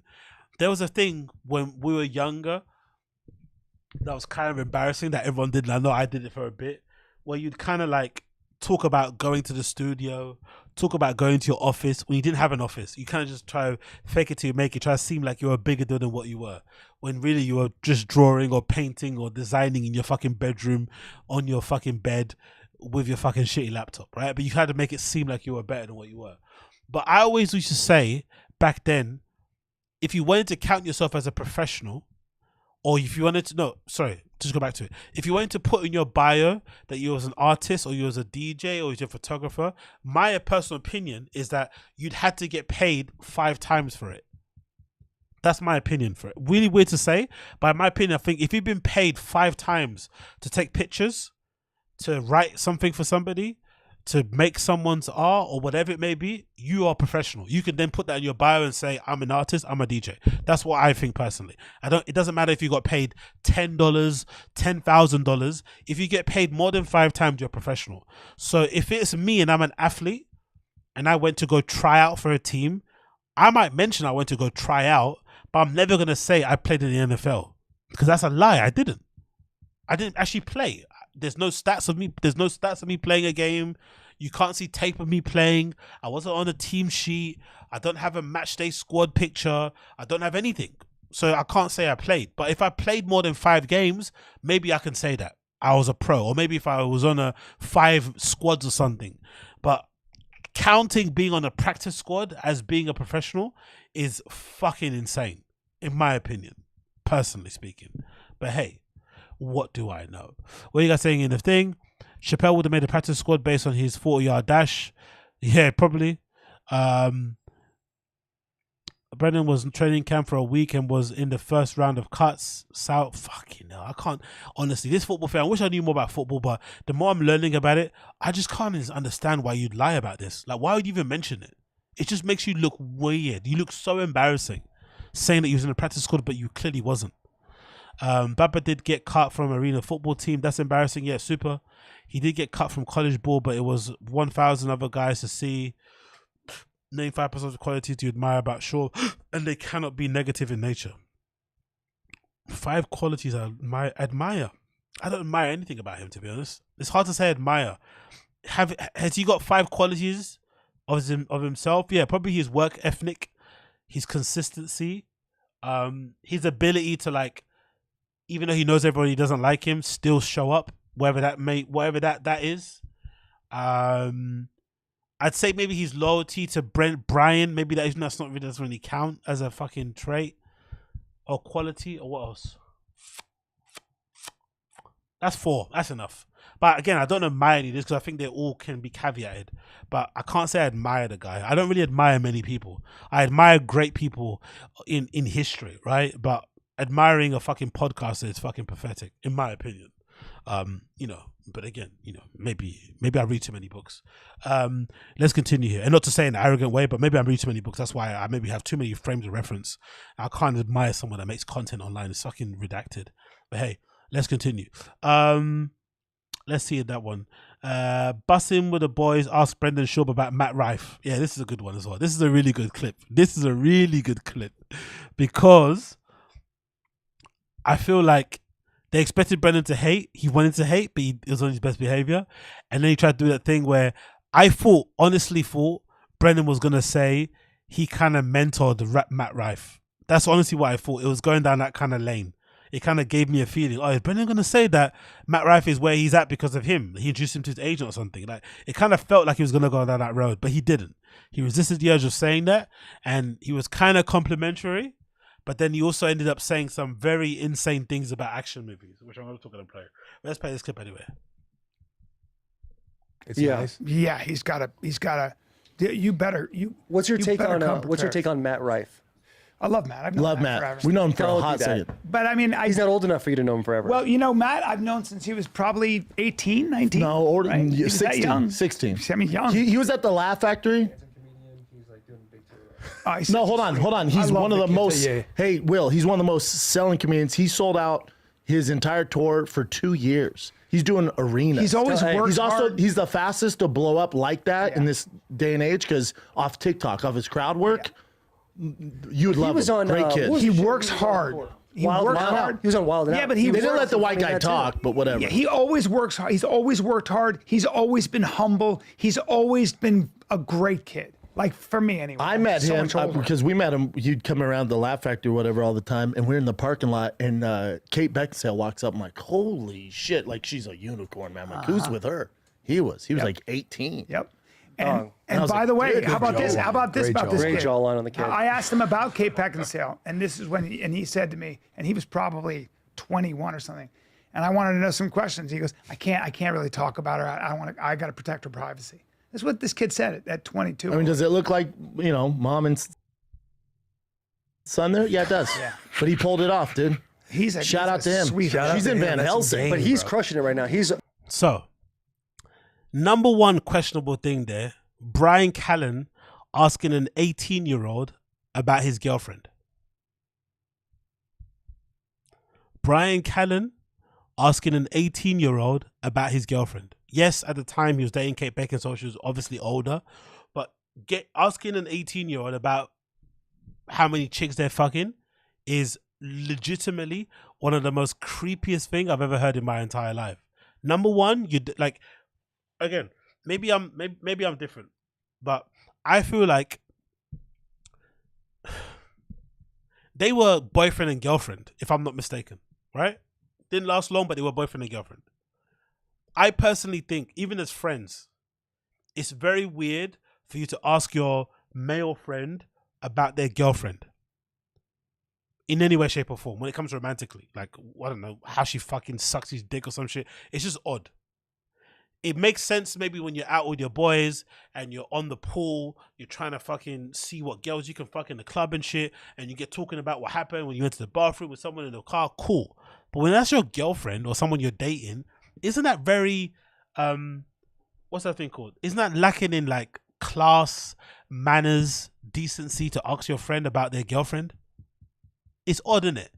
And I think it's weird if that's your friend. That's not your friend. Brian Callen doesn't know Matt Rife as a friend.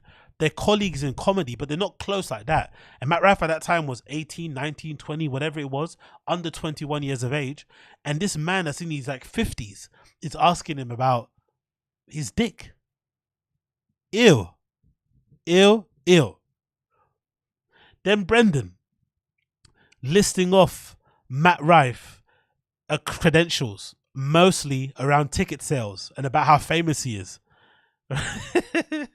Is all the evidence you know about what he respects in people.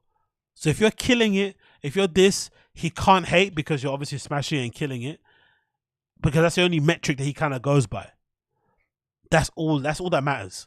And they know him for time, blah, blah, blah. But I have to be honest and say that I'm really happy that even though these guys may have known this guy since he's 16, Matt Rife has kept clear of these guys and done it in his own. I think that's one reason why I kind of like, even though I'm not a fan of his comedy and I think, he's not for me, I can respect the guy a lot because at least he's done it on his own. He did it in his own lane, doing his own thing, didn't have to go and suck off Rogan and shit, did it by himself. Props to him. I think somebody said recently, who said it? What podcast? Somebody mentioned recently in the podcast that Matt Rife is meant to be on Rogan soon, right? So that's going to be a good look for him. It's going to blow him up even more. But it's quite nice that he's kind of stayed away from everybody and did his own thing. I'm also hoping, even though he's a fucking stud and all the women like him, I'm also praying that there's no fucking crazy shit's going to come out about him. He's not going to be counseled for some nonsense and that he's just like a decent guy, because there needs to exist. There needs to be at least one. There needs to be at least one comedian out there who goes on road, fucks all the fucking women, shows them a good time, treats them well, and also doesn't have any fucking crazy shit in their fucking cupboard. Please. It's not difficult. If you're single and you want to do comedy, partly to do comedy and be funny and also fuck girls, it's probably pretty fun career. I can understand it. But the tendency for some of these comedians to just not enjoy, you know, the fucking, you know, enjoy how nice of a career it is to kind of run around the country doing your own thing and also treat people well and show them a good time is odd. I can't understand why they just don't do that. But hopefully Matt Rife doesn't. But even if it does happen, I think he'll be fine because he's such a big of a star. But I'm praying that isn't the case. But I just find it hilarious that Brendan listed off all these things about himself being amazing in terms of fucking his ticket sales. And also then Bryan tried to jump in there by saying that, yeah, I knew him since he was 16 and then I asked him about his girlfriend when he was 18. Like, bro, please get a job. Please grow up. Please get some real friends. Please fucking stop being creepy. Stop being inappropriate. And, you know, like, stop trying to dig for gossip from, like, another man. Like, such an LA cucky, like, gross thing to do, right? To ask another man about their dick. Like, oh, yeah, what happened there? What happened? Like, kissing and telling in general is horrible. I've never been a fan of it. But with your age mates, with your actual friends, people in your inner circle, cool. But like just some random comedian guy in a comedy Laugh Factory parking lot asking you about your dick, like, nah, stay over there, old man. What are you guys saying in the chat? Can I smell your fingers? Matt says Gerard. You're a fucking savage. Can I smell your fingers? Crashes. One of my friends thinks Matt Rife is so hot. I asked her how could she like him when he looks like so much like a woman. You know what she said? He can call me daddy then. Shit, I don't care. Yeah, no, to be fair anyway, like women like that. And no denying, whether he looks like a woman or not, he's a good looking guy. And usually in comedy especially as well, because imagine, Chris D'Elia was the most good looking comedian before Matt Rife came around. Or maybe Brendan Shaw before he started fucking drinking too much and doing too many fucking addies. And those guys are like, they look like a fucking farm compared to fucking Matt Rife, let's be fair. Like, if he wasn't so built and wasn't so ripped, he could be a legit runway model. You know, he's that good looking. So it's not really normal to see that in stand-up comedy. So that's why I can understand why the girls are going goo goo gaga for him. It makes sense. He's also got a good sense of humor, and he looks the way he does. Like, it makes sense. Come on.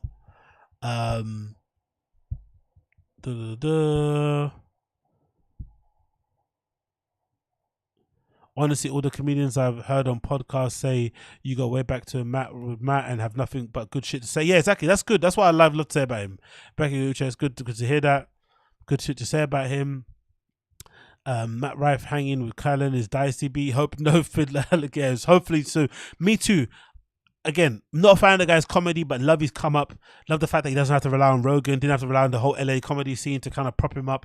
Did it from the ground up. Got it from the mud. Props to him. But I'm just hoping that there's no fucking skeletons and shit that'll come out of his closet. That's the only thing I'm hoping. Cupboard, closet, fucking trunk of his car. Please, no skeletons. Just be like, it can exist. There should be able to be a guy in stand-up who's single, who's able to kind of live the fucking bachelor life of running around town, running around the country, running around the world, doing stand-up comedy, going to bars and clubs, fucking load of fucking, you know, waitresses and bartenders and shit, right? The other comedians there that want it as well, the fans, fuck it, do whatever you want to do, lay pipe, but also be a decent human. It's not hard. It should be easy to do. Come on. Treat them well, get them breakfast, pay for their Ubers home. I don't know. You know what I mean? Have some conversation before you try and force your tongue down their throats. Something. Be decent. Open doors. I don't know. Chris named just Matt Rife every now and then. Like, they're cool with each other. Yeah, exactly. Matt should probably stay as far away from Chris as possible. Please, for the love of God. Matt Rife has same NFL credentials as BAPA. Oh, did he? Did Matt Rife play in NFL too? Did he get practice squads? Okay. I didn't know that. But comedians are supposed to be big up us in case you appreciate for the donation, brother.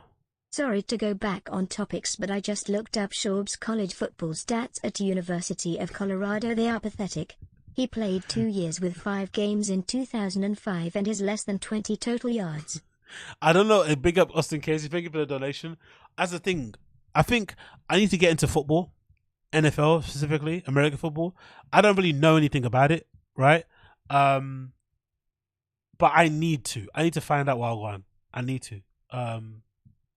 I need to find out what that means, because I'd heard people say that a lot, and it's supposedly those stats are horrible. What you say there, right? He had what? He played 2 years with 5 games in 2005 and had less than 220 yards. That's supposedly really bad.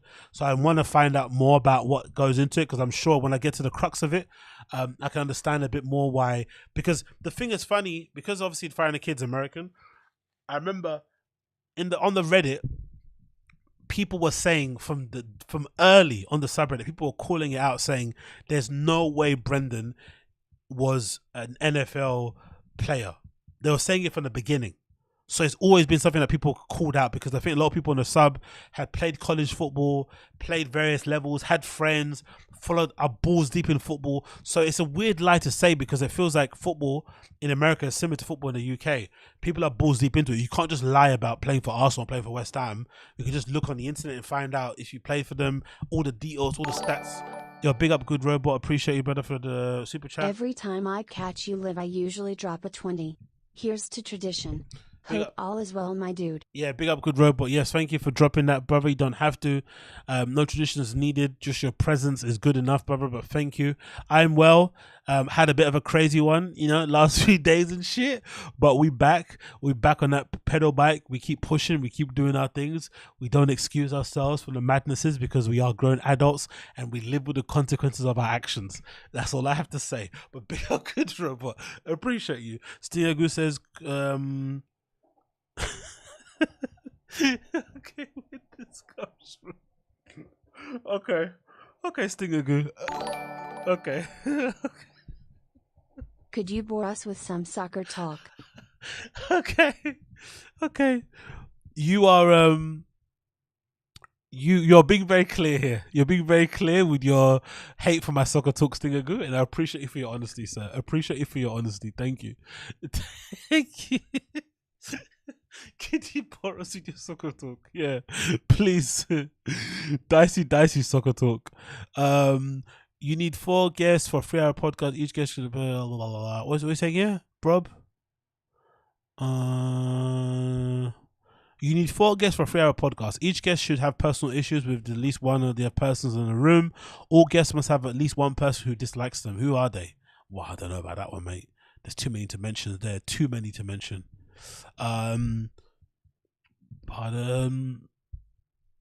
What's going on here? I'm pretty sure Papa wasn't even barking. Anyway, let's continue. What was I saying? Yeah, cool. So anyway, as you say, again, so I'm looking forward to seeing Matt Rife on Joe Rogan, by the way, just to end that thing. That would be quite fun to see. Happy he made it on his own. Again, all the clout demons are going to come out. Like, just keep an eye out on who starts sucking off Matt Rife once he goes on Rogan. Now, maybe he's smart, and Matt Rife specifically has declined going on certain shows before he went on Rogan. Maybe he was always aiming to go on Rogan first. So now he's blown up, he's going on Rogan, but just let's see all the clout demons that try and book him on his show. Because I know him and Whitney have a relationship. He's been on Whitney Cummings' show a few times. So let's see how many people try and beg him to come on their show and stuff and start wanting to suck him off, because he's got, he's got that fucking touch on him. He's got that fucking mark on him. Let's see. Because it's going to be very interesting to see all the people that kind of suddenly start fucking sucking him off and wanting to be on his pod because he's going to give them something on there. Exactly, Uche. Matt doesn't need Rogan, but I think that's going to be a perfect Rogan. He's going to go on there, just be relaxed, be himself, and not trying to suck him off too much and make it a cringy show.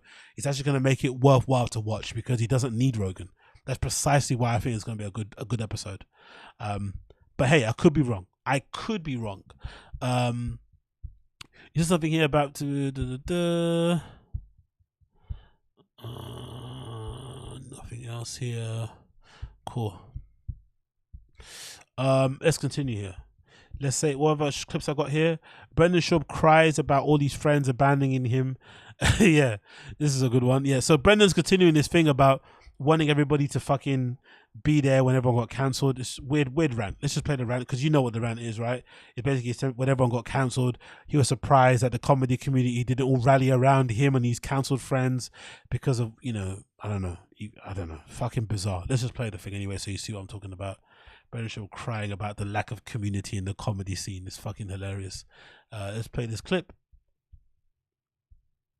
Couldn't bear to be sitting on the bench in life. You know what I didn't realize though, because in sports I didn't have this. Like in the UFC, I didn't have this. because it's pretty black and white. But in stand up, I didn't realize the hate I'd get. Does that make sense? From the opportunities, like to me. Now, I personally think this is insane to say, because the hate he got from the opportunity should have been very clear and evident why that hate would exist, because nobody since him has ever been given a Showtime special or a comedy special as fast as he did. And why did he get his opportunity so fast? Because of his association with Rogan. And because if you look at it from the long game, Showtime were always going to head down the combat sports way in terms of MMA and UFC and all that malarkey, and they wanted somebody like a Brendan, who was obviously a former professional in that sport, who was also close associated with Rogan, friends with him. Rogan's obviously part of the UFC. That tie-in made sense business wise for Showtime. Whoever doing that deal was a smart cookie. They knew what they were doing. It's just unfortunate they're betted on the wrong horse in terms of Brendan, because, you know, he's a bit of a redact, didn't do necessary homework, didn't put enough effort in. Below the Belt was one of the worst shows he's ever done, and Showtime were paying him probably a fat check every month for all that, and he obviously then towards the end was obviously let go, or his contract didn't get renewed. He gave it to Luke Thomas. But I feel like he should have understood the hate he got, because the opportunity he got was only because he was friends with Rogan. Like, he has to understand that. Like, he has to come to, at least now at this age, you can't be deluding yourself to think it's because of how hard you're working on THICCC. That's why you got the chance to be a Showtime. Showtime opportunity came specifically because of, you know, the relationship you had with Rogan, partly because of what you did with The Fire and the Kid, but all of that stuff combined. That's what basically led to that opportunity. And most comedians before that, if you think about it, comedy podcasts weren't as popular as they are now. They all had to kind of perform and audition to get comedy specials. They had to go for Just for Laughs and all this sort of shit to get specials, and it was never guaranteed. So someone like him jumping the queue should have always elicited feelings of hate and jealousy and envy and whatever, because he's terrible at comedy and he jumped the queue, and everybody else has to bust their ass doing what they're doing. So I don't, it's insane that he doesn't realize this to this day. But let's continue. It was, and it's like when people hated on CM Punk, I was like, you wouldn't do it? Like, you wouldn't jump to the front of the queue if they're offering you $2 million to fight in the UFC? Like, everyone would hate on CM Punk, and I was like, who gives a fuck? Like, they're giving the opportunity. You wouldn't do it? So for me, I didn't realize the hate I'd get from other comics because of some of the opportunities that I got. He gets a lot of hate now, not sure, as much. Yeah. Different, but it was just, I love that bit. Brian Callen mentions Jake Paul. He's like, yeah, sure, but different. My hate is different. My hate is special. I'm the most hated one. I'm the most special hated one. I love that. No, Jake Paul's hate is not as similar as mine. What? Jake Paul's more famous than you, though. How is his hate not worse than yours? Like, how does that make any sense? Jake Paul and Logan Paul have been hated since the inception of their YouTube career. Their entire career, they've kind of built their entire, maybe some of their fortune off of the back of how much some people hate them. Like, you know, like, how can it not be comparable to you, if not more than yours? No, I'm the special one. I'm the more hated. Fucking hilarious. I didn't expect that, because in sports, like, we support each other. Like, fuck yeah. Like, when I knew Will had an athletic background, he did too. I'm like, those are my guys. Mm-hmm. Like, when any fighter gets in a podcast, I'm like, what can I do? How can I help you? Comedy's a little different. It's a little different because it's like a crab mentality a little bit. How does that make any sense? It's a crab mentality. How did you get your chance then, if comedy's different? The whole reason why people suck off Joe Rogan is because Rogan's got the biggest platform. He's maybe one of the most successful comedians out there. If you don't think he's good or not, it doesn't matter. But in terms of him selling out and doing big tours, he sells loads of tickets. He's obviously well regarded in his space. He's done it for many, many years. He's passed at the store, blah, blah, blah, blah. So clearly when Rogan says, hey, this guy's good, it can add to your, it can add to your career prospects. It can kind of help you. So if Rogan helped you in that regard, and all these other friends of Rogan then saw you on Rogan and thought, okay, if Rogan likes him, we're going to have him on also, that obviously completely disapproves your narrative that the comedy scene isn't somehow collaborative and doesn't somehow try and help you out. That doesn't make any sense, because how did you get your career? How did you get handed the opportunity? Makes any sense? You know what I mean? What the hell are you talking about? Yeah, it doesn't. And I didn't expect that, because I'm, and also, like, when the pandemic hit and some of our buddies got canceled, stuff like that, I'm like, rally the troops, boys. Let's rally up. Let's fight against them. Where's everybody? Mm-hmm. The fuck are we doing? Where's the boys at? Like, no, that's how we work. You can see one time. That's how we operate. Yeah. It's tough. So that's a redacted opinion too, because maybe he's in his right to say, hey, I thought it'd be more collaborative and more helpful and whatever. It's kind of crabs in a barrel mentality. I don't agree with that. I think it's fucking insane to say that, because he was given special privileges because he's friends with Rogan. So that allowed him to be in the cool guys group of people that kind of needed you, and the kind of clout exchange, come on my pod, you scratch my back, I scratch yours type of thing. He kind of benefited a lot from the residual love that he kind of got from Joe Rogan. So that whole idea is dumb. But this point he makes about none of his friends backing him when they got cancelled is insane, because to expect other grown men to put their careers and the futures of their family on the line for Chris D'Elia and Bryan Callen is legitimately insane. Forget what you might know about them, whatever. Just them as people, or just not forget that, just them as just the allegations alone. To put your career on the line for Bryan Callen being accused of rape and for Chris D'Elia being accused of what he got accused of is insane. For them to expect people were going to do that. The reason why I say that is because they didn't even do it for each other. They didn't even do it for Chris. Chris D'Elia got cancelled, and instead of them defending him on their pod, again, what he did is that what he's accused of is abhorrent, obviously. And most likely, he did that shit, right? Let's be honest, right? The guy looks a bit like a creep. He plays one on TV.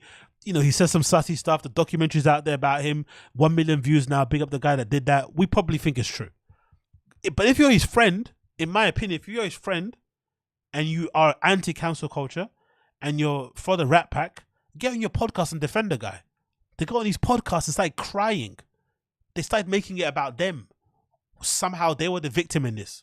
They started fucking crying. Brendan was having snot coming out of his fucking nose. I can't talk. Pushing the microwave from his face. Distraught. Crying more on fucking camera about Chris D'Elia getting cancelled for diddling underage kids, right? And having a cult of women around the country sending him nudes and tattoos and shit. He cried more about that than his fucking than his grandmother-in-law passing away. He cried more about that than allegedly his wife having a miscarriage on his podcast. And Bryan sat next to him and threw Chris D'Elia under the bus. We're not friends. We don't really hang out. I don't really know this guy. Blah, blah, blah, blah, blah. So you speak about all this shit. You want your friends to back you up, but you don't even back up your own friends on your podcast. So that can get fucked. First point out of the way. Then Bryan tries to throw Chris under the bus. Then as karma would have it, a couple of weeks later, he then gets cancelled for, I think, maybe a comparable, if not far greater crime, rape, right? Allegedly. And Bryan then says, oh, I'm going to get on the fire and keep. Remember, Bryan made that post. We're going to have an emergency broadcast. I'm going to clear the air next day. And then Brendan clearly put the kibosh on it and said, no, you're not doing that. Brendan either called it off, or the brands and the advertisers said, if Bryan gets on that pod, we're going to pull all ads and your guys are going to be broke. One way or the other, Brendan's fucking anti-cancel culture, fight against it, rally the troops. He didn't even rally the troops for his own friend, Bryan Callen, his own co-host, who in part gave him a career along with fucking Rogan. So all this stuff is mute. You say all this stuff about the community not coming around each other, but you didn't even back up your own friend on your own pod. You sat there and cried, made it about yourself. And then Bryan, when it happened to him, you didn't sit on the podcast and defend him and say he didn't do it. You just put him on ice, for a year and then brought it back and nothing happened. Come on now. Let's be fair. So I think all that is fucking bullshit. It's fucking horrendous, really. And again, like I said, I just think it's insane to say that there's no community and they don't help each other out when essentially Brendan's whole career is like charity. If Rogan didn't feel bad about telling him to quit, because that's my theory, Rogan felt ultimately really bad because he told Brendan to quit the UFC, and he kind of made a promise to himself that he would go out of his way to help him to get on his feet so he doesn't never need to go and fight again. And I think that's why Brendan then ended up having the most appearances on the Joe Rogan Experience, because Rogan wanted to make sure that he never had to go back to fighting, and he also felt bad and wanted to give him an opportunity to make like a long-term career for himself. He had every opportunity given to him on a silver fucking platter, and he fucked it up. He got to a point where now everybody's ostracized, run away from him. No one comes on his show from that comedy pack, really, you know. No Tom Segura's on there. Bert came on recently, but Theo hasn't been back since he left. You know, Bert came back a few times, but he's a bit of a fame whore, so he would obviously go in anywhere that would invite him with a microphone. But all the other guys have kind of left him to a side. Andrew Santino doesn't really talk to them. All those kind of... I don't know. I think it's bullshit, personally. What do you guys think in the chat? Ago doing the scripted clip moment.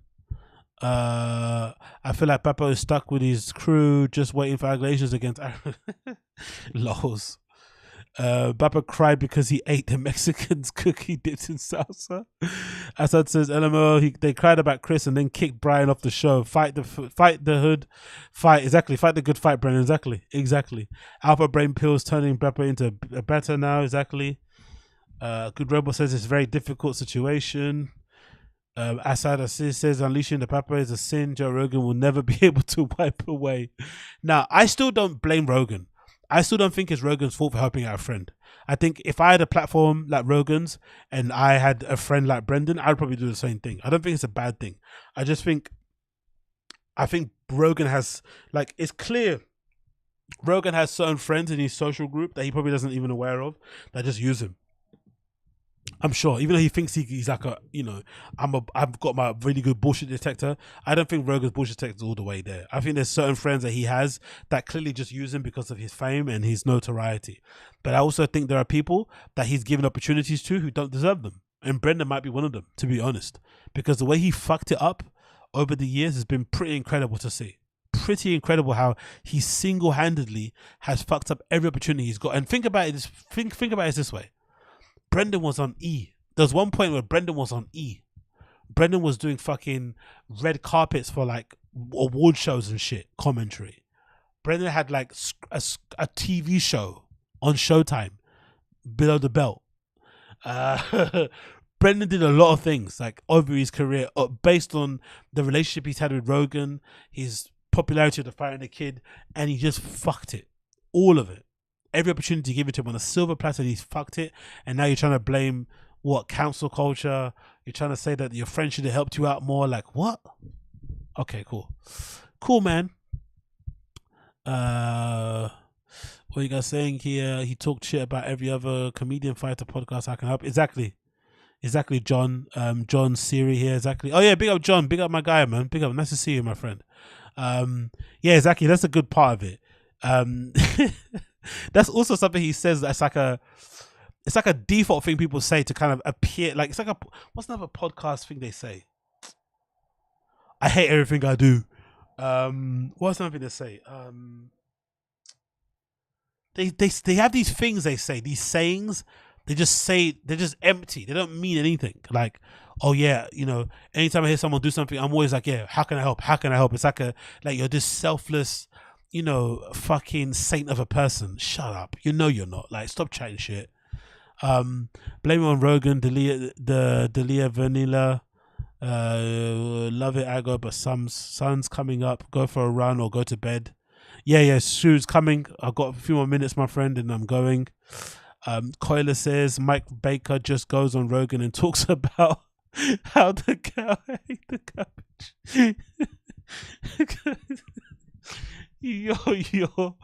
You're fucking insane. Coiler is funny, guy.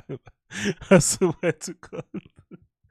The way you just summed up Mike Baker's career on there. Oh, he's full of so much shit, but anyway, I don't know. I'm not gonna get into Mike Baker slander, but that guy is so full of shit, man. Yeah, exactly. Assad Aziz says Rogan's whole BS detector is laughable. He sat there listening to that North Korean girl. Yeah, what's her name? Yomi something, right? Yomi Park with the big hitters. Yeah, it actually bummed me out that she would lie so much. To be fair, I don't doubt her stories were true, but it just didn't happen to her. I'm sure there are accounts she's heard from other people, but the fact that she just lied about her upbringing, everything, is just fucking incredible, man. And that she's actually from a somewhat, you know, noble family over there and stuff is hilarious. And I think the current saying is that her dad was involved in some sort of like corruption. That's why they actually got booted out of North, or that's why they had to leave North Korea, basically. Her parents were involved in some like siphoning of government funds or something, and they got found out. It wasn't, I mean, that's basically, I think something along those kind of lines. Oh, big up Yomi Park, man. She's up there with Brendan Schaub with the lies, unfortunately. And yeah, I think that might be it. What else I got here to talk about? I got some other clips in it to talk I haven't spoken about here.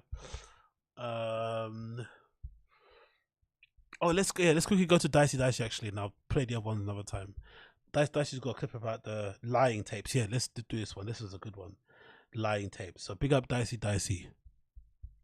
Let's get him on screen. Dicey channel. Actually, I'm not subscribed. Subscribe to that.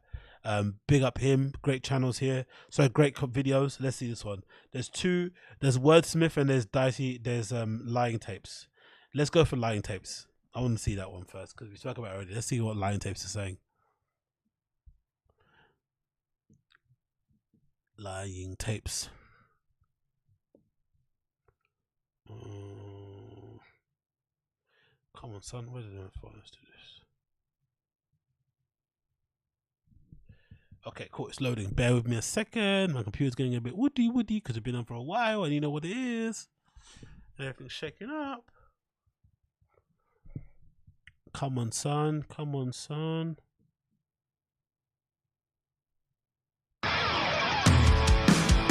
Okay, cool. People keep complaining about my levels on here sometimes, but it's not my fault. This stuff is really loud. Some stuff is really low. And I try to put it at a decent enough level, but you know, it just is what it is. So hopefully you guys don't complain too much about this. But let me just see if I can. Let's put it 5 decibels. Whoops, still a bit too loud. Let's put it 7 decibels. Say 7.1. Let's do it there. Okay, let's go. Dicey. Brendan Schaub's lying tapes. BAPA'S football career. Let's do this one.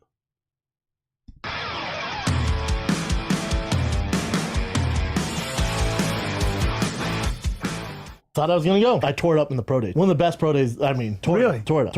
I was a good player, man. I just always kind of got shafted. I hate to be that guy. Interesting.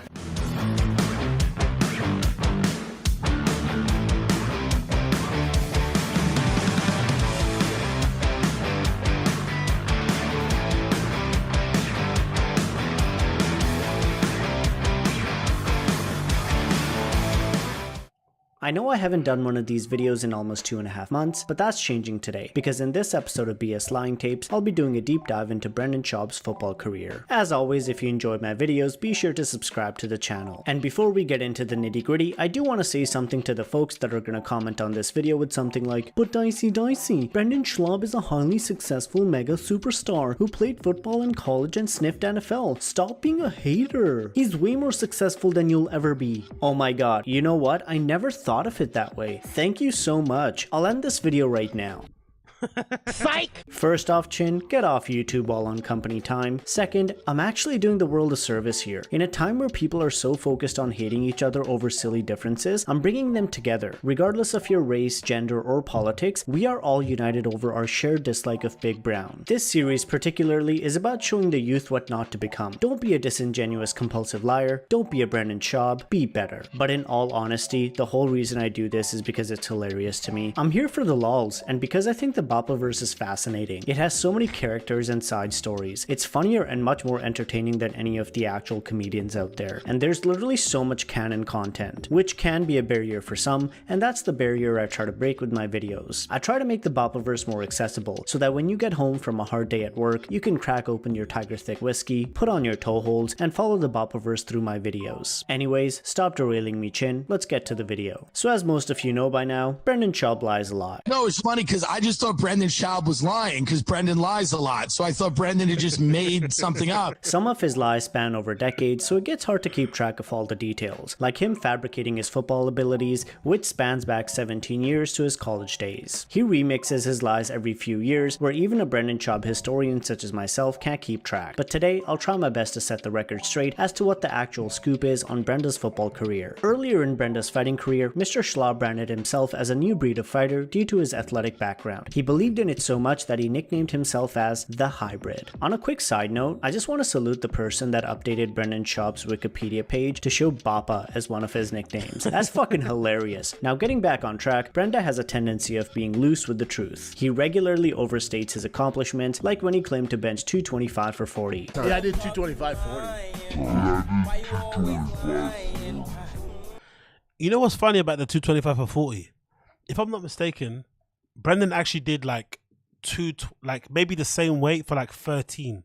His actual legit numbers. I think someone found them. I think it was 225 for 13 or something. That is still very impressive. You're still stronger than most people walking the face of the earth. Regular guys. There's obviously some gym dudes who can still bench that, but the fact that you can do 13, 225 is still decent. So that's the thing for me that makes Brendan a really kind of like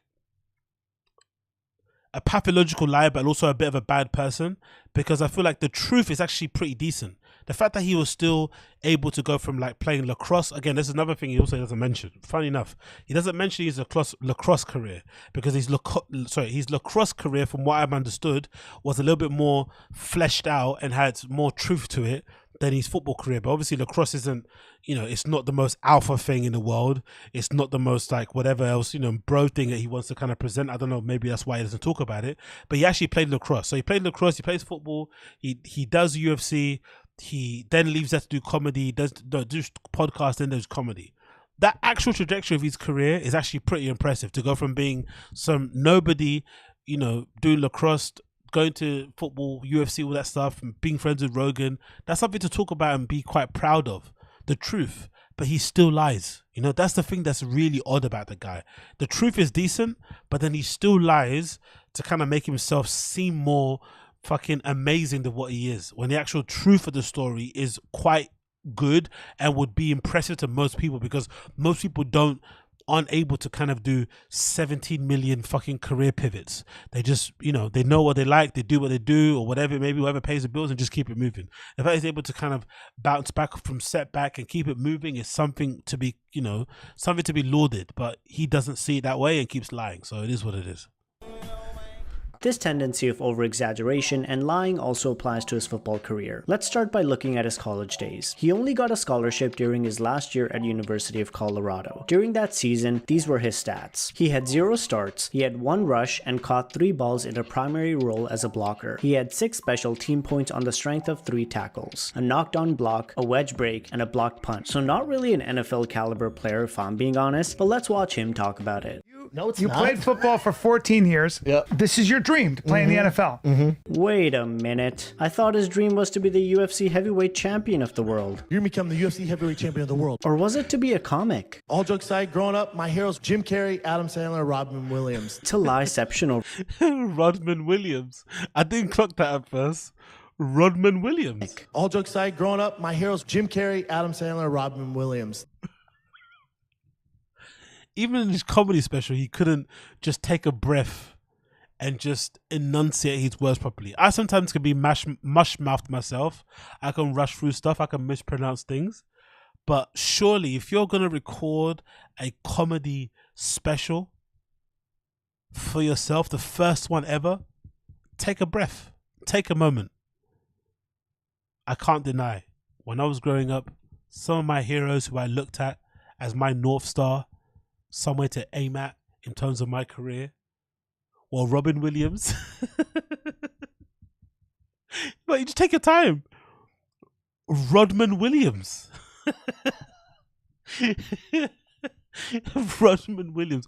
Actually, imagine, I would have loved to see that movie, right? Imagine Robin Williams when he was still alive, if he was able, back in the day when no one really got offended, if he made a movie where he played Dennis Rodman in blackface. That would have been absolutely funny. He would have killed it. Robin Williams would have killed it playing fucking Dennis Rodman in the movie. He would have killed it in blackface with the piercings, all of these crazy stories. Like, he would have fucking killed it.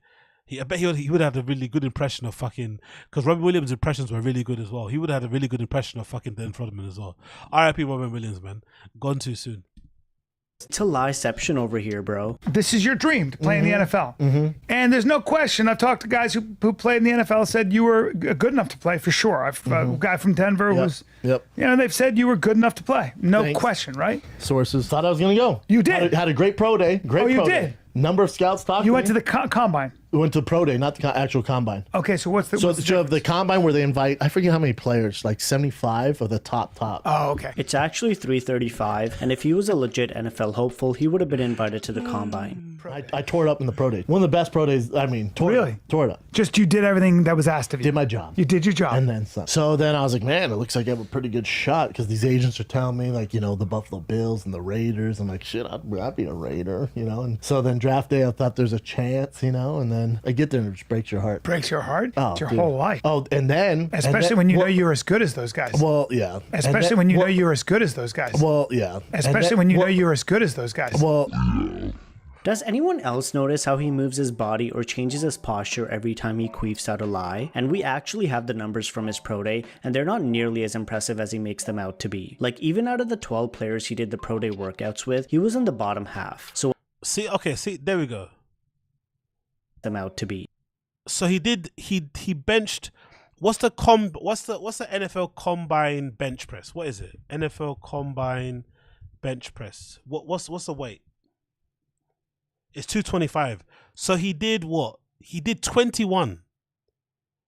That's still really good. Why would you lie about that? He said 25 before, didn't he? Like, even out of the 12 players he did the pro day workouts with, he was in the bottom. So he benched 21. It says here, right? If I get rid of the chat, you can see there. He benched 21. Why would you lie if you did 21? That's pretty decent. But he said he did 25. Like, it's just, that's what I'm saying about, that's a pathological, almost bad-natured side of him coming out. Like, why would you lie about something so insignificant that doesn't make any difference, really? 21 and 25, same thing. When the actual real truth is actually really impressive. That's in black and white. Like, you're still more athletic than a regular person on the street, you know?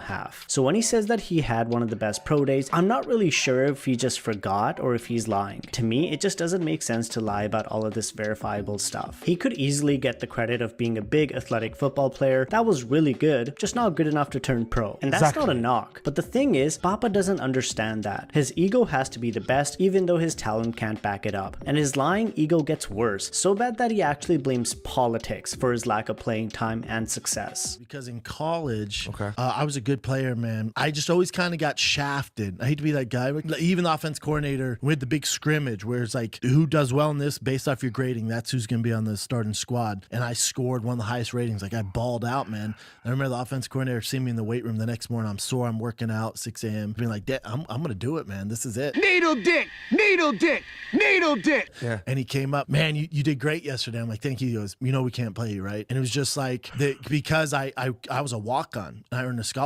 and there's kids ahead of me, the way it works, you know, who were scholarship players, and there's just like politics into it. I just remember like, what the? That was like kind of the first like.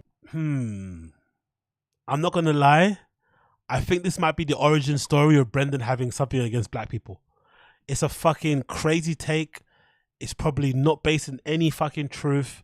I'm probably way far off it, and I'm talking at my ass, and I might be putting some smut on his name. He doesn't deserve it, but I have a feeling he has a thing against black people, and I feel like this might have been the origin story of it. This might be where it started from.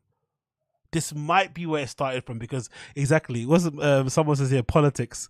He probably like there's probably something like he probably thinks he didn't get his positions because they let kids from disadvantaged areas, kind of kids who came from like bad neighborhoods, aka black and brown kids, get further, and he was just a regular white kid from a middle class family and looked at the I don't know, there's something there for me. It feels a little bit you know, it feels a little bit Antifa-ish, you know. There's something there. There's something Thin Blue line about. There's something a little bit. There's something about this that kind of makes you think this is where it kind of gets it. But when really the reality of it is, you know, football in America, I was thinking, is probably this popular, or maybe more popular in America than it. No, sorry, football in America is probably the same level of popularity as football here in the UK. And unfortunately, in the UK, I have many friends. You know, I play football to a pretty decent standard. I played like Saturday league level, which is like just below. I guess it's just below semi-pro. Does it count as semi-pro Saturday league? It kind of isn't, because there's so many leagues in the country, because so many everyone plays football. Anyway, I was okay at football, but I have friends who never made it, who are good enough to be pro, but unfortunately there's just too many football players and not enough teams. It just is the nature of the game. And sometimes it doesn't matter how good you are, there's just not enough spots that exist for players. Plus everyone coming in, it just is what it is. So I feel like it's no shame sometimes in football, in America, I feel like, if you don't get somewhere, because there's just so many people that are good at playing football, at playing basketball, baseball. It just is what it is. You're not going to make it. Or sometimes maybe you're just not good enough. That's also a factor. Sometimes I remember, big up Stinger Goo for the $5 super chat. So he was such a freak athlete that no team picked him? That's it. You're asking the questions everybody wants answers to. That is the one Stinger Goo. You fucking surmised it in the most succinct way possible. He was such a freak athlete that no team picked him. That is the best way to put it. That's it. I don't need to say no more. I don't need to say anymore. That's how good an athlete you are that no team picked you. Skeptical hippo. Oh my god. But yeah, I don't think there's maybe again because maybe I'm humble to a fault in terms of, like, you know, not gassing myself up too much, and, you know, just reality. Some people are just better than you. But I also feel like sometimes, I don't know if you guys have had this before, but I've gone to like training session. No, I've gone to like open trials with my friends who'd went to go try play for like pro teams. And you get there, and again, I'm a Saturday level guy, usually on the bench. I come in when I can, wherever it may be, right? I didn't have the best football career, but I did my best, and I was of a good standard.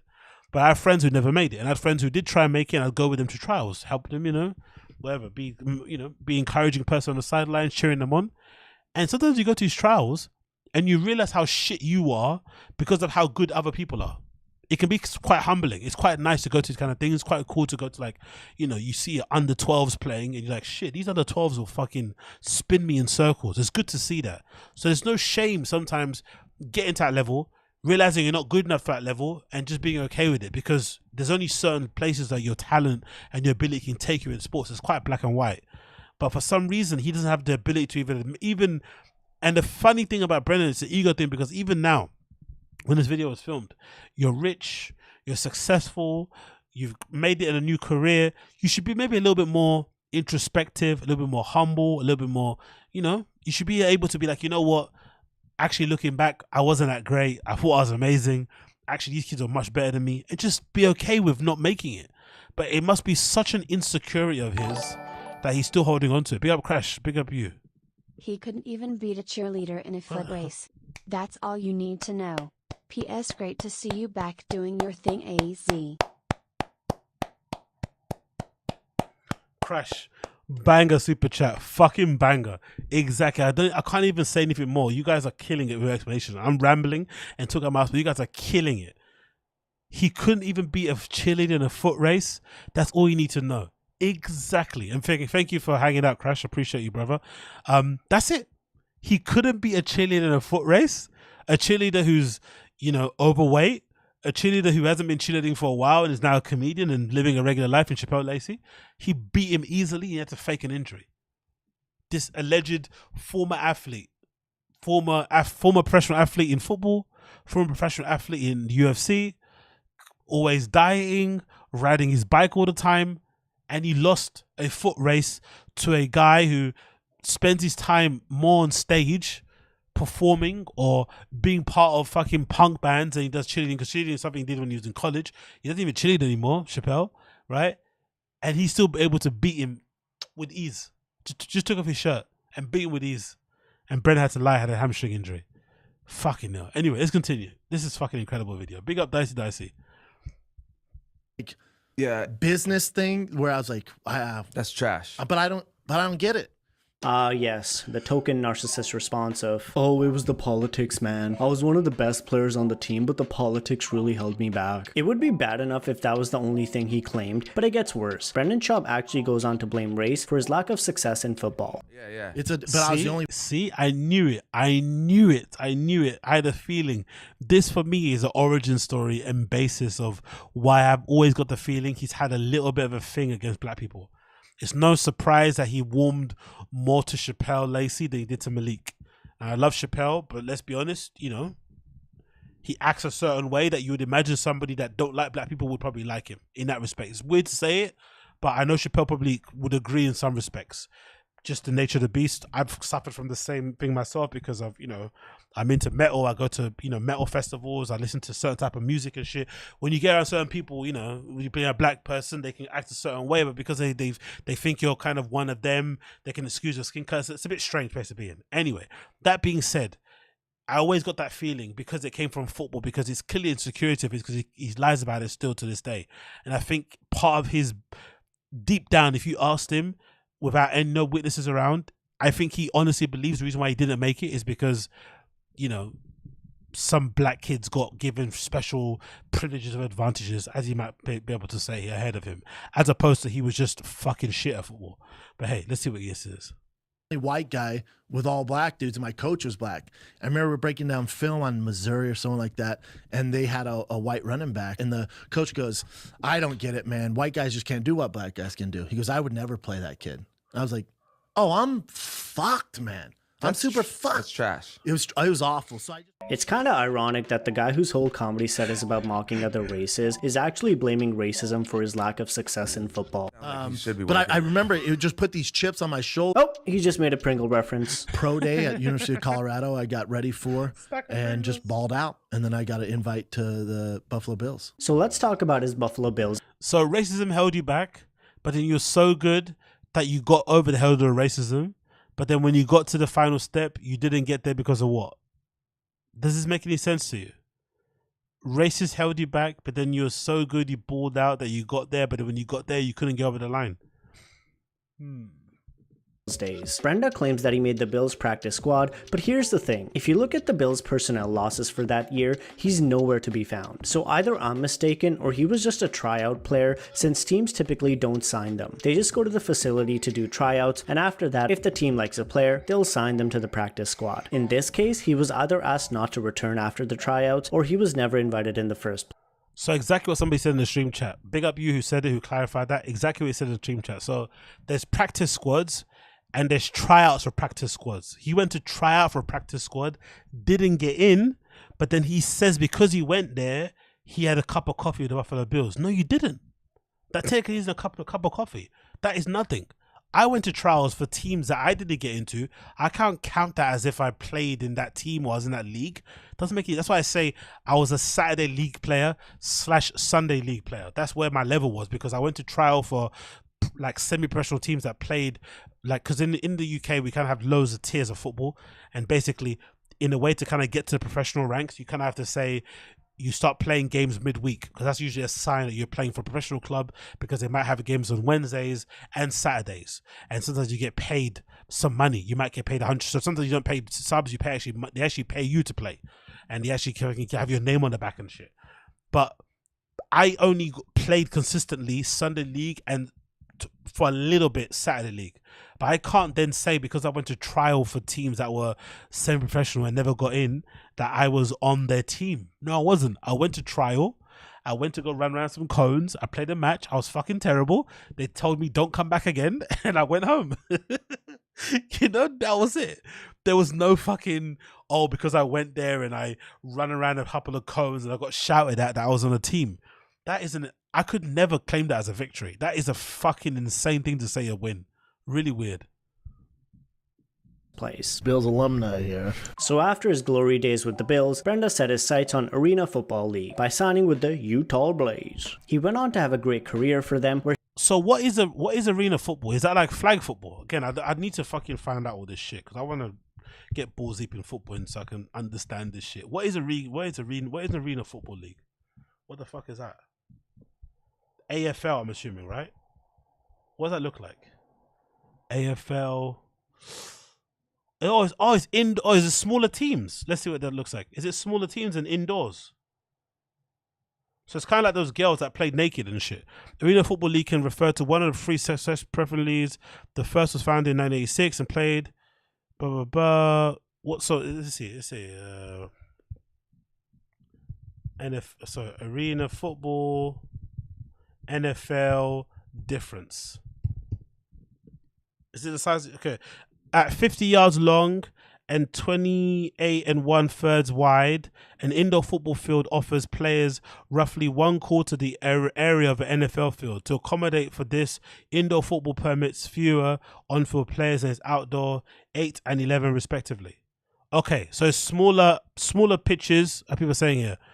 So it's indoor football basically. Okay, cool. It's smaller field, smaller amount of people. And can you make good money playing arena football? Is it like a level? Is it like a bad thing? Like if Odell Beckham Jr. becomes an arena football player, does that mean his career is over or some shit? Or is that another form of football? Like how's that looked upon?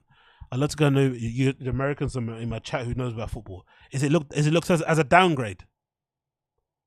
It's a redacted league. Eddie takes okay, cool.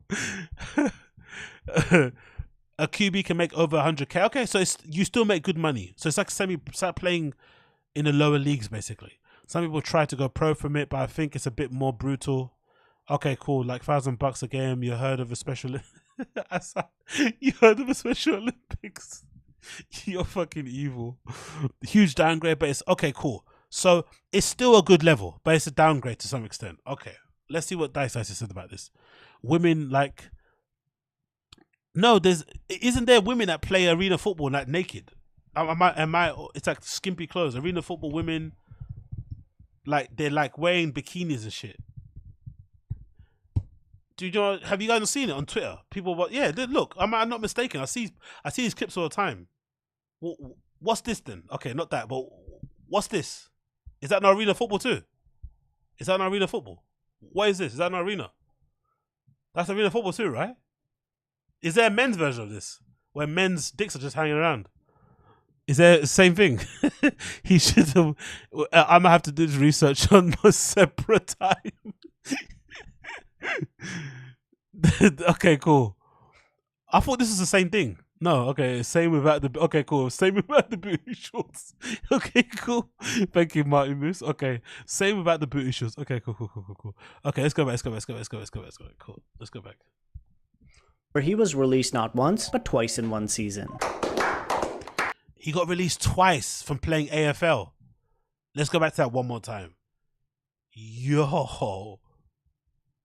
He was never invited in the first place. Bills alumni here. So after his glory days with the Bills, Brenda set his sights on Arena Football League by signing with the Utah Blaze. He went on to have a great career for them, where he was released not once, but twice in one season. Wow. All in all, Brendan's football career, the way he tells it, just doesn't add up. He was apparently, according to his teammates, without a doubt good enough to play in the NFL. He had one of the best pro days and talked to multiple NFL teams but never made it in the NFL? Something doesn't add up, so either Brendan Schaub is lying or he's lying. But for the sake of the story, let's just say Brenda conquered all things football and fulfilled his childhood dream. Brendan Schaub would go on to retire from football at the tender age of 24, only to set his sights on becoming the UFC heavyweight champion of the world. And we already know how that story went. As always, if you enjoyed this video, please be sure to leave a like and maybe a comment on what type of videos you would like to see me make. I love dunking on Brenda, so that will never change, but let me know if there's something or someone else I should dunk on. And lastly, if you haven't already, make sure to follow my Instagram page. I post a lot of clips and other silly things on there.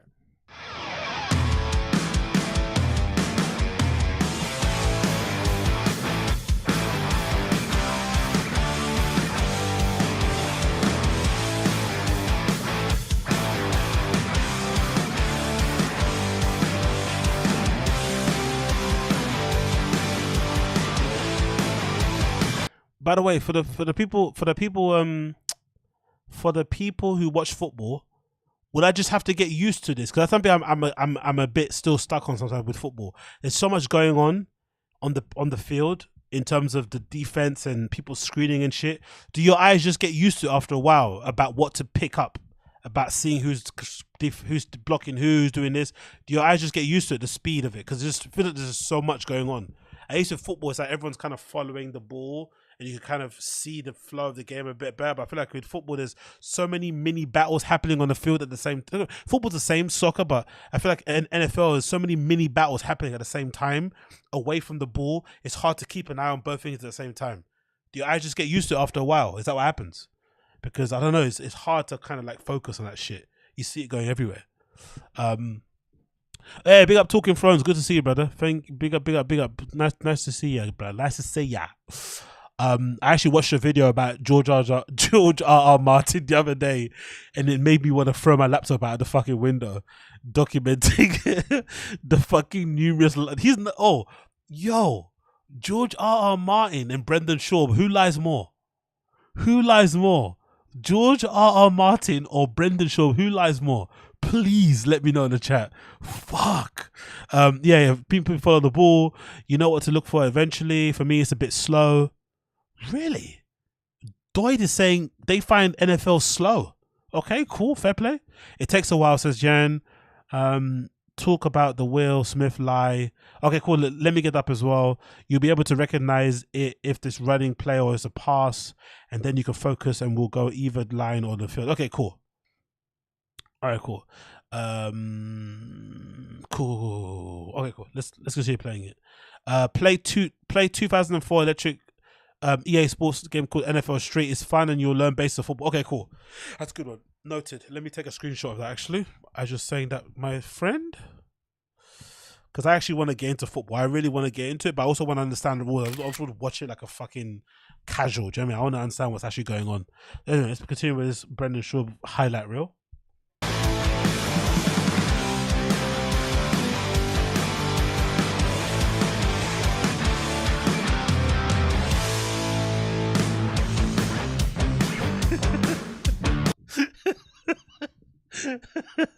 He's just running and missing everything. He's always so far behind and off the pace, isn't it? Oh.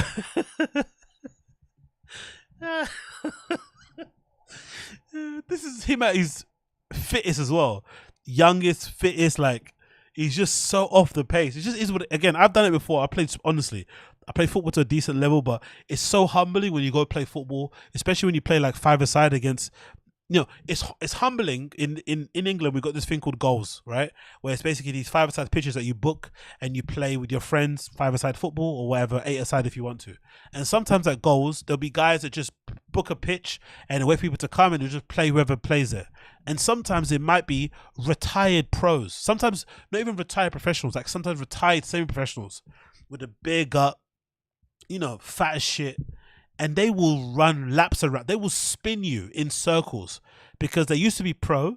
They're fat now, but they have the timing and the speed and the fucking decision making and the fucking timing of a pro. It's just it's so humbling to see that sometimes. I'm not gonna lie. Like even they might be 50, 40, 60 sometimes, and they're really good on the ball still. It's quite humbling to see that.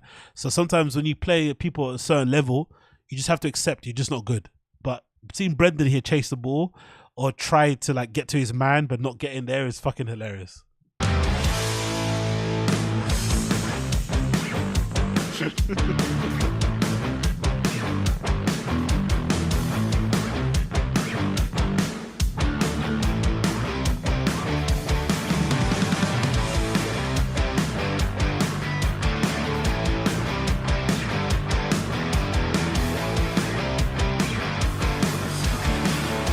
Always late.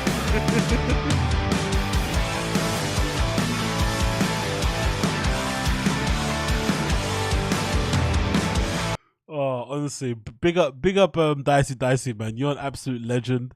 Love your videos. Please keep it up, mate. Please, for the love of God, keep it up.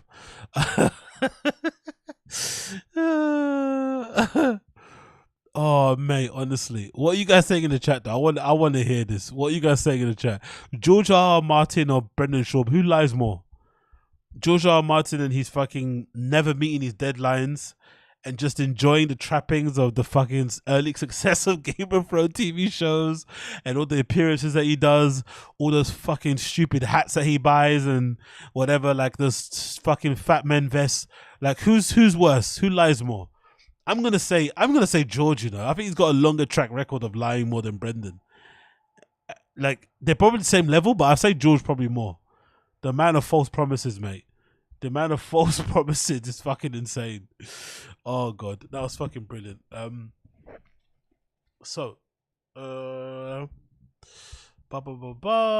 think is that it? What else am I got to do? Got to that. I'm embarrassed.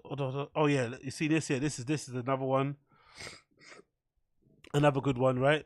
Brendan fucking hiding nicotine pouches, whatever they're called, in the thing. So, let's say in chat, if CTE from football, it was high school because he was never played at college level. Lows. Remember when a white family adopted Papa and helped him get that college into what? Excuse me? Remember when white family adopted Papa and helped him get into a college and then the NFL? Jubu 13. What is that? Is that another law that I don't know? I don't know about that law. He was adopted. Or got taken in by family. I don't remember that law. South Sea says locked down and coming. Talking Throne says, I think Papa still has more lies because he does it on a daily basis on several pods. Okay, cool. Sorry. George R.R. Martin has more broken promises. Brendan has more lies. Okay, Talking Thrones is right. Fair enough, yeah. George R. R. Martin more broken promises. Brendan definitely just lies on a more consistent basis. I just still laugh to this day how he went on Bussin' with the Bros and he started lying about the thick boy board of directors. That was the one that caught me because you could see he just lied in real time, and the boys were like, "You got the board of directors?" Like, and they were asking, they kept grilling him. They didn't really know who he was and trying to ask questions. No one grilling him, asking questions, and he couldn't answer them. And he was just giving one-worded answers, trying to move on, but he wouldn't move on. It was hilarious, man. Board of directors, Rob Deirdre, and it's like, what are you talking about? Anyway, sorry. First, I need to find out Brendan Schaub Will Smith thing because I don't remember this Will Smith thing that everyone keeps asking me to repair. Let's see if I can find it. I might have to search for it. Bear with me 1 second here, my friends. Let's see if I can find it here. Something about Will Smith. I don't actually remember this, so maybe someone else might have uploaded it, but let's see if I can find this shit. Okay, Mark Muse is saying, oh yeah, sorry.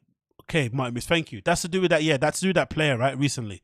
Yeah, that movie, Blindside, starring what's her name?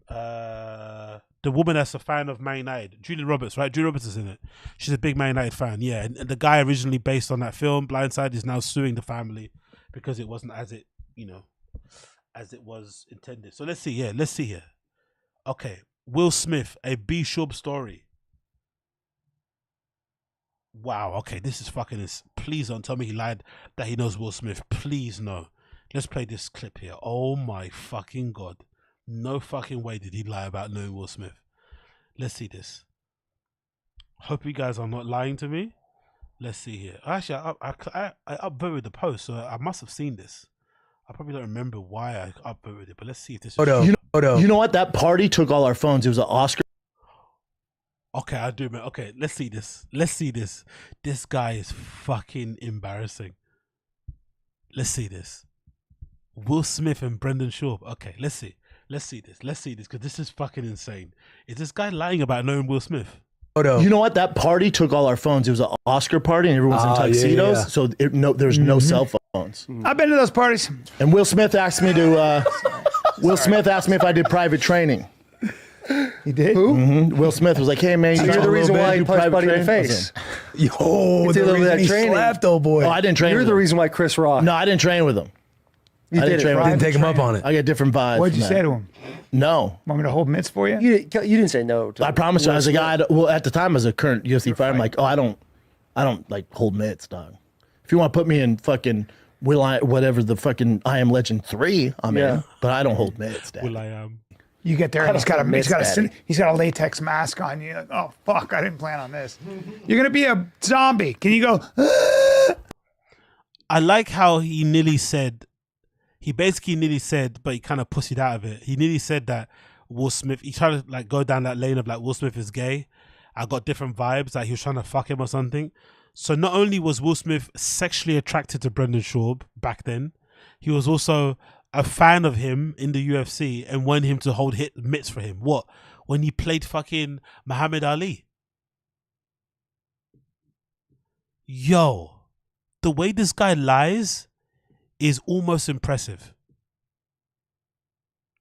Because you could feel the lie coming, because the beginning was okay. Like, I can imagine, again, think about this clearly. That's what I'm saying. Like, I think Brendan's a really sicko liar, because he lies with there's always a kernel of truth, like popcorn kernel of truth in his stories. So I can believe at the peak of his powers, when Brendan was in the UFC, I can believe a scenario where he got invited to Hollywood. Like, again, peak of he's in the UFC.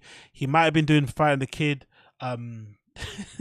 Jared Mellerick, Mohammed Schaub. That shouldn't be funny, but that really is. I could imagine a scenario, right, where Brendan got invited to Hollywood parties back then. I can imagine that scenario. And I can also imagine scenarios, certain Hollywood parties, as per normal, you go to their house, or it's with certain people where they just want you to have your phone, and they put it somewhere. And it's not a big deal. People make it a big deal, but you know, whatever. Take your phones away. So I could imagine him going to this party and maybe seeing Will Smith from across the room. I can imagine that happening. But him then not being happy with that lie and saying, he spoke to me, he was a big fan and wanted me to hold mitts. Come on, Brendan. Come on, man. Why are you lying? Smith asked me if I did private training.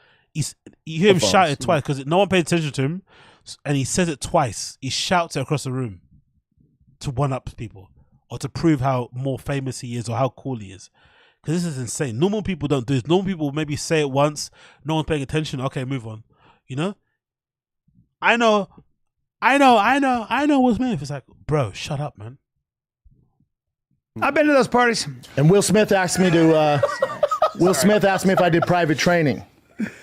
He did. Who? Mm-hmm. Will Smith was like, "Hey man, so you're the reason why you punched Buddy in the face."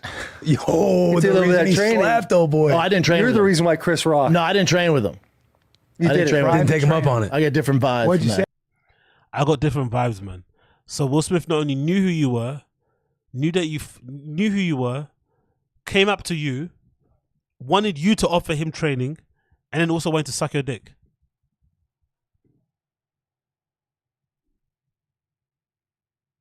Come on. Come on, man. Please. Fucking hell, bro. Say to him.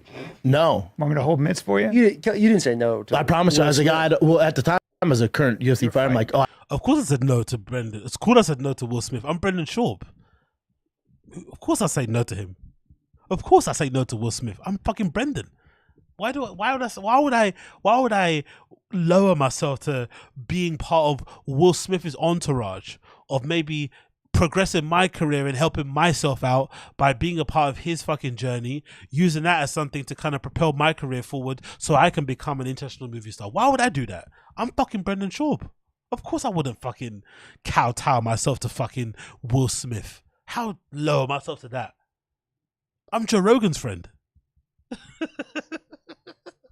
I don't like hold mitts, dog. If you want to put me in fucking whatever the fucking I Am Legend. Will I Am. He nearly said, if you want to put me in Will I Am. Will I Am. If you want to put me in Will I Am's butt, right? Will I Am personally did he recently come out and say he's a bit of a feminine woman, right? If you want me to hook me up with fucking Will I Am, right? And we both play robots in iRobot. Oh, sorry. I'm nearly going to die here. What are you guys saying in the chat? Oh my God. Let's continue. I'm in, but I don't hold mitts, daddy. You get there and he's got a latex mask. Oh, did he roll his eyes there a little bit? Did Taylor roll his eyes? This guy, did he kind of roll his, like, all right, did he kind of roll his eyes with his head? Hold on. I didn't clock that. Did he roll his eyes with his head? Look. I don't hold mitts, Daddy. You get there and he's got a latex mask on. He didn't it. He kind of went, yeah, all right, mate, all right. You told fucking Will Smith that you were too big for him. Didn't he kind of look that way? He kind of rolled his eyes with his head, didn't he? Oh, am I bugging? Please tell me if I'm bugging in the chat. Please tell me if I'm bugging out. Whatever the fucking I Am Legend 3 I'm in, but I don't hold mitts, Daddy. You get there and he's got a latex mask. This guy is definitely saying press X for doubt. If this is Taylor, he's definitely saying press X for doubt. Taylor does not believe Brendan Shaw. Big up Stinger Good. Appreciate you for the $2, brother. Only mentioned holding mitts after Brian said it. Exactly, bro. Exactly, Stinger Good. Exactly. We might have said jokingly or knowingly. Sorry, what's talk from here? Will might have said it jokingly, not knowing what to say to this guy, just making conversation. Brendan now tells the story as if Will seriously wanting his help with anything. Exactly, that's what I'm. But again, I think that's the most dangerous part of Brendan. The actual story is decent. Oh, you never guess who I bumped into at this fucking Hollywood party? Will Smith.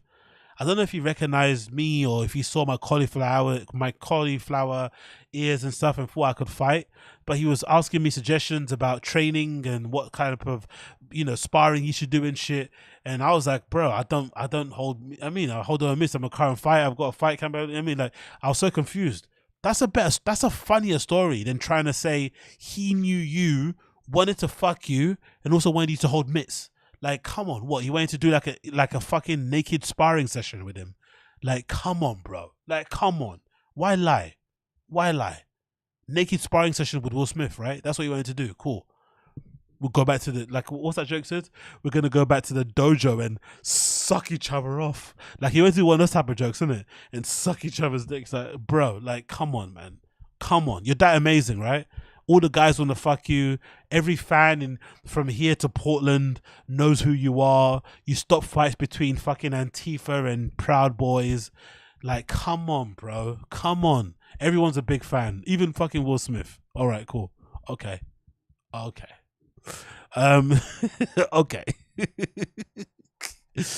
What you guys saying here? Float like a butterfly, sting like a bee. Yo, Asada sisters have been on fire. You've been on fire. Float like a butterfly, sting like a bee. Get it? Bee. Oh, good. Brilliant. SCHAUB is 2 weeks away from converting to Islam. I would love for that, to see that pivot. To hear him fucking... to hear him saying Alhamdulillah on his podcast without irony. I would fucking kill it. I would die if I heard him say Alhamdulillah on his fucking pod. He started praying mid-pod. Yo, I swear to God. Oh. He went to Mecca and shit. Imagine Brendan going to Mecca. Oh, fucking hell, man. Honestly. Oh my God. Anyway, oh, that was brilliant. Thank you. I think Stinger Goose one kept pushing me to play that clip. Thank you so much, bro. Honestly. This might be up there. Again, I need to make a list. I'm going to make a video. I'm going to make a proper edited video with fucking cuts and video clips and shit. I need to make a video of like the top 10 Brendan Schaub lies. Like, and just kind of go through them, because some of these lies need to be documented. Because, like I say, I think there's a kernel of truth, but then he just goes crazy with it because he just wants to always look like the most amazing guy in the room at all times.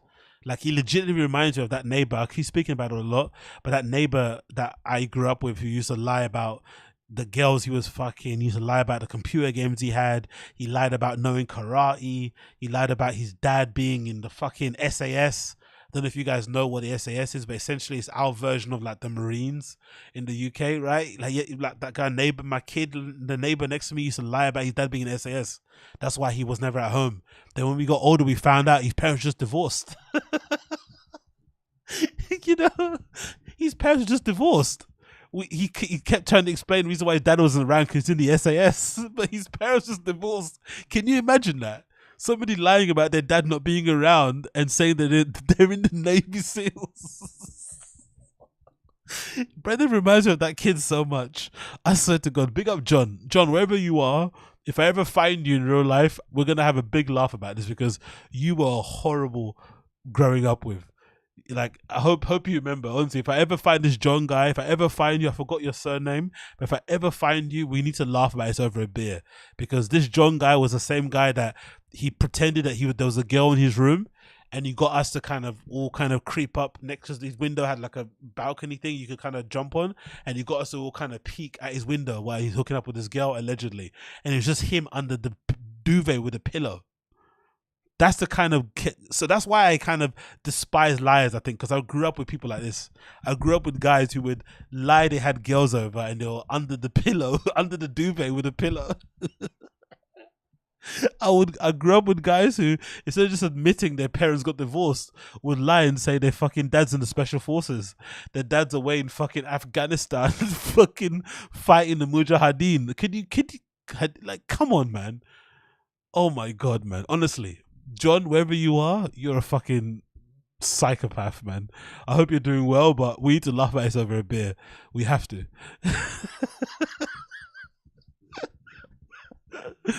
Bapa and John are the two pods combined, two peas in a pod. Sorry, but yeah, what are you guys saying here? Crash is saying the UFC was a lot different and Brandon was in it. Kelly Knight says I love your voice. Angelic, big up Kelly Knight. Appreciate the compliments, but you know my voice is a bit of a madness. I'm not gonna lie.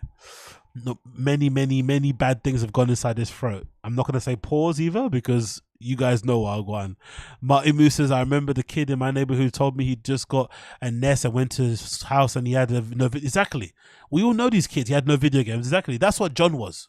John said John was the worst. John was like Brendan because John said he had all the computer games, all the consoles, but we went to his house and he had a PlayStation. Or I think he had maybe a Dreamcast back then. That was it. But that's still good enough. That's still good. That's still sick. Why are you lying?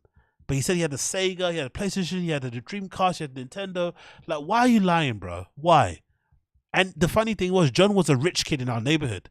His driveway had 2 cars. His dad would always come with gifts and presents and shit. He'd always have the latest trainers and tracksuits. You know, clearly being a divorced kid, he's single, what you call it? Only child in the family. He got fucking, spoiled from his mum and his dad, fighting for his love and shit. Trying to prove they're better parents than each other. So he had it made, but he still lied.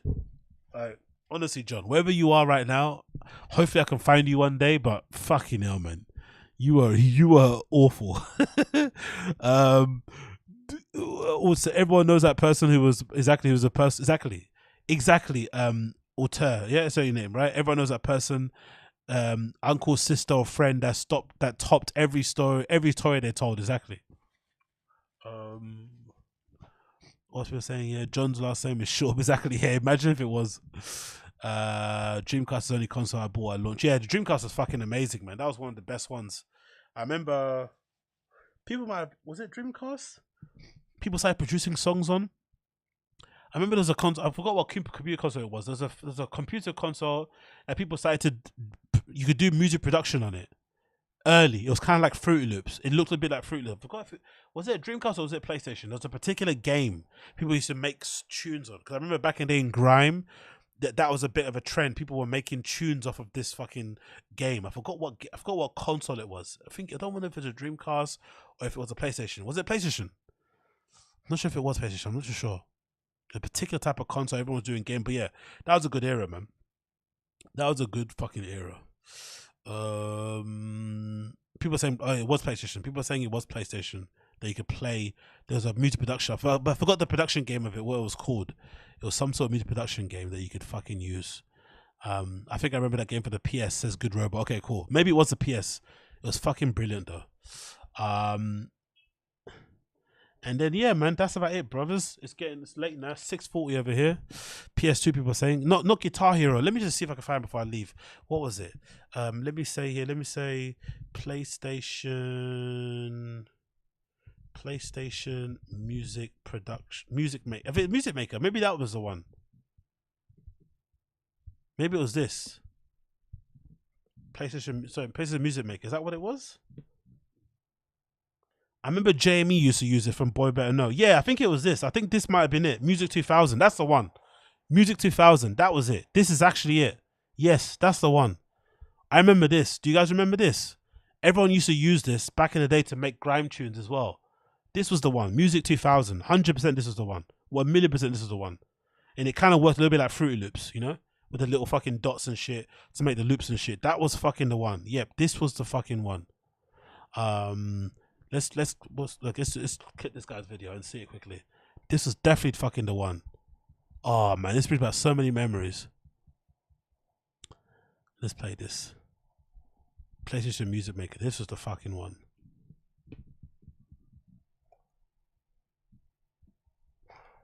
Come on, play, you cunt.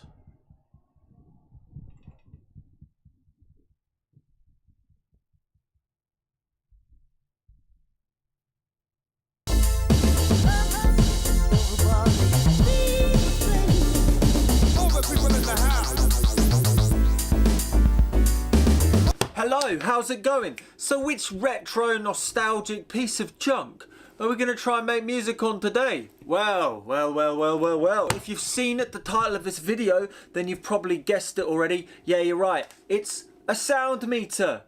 No, I'm joking. It's a PlayStation 1. Today, we are going to go back to my childhood with the PlayStation 1. Oh, yeah. This guy sounds like he'd be good. This guy sounds like he'd be a good hang, PlayStation no? 1 I picked up a few. This guy sounds like he'd be a fucking good hang. This is the kind of dude who'd be a fucking good hang. If you know, you know. This guy will be a good fucking hang. Good banter, good laughs, maybe some adult materials, maybe some adult goodies, a couple of drinks, some smokes. He will be a good fucking laugh. You can tell this guy looks like a fucking good time, you know? This guy looks like a fucking good time. Few weeks ago with the sole purpose of doing this video. I've been wanting to do it for quite a while now, and yeah, now seems the right time. I hold the PlayStation quite close to my nostalgic heart because it was the kind of games console that I had when I was a kid, and many hours were wasted playing Demo 1, Ridge Racer and Crash Bandicoot, of course. Yeah, so I thought it would be great to get another one because there is a game that I never really got into as a child, but I've heard some good things. That is Marty Moose. He likes to do some blow and play games. Jared Mellerick. The moon lands on me when I party. Exactly. You guys get it. music for the PlayStation 1. Yeah. So it's a piece of software that lets you make music on your PlayStation. I know, it's crazy. One of my friends had this and I played it for about 5 minutes and it just didn't make any sense to me, so I immediately just fobbed it off as being rubbish. What? But now I've kind of grown up, I've kind of realised that maybe... Let's go here, let's go see it. Time to go back. Oh, that startup. Do you remember that startup sound? So fun, man. Good memories. Time to go back. Holy moly. Oh, I haven't heard that in so long. Oh man. That's 6 o'clock in the morning before school. Exactly. Trying to buy an upgrade suspension kit for your Corvette in Gran Turismo. Here we go. Codemasters. Pure introduction. Let's fast forward a bit. Red. Oh no, I've just ruined it. I think it's that. You can actually be this. Okay, let's fast forward a bit. Let's see some music. Riff. I want to hear what it sounds like. What does it Okay, sound so like? I've just put. Let's see. I was able to slide. Did you hear that? There was a slide.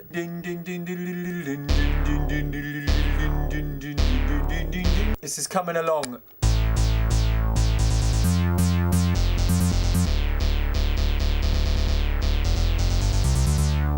It's kind of cool. This one's a bit This dodgy. sounds fucking hard.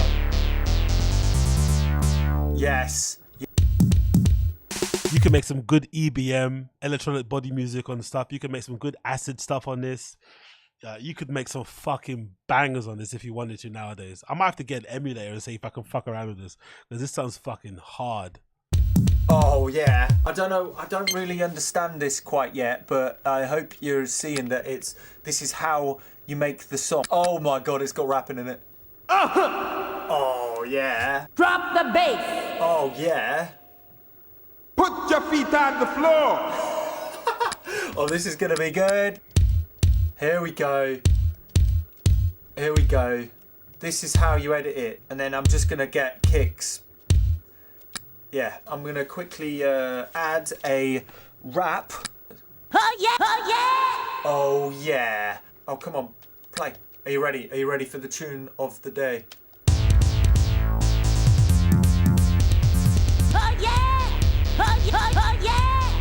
Oh yeah! Oh yeah! Nah, that's not quite right. That sounds fucking sick. But yeah, you know Wagwan, Music 2000.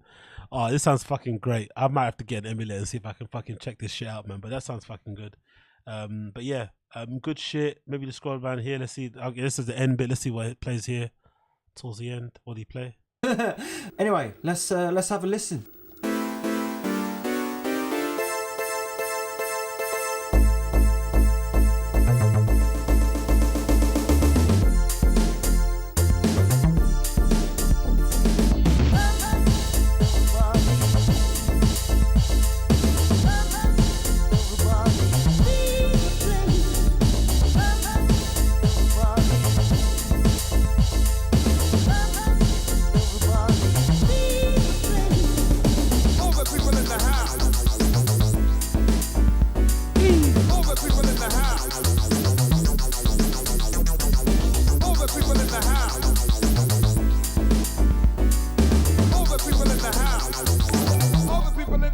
Yo, big up John Callen and Leah are innocent. Lols. Callen and Leah. Actually, that'll be a little thing to go play on top of it, isn't it, right? Let's see if I can play that again. Callen and Leah are innocent. Will it play that again? That's a good little soundbite. Callen and Leah are innocent. On top of this. Callen and Leah are innocent. Callen and Leah are innocent. Callen and Leah are innocent. Let them rape, let them diddle, let them rape, let them diddle, let them rape, let them diddle. Yeah, exactly. Now I'm gonna make my own. I'm gonna rip this one. Nah, I'll make my own one. I'm not gonna rip him. I'll make my own one. But that sounds fucking good, man. Big up everybody in the fucking stream chat. Anyway, I have to leave it there, my friends. Hopefully we've had some fun, had some giggles, had some what's that? Achua saying that's for sure a top 10 in the UK, maybe number 1 in Germany. Lols. I already know from the pics. What's up? I'd like to introduce myself. AZ gonna rip this track for his new intro. Lols. You definitely need to add some beat making streams to the Handsome Black Man channel. Yeah, for sure. Definitely, Crash, you're right. I heard Scooter produces all the stuff for this now. Thanks for the show, AZ. Yeah, no problem, my friend. No problem, man. Thank you for hanging in there with me, all of you guys. Thank you for being patient with me. Sorry for the radio silence, and I've been gone for a while, but you know how it is. You guys know what I want. We don't have to spell this shit out. But yeah, I'm back now, and yeah, man, we're gonna keep it moving, and keep it moving, keep streaming, keep doing the things. I've got some mixed streams happening end of the week, so keep an eye out for that one. And then yeah, man, we're gonna keep it going, keep it trucking, and do what needs to be done. But for now, thank you for tuning in. If you haven't already, please like the stream. There's a lot of you in here. If you can do me a favor and like the stream, that's all I ask, and I'll fucking be so grateful for you for doing that. If you don't want to do it and it's too much for you, I understand. Don't need to do it, but I would love it if you did. I would fucking love it if you did, mate. I would love it. But yeah, apart from that, I'll see you guys again later on today. I'll probably go through the rest of the tabs because I've got a few more to go through, finish those tabs, and then I can go back to doing Taz and then do the random show again, and then we'll kind of bang it out for the rest of the week. So big up everybody for tuning in.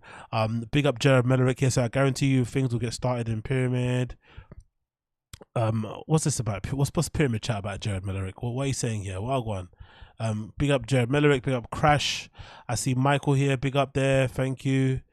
Bid you for good night, thank you for doing that. Atua, do a show on how annoying it is that the Golden Hour intro song is actually good. Oh yeah, true. The Golden Hour intro song is the best thing about it. The intro is pretty good too, but the intro doesn't match the show. Nothing matches the show. It's just them talking on the podcast. There's no skits, there's no sketches. It's just them just sitting on the podcast talking about shit. It's not really that interesting, to be fair. The intro makes it seem like it'd be more of an interesting show, but it's not, unfortunately. Z, big up you. Big up Marty Moose. Big up good. Yeah, I need to actually get that MIDI keyboard. I'm actually gonna buy it when I get paid in the month. This month, I'm gonna buy that. I think Uche's got one too. It's I forgot the name of it. I think it's like an MPK MIDI keyboard anyway.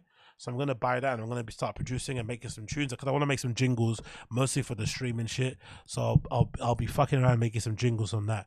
So I'm gonna get my feet in there. And obviously long term, I'll use that as obviously if when I get good, not if, I'm doing my Kanye, when I get good, I'm going to use that as opportunity to kind of push my DJing further because, you know, just DJing alone and trying to make it that way is really difficult. But if you can add production to your weaponry or to your arsenal of weapons or whatever it may be, it can help you. So that's what I'm hoping to do.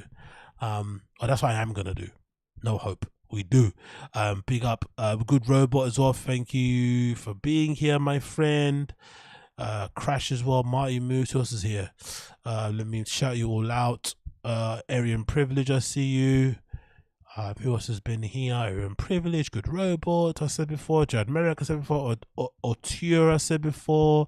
Zia said before. Yeah, all the usual, man. Big up. I see here Martin Levis. Yeah, so big up everybody. I'm saying here. Xian. I hope I'm pronouncing you right. Big up you.